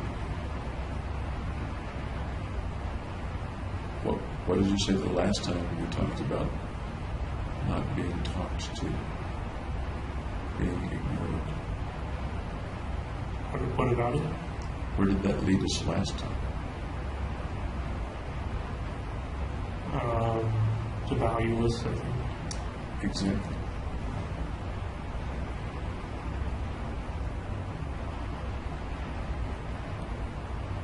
Seems to me that the single most important person that you want to value you is your mother, especially Right. when you're a little kid. Yeah.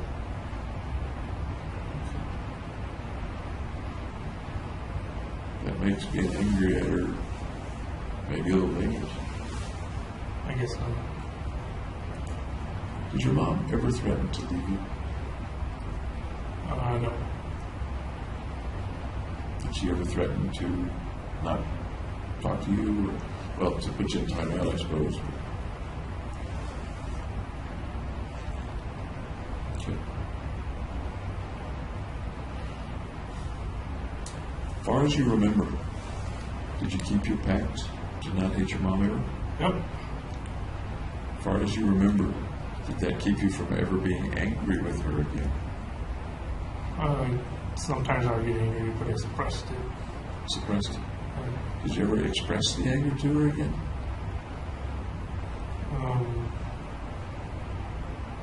No, I don't think so. Can one express anger without hating? Yeah. Like how?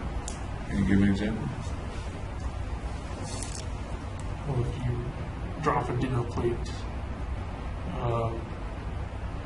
your mom can be angry at you, but she still means she loves you.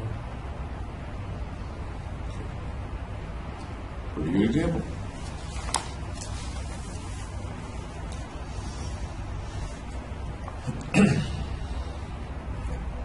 Back to the notebook. The obsession to kill since I was a kid, with age, became more and more realistic. Started as the entire world with nuclear bombs, then shifted to biological agent.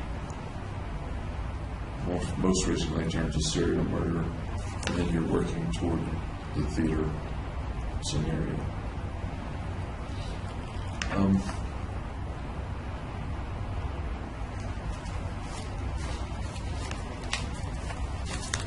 That little set of sentences suggests that at this particular time when you wrote the notebook, you drew some kind of connection between thinking about killing when you were a kid and ending up with the actual killing when you were grown. I guess it kind of progressed. In some of our earlier talks, there seemed to be gaps in that progression, and it wasn't particularly connected. It was a qualitatively different scenario in the child than in the person with the mission as an adult. Does that make sense?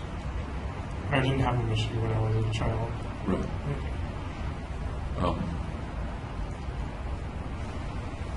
In the notebook comment, there's the suggestion of something a little different, that it was not qualitatively different, but merely but a kind of evolving set of quantitative differences between what you called the obsession to kill since you were a kid and the grown-up carrying out of the shootings. Right, it went from like everybody to just a small group. Do you see that as a continuum, or do you see it as an interrupted continuum, like a dotted line, or do you see it as two separate lines, one as a child and one as much later in life? No, I think it's one single continuous line. Okay. Was there any time when that line was interrupted? In other words, when you had no obsession or thought of killing other people, so far as you know? No, not really. Okay. Continuous line. And this is as you were remembering it in mid-2012, because that's when you wrote this. Right. And is this also as you remember it right now? That would I be think your they were one impression? and the same, yeah. But I think I heard you say more amorphous when you were a child. Right, there wasn't any clear details to it. It was just you gave it wrong. In the notebook, you used the word obsession. Obsession. Okay.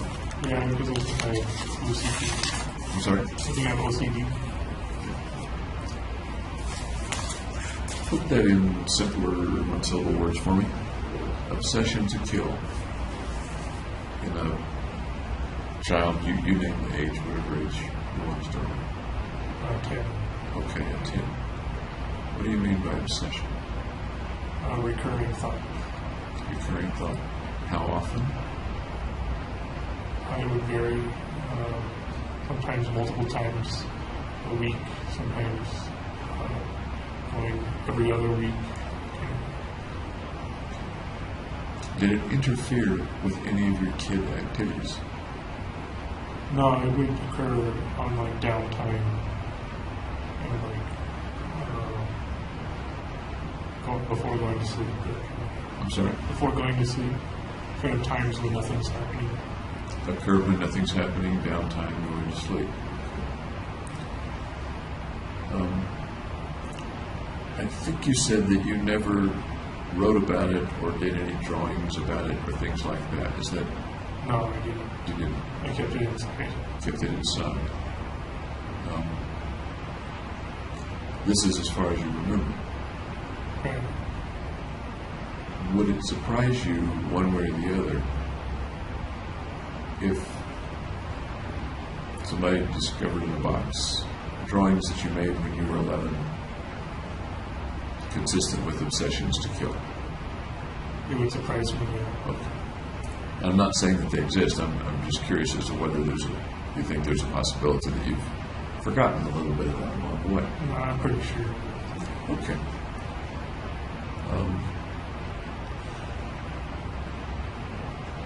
I did run across a couple of your early drawings, by the way.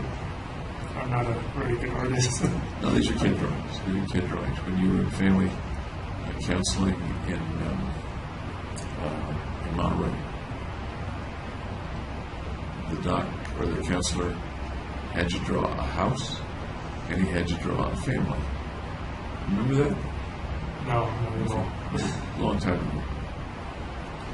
I am not a very good interpreter of children's drawings. I'm not a child psychiatrist, so I won't attempt to interpret them. But they didn't involve killing anybody, okay? Okay. They really didn't.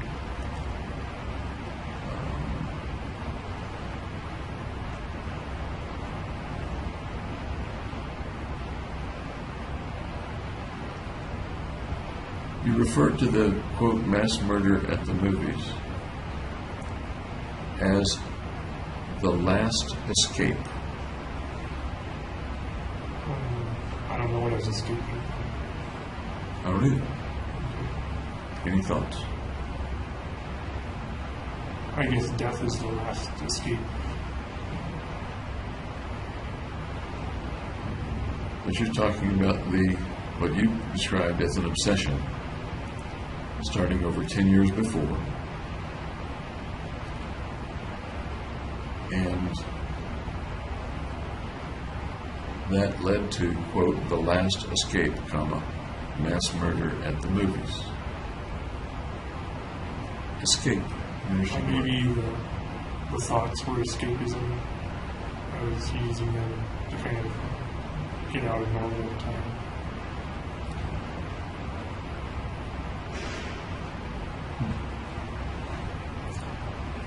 And then you're apparently explaining this to the reader.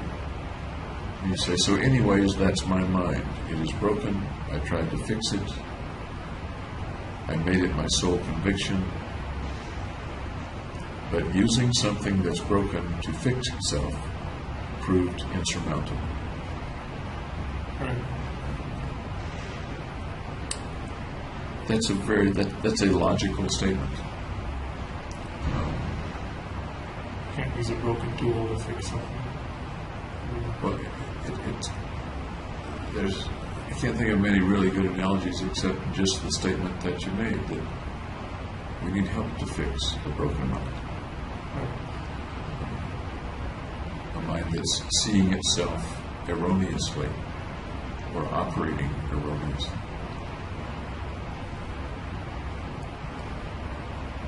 Do you think you saw yourself erroneously? Let me start out with childhood, age 10, 12. You had discomforts, you had uncomfortable times because of the way you believed you were. Do you think you viewed yourself erroneously? Or do you think you had an accurate view of yourself? Back then I thought it was normal. You thought you were normal, or you thought... When I was a little kid, I thought it was normal. Yeah. At roughly what age are you talking about? Like 6. 6. When you come up to 10, and you're thinking about killing people, and apparently you believe that's not normal. Right. Okay, because you keep it to yourself. Yeah. It worries you. That's my word, but did it worry you that you thought about killing people? It kind of, no, not really. Not really. Okay.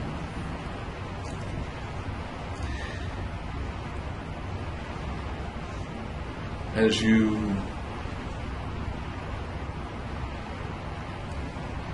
if I had been some other kid playing with you, roughly your age 10, 11, 12,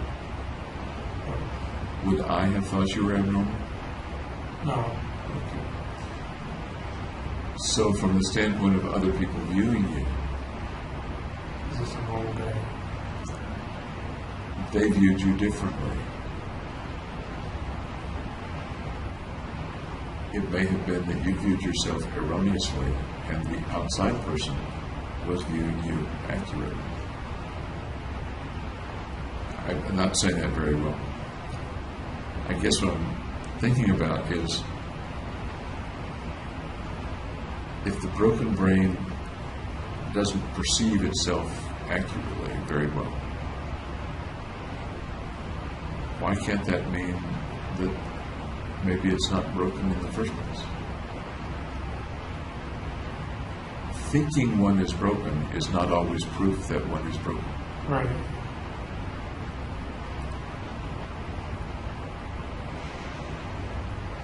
How accurate or inaccurate do you think you've been in viewing yourself over the years?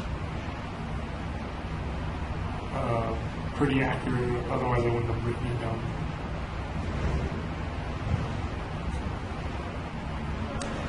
How accurately do you think that you interpret other people or view other people as normal, abnormal, good, bad, trustworthy, not trustworthy?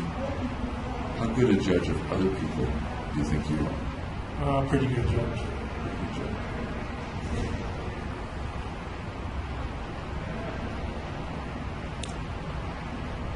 Do you think you are a pretty good judge of other people's feelings? Yeah, I can tell when they're happy or sad. When you were with Gargi, that was a close relationship. Right. Did you think you were a pretty good judge of how she was feeling at various times? Yeah. I remember you said you got candles on Valentine's Day. You made chicken, baked chicken for her. And you got candles. I remember asking whether you got them for her or for yourself. Remember what you said? No. You said you got them for you because you like candles. Yeah, the scented candles are nice. Beg your pardon? The scented candles are nice. Okay. Was there a part of you that got them because Gargi might have liked them? Yeah, I thought she would like them too. How much did you do for Gargi because it was something that you thought she would like?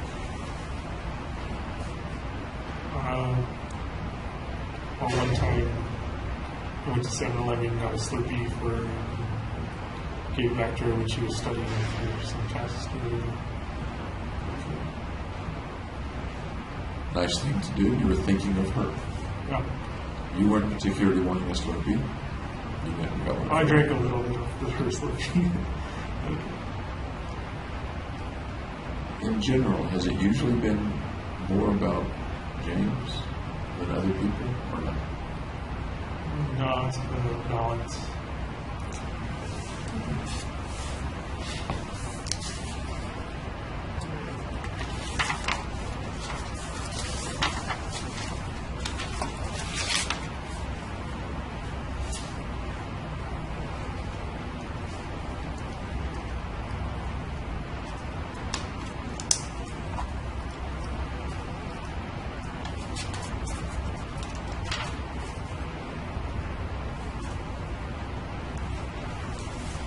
Let's see what else I see.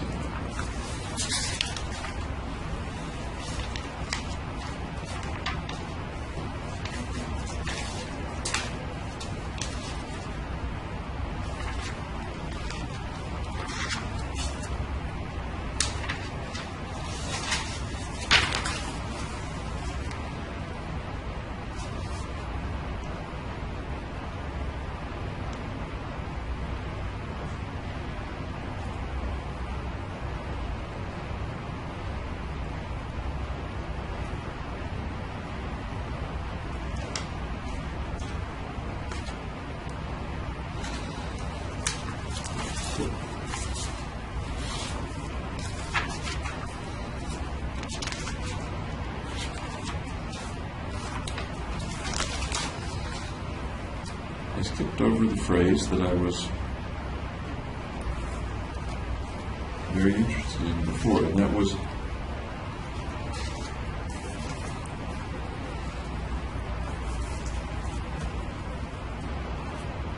in trying to,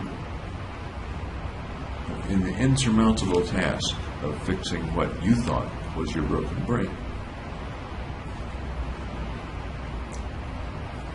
A couple lines lower, you say, in order to rehabilitate the broken brain, my soul must be eviscerated. I have no idea looking back on what that means.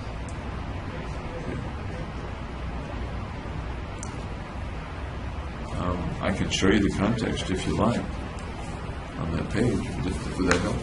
Maybe. Okay, and here's the eviscerated part.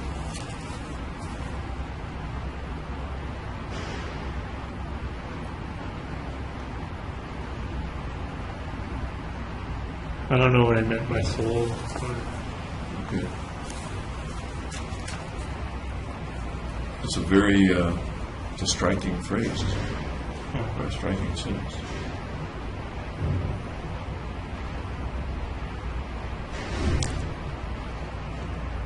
The next sentence is, I could not sacrifice my soul to have a, quote, normal mind.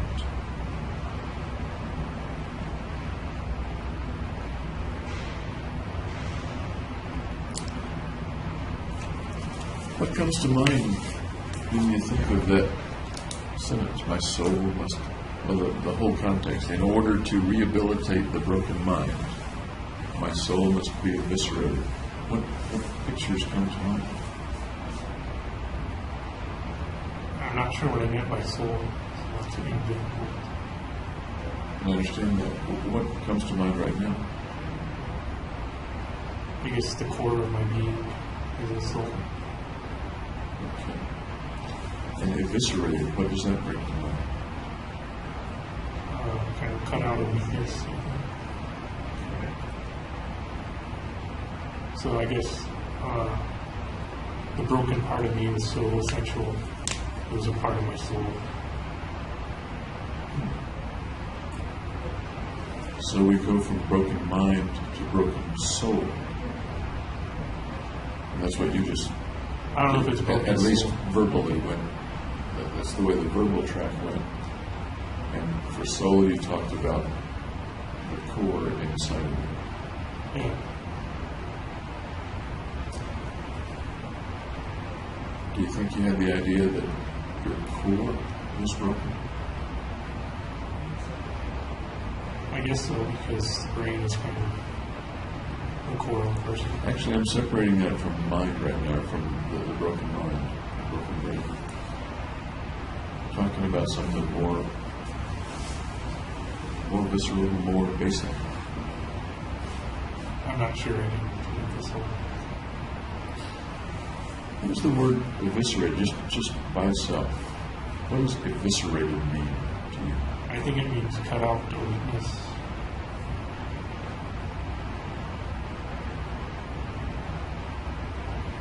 Cut out a weakness. Do you think that's what it means in this context, or do you think that's what the dictionary says? I guess what it means in this context, in the dictionary, means just to cut out. My impression of the word eviscerated is a little more serious than cut out. I can cut out an appendix. Right. But you wouldn't eviscerate it. I think of eviscerate as take out all the viscera, meaning all the guts, intestine, stomach, liver, kidneys. I consider that disemboweled. Beg pardon? I consider that to be disemboweled. It's exactly what eviscerate means. Okay, well, I don't have a dictionary. But, and again, if that's not what you think the word means, then that may be an irrelevant path to go down. Okay. But once again, you're a very smart guy. Summa cum laude. Not summa, only magna. Okay, magna cum laude. Yes. Not the highest. Okay, you're right.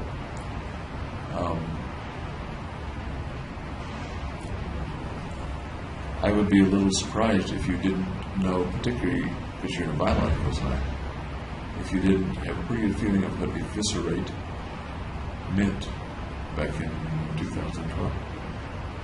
I thought like cut out an organ or something. Eviscerate my soul. My soul must be eviscerated. Any way you slice it, it sounds like a pretty radical cure. Yeah.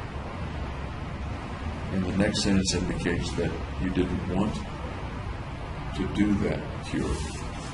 I could not sacrifice my soul to have a normal mind. Right. Is that the impression you get from reading the sentences together? Let me read it to you. Neuroscience seemed like the way to go, but didn't pan out. In order to rehabilitate the broken mind, my soul must be eviscerated. I could not sacrifice my soul to have a normal mind.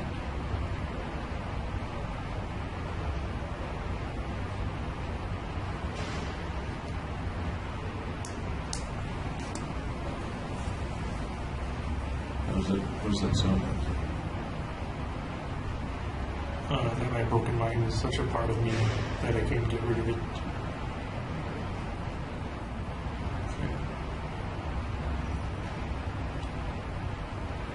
So, erroneous impression or not, that's one way that you may have been thinking at that time.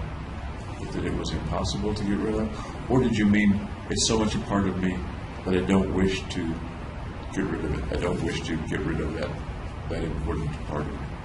I may have misunderstood. It's an important part of me. It's so important I can't get rid of it. Thank you for clarifying that. Thank you for clarifying it. It's so important that broken or not, I can't get rid of it.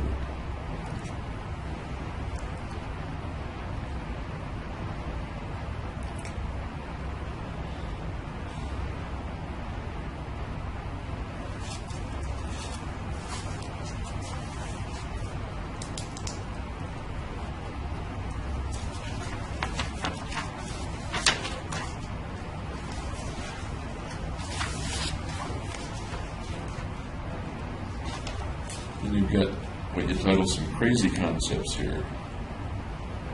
I was just like random stuff I was thinking about. Beg your pardon? That was random stuff I was thinking about. Some of which don't sound crazy, they sound kind of philosophical. I don't think you were referring to yourself as, these are the concepts of a crazy person. I think Right. you were, am I right? They were just kind of interesting. Okay. I didn't want to misinterpret that. Okay.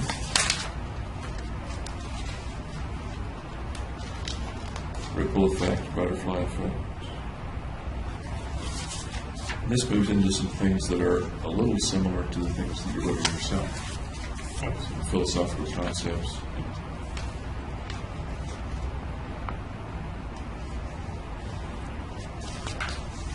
And then a few pages of the whys. Once again, any reason why I wrote it. any thought or context for doing the why, like 5 pages of why? I guess it just really bugged me. I didn't know why things were the way they are. Okay. And the why has bugged lots of people. As you were doing the why,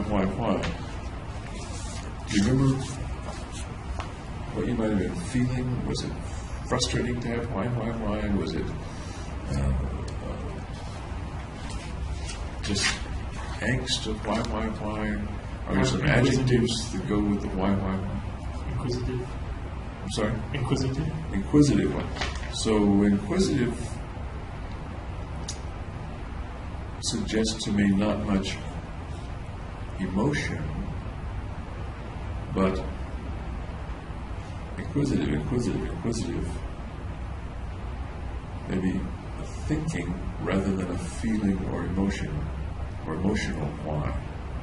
Is that just me, or is that the way you I was thought? trying to figure the why in the thought process. takes a while to write why 250 times, however many times it is. It wasn't that much, but yeah, it took a I'll while. bet there are 250.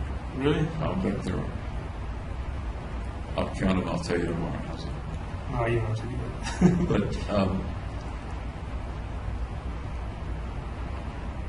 it's one thing to ponder and say, damn it, I can't figure this out. Why in the world? But to say why, for probably at least 10 minutes it took you to write that down. It seems a little unusual. You recall the I don't know what context? state of mind I was in. Do you recall what time of day it was? Whether you were about to go to bed or just got up? Or? I think it was afternoon. Do you recall roughly when it was? After you left school? Before your prelims? I think it was between dropping out of school and listening. Okay. So fairly far along in the process leading up to this shooting. I think so. Yeah.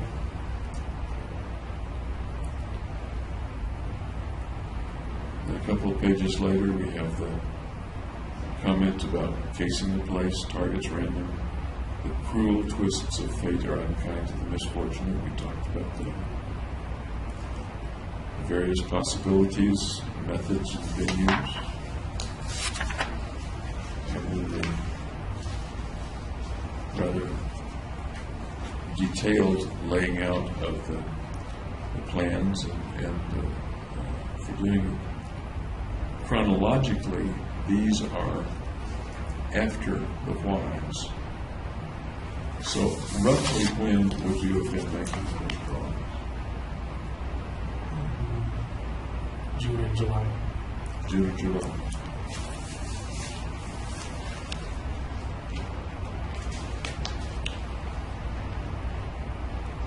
When you did these, actually when you did the whole notebook,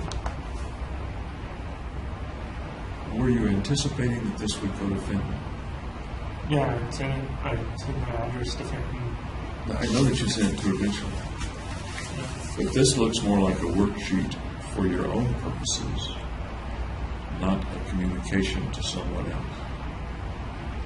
That was just a detail of my plans. When I was scoping out all the tactical situations. Was this used to detail your plan and think about it? Or was this a description of what you had already done for someone else to read about? A description. So this, for example, the drawings here, Yeah.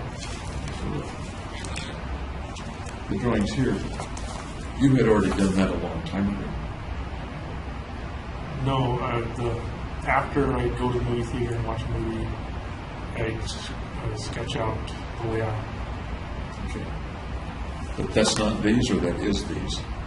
That is those. Because it would be fresh in my memory to remember This suggests to me that the last details of the planning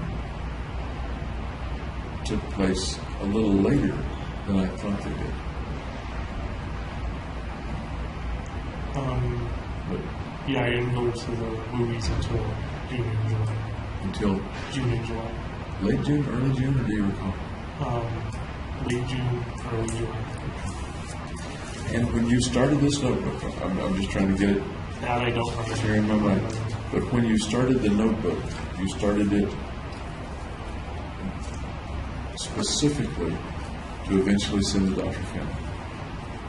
Yeah. Okay.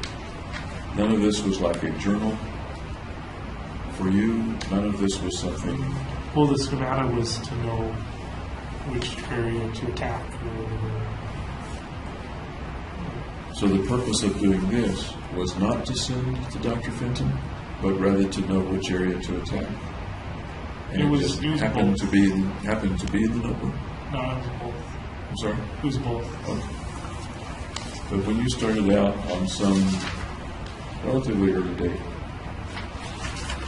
saying the questions, what is the meaning of life, what is the meaning of death, and your logo. That was at the beginning of a communication to Fenton. Yeah, I think I asked her like what the meaning in life was. That was one of my questions with Fenton. And you asked her what she thought the meaning of life And was. she didn't tell me. She wouldn't tell.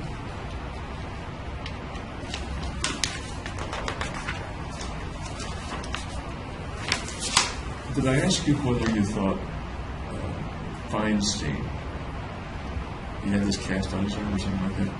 I thought that was a feint. I thought he was like keeping something dangerous in there. He was something dangerous. Did you think he was testing whether you would empathize with him? I asked him about his cast. I'm sorry? I asked him about his cast. He said, how did you break your arm? Or how your arm was doing? Okay. And you, but my question was, did you think it was a fake? You thought it was a fake, from what you just said. He was kind of paranoid. Okay. One of the things that you thought might be involved in the fake was hiding a weapon. I thought he might be having a taser or stun gun.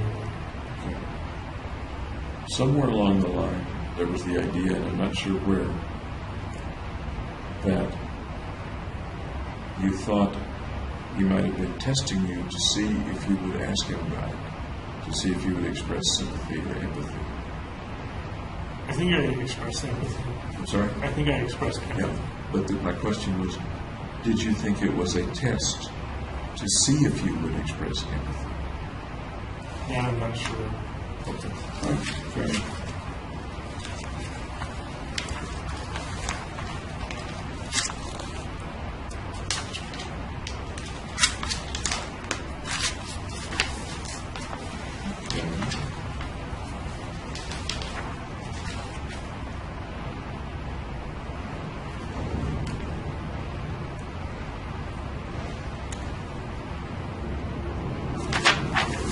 We've talked several times about the hatred of mankind that you wrote down.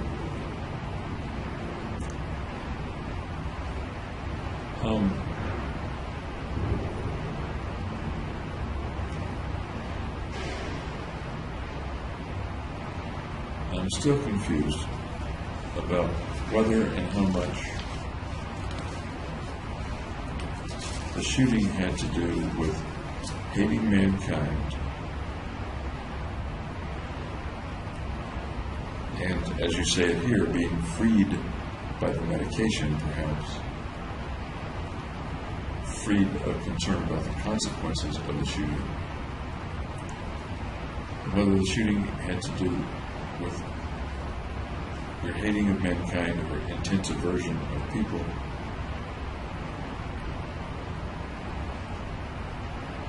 versus the means to gaining their value. Right. So, like, what weight did I assign? How much of it had to do with what you describe as primary drive reversion to hatred of mankind? Okay. You hate folks enough, you may want to kill them, and some folks may kill them.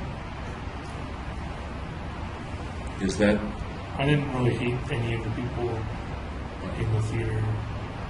I just hate mankind in general. Were they representatives of mankind to be hated and killed?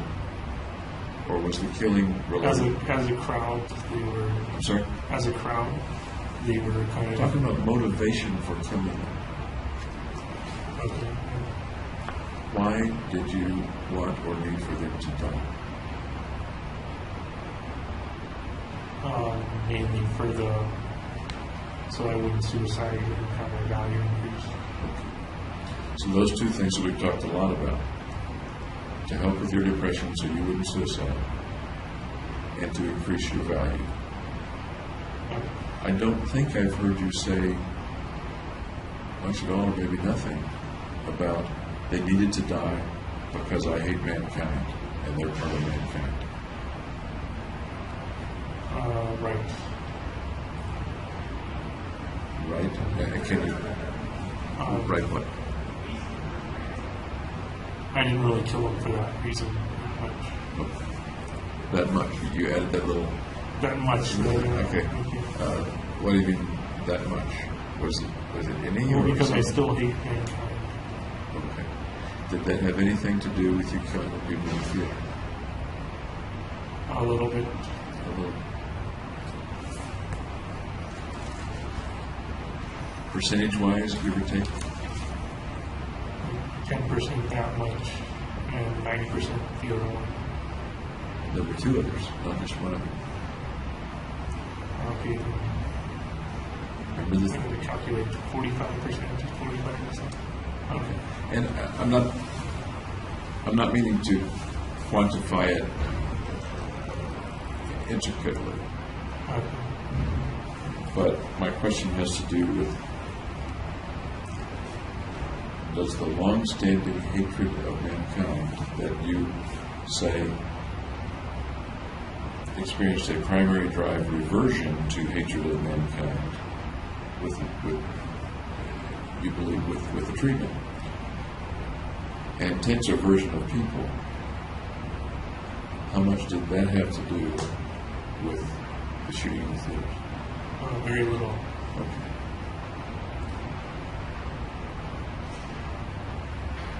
Refresh me as to, and I can look this on the timeline, I'll put the timeline, I suppose. You're going to see Fenton that general date and the time that you began to buy weapons, first weapons. I think about a quarter of the way through of seeing Quentin, I went to bought the first one.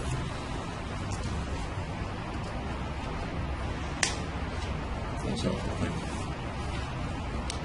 Okay.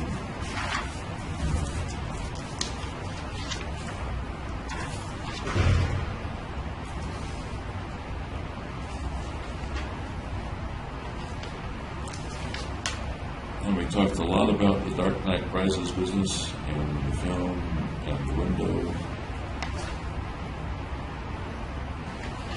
We went through that a lot.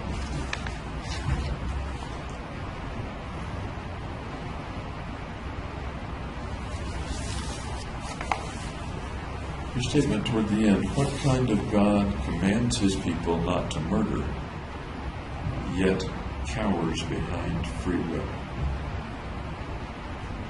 I'm not sure what that means. He lets everybody do what they want, but then says, no, you can't do this It says as a commandment, as a command. Yeah. cowers behind free will. Cowers is an interesting word to choose. I guess why wasn't he more bold? I'm sorry? Why wasn't he more bold and enforced it himself that people can't kill people? I mean, why didn't he just make it so that people couldn't kill him? Yeah. Is that what you mean? Okay. I understand.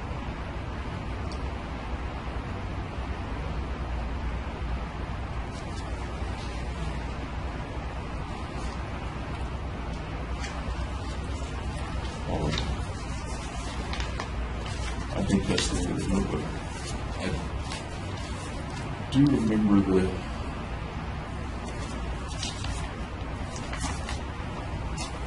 burned money stuff. We talked about that a lot, though. We talked about the burned money and what it might have meant and things like that. That you had closed with the notebook. Right.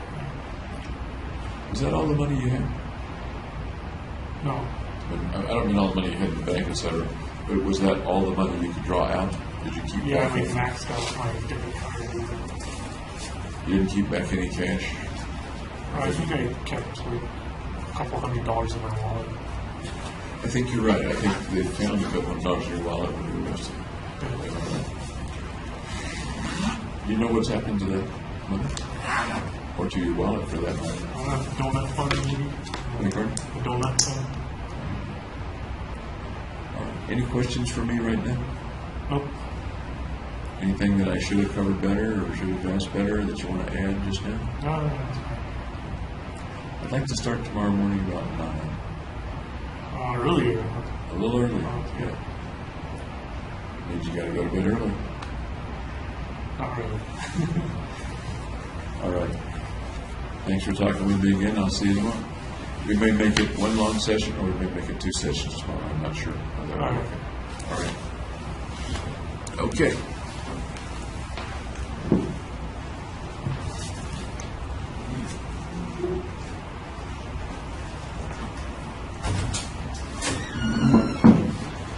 Thank you, gentlemen.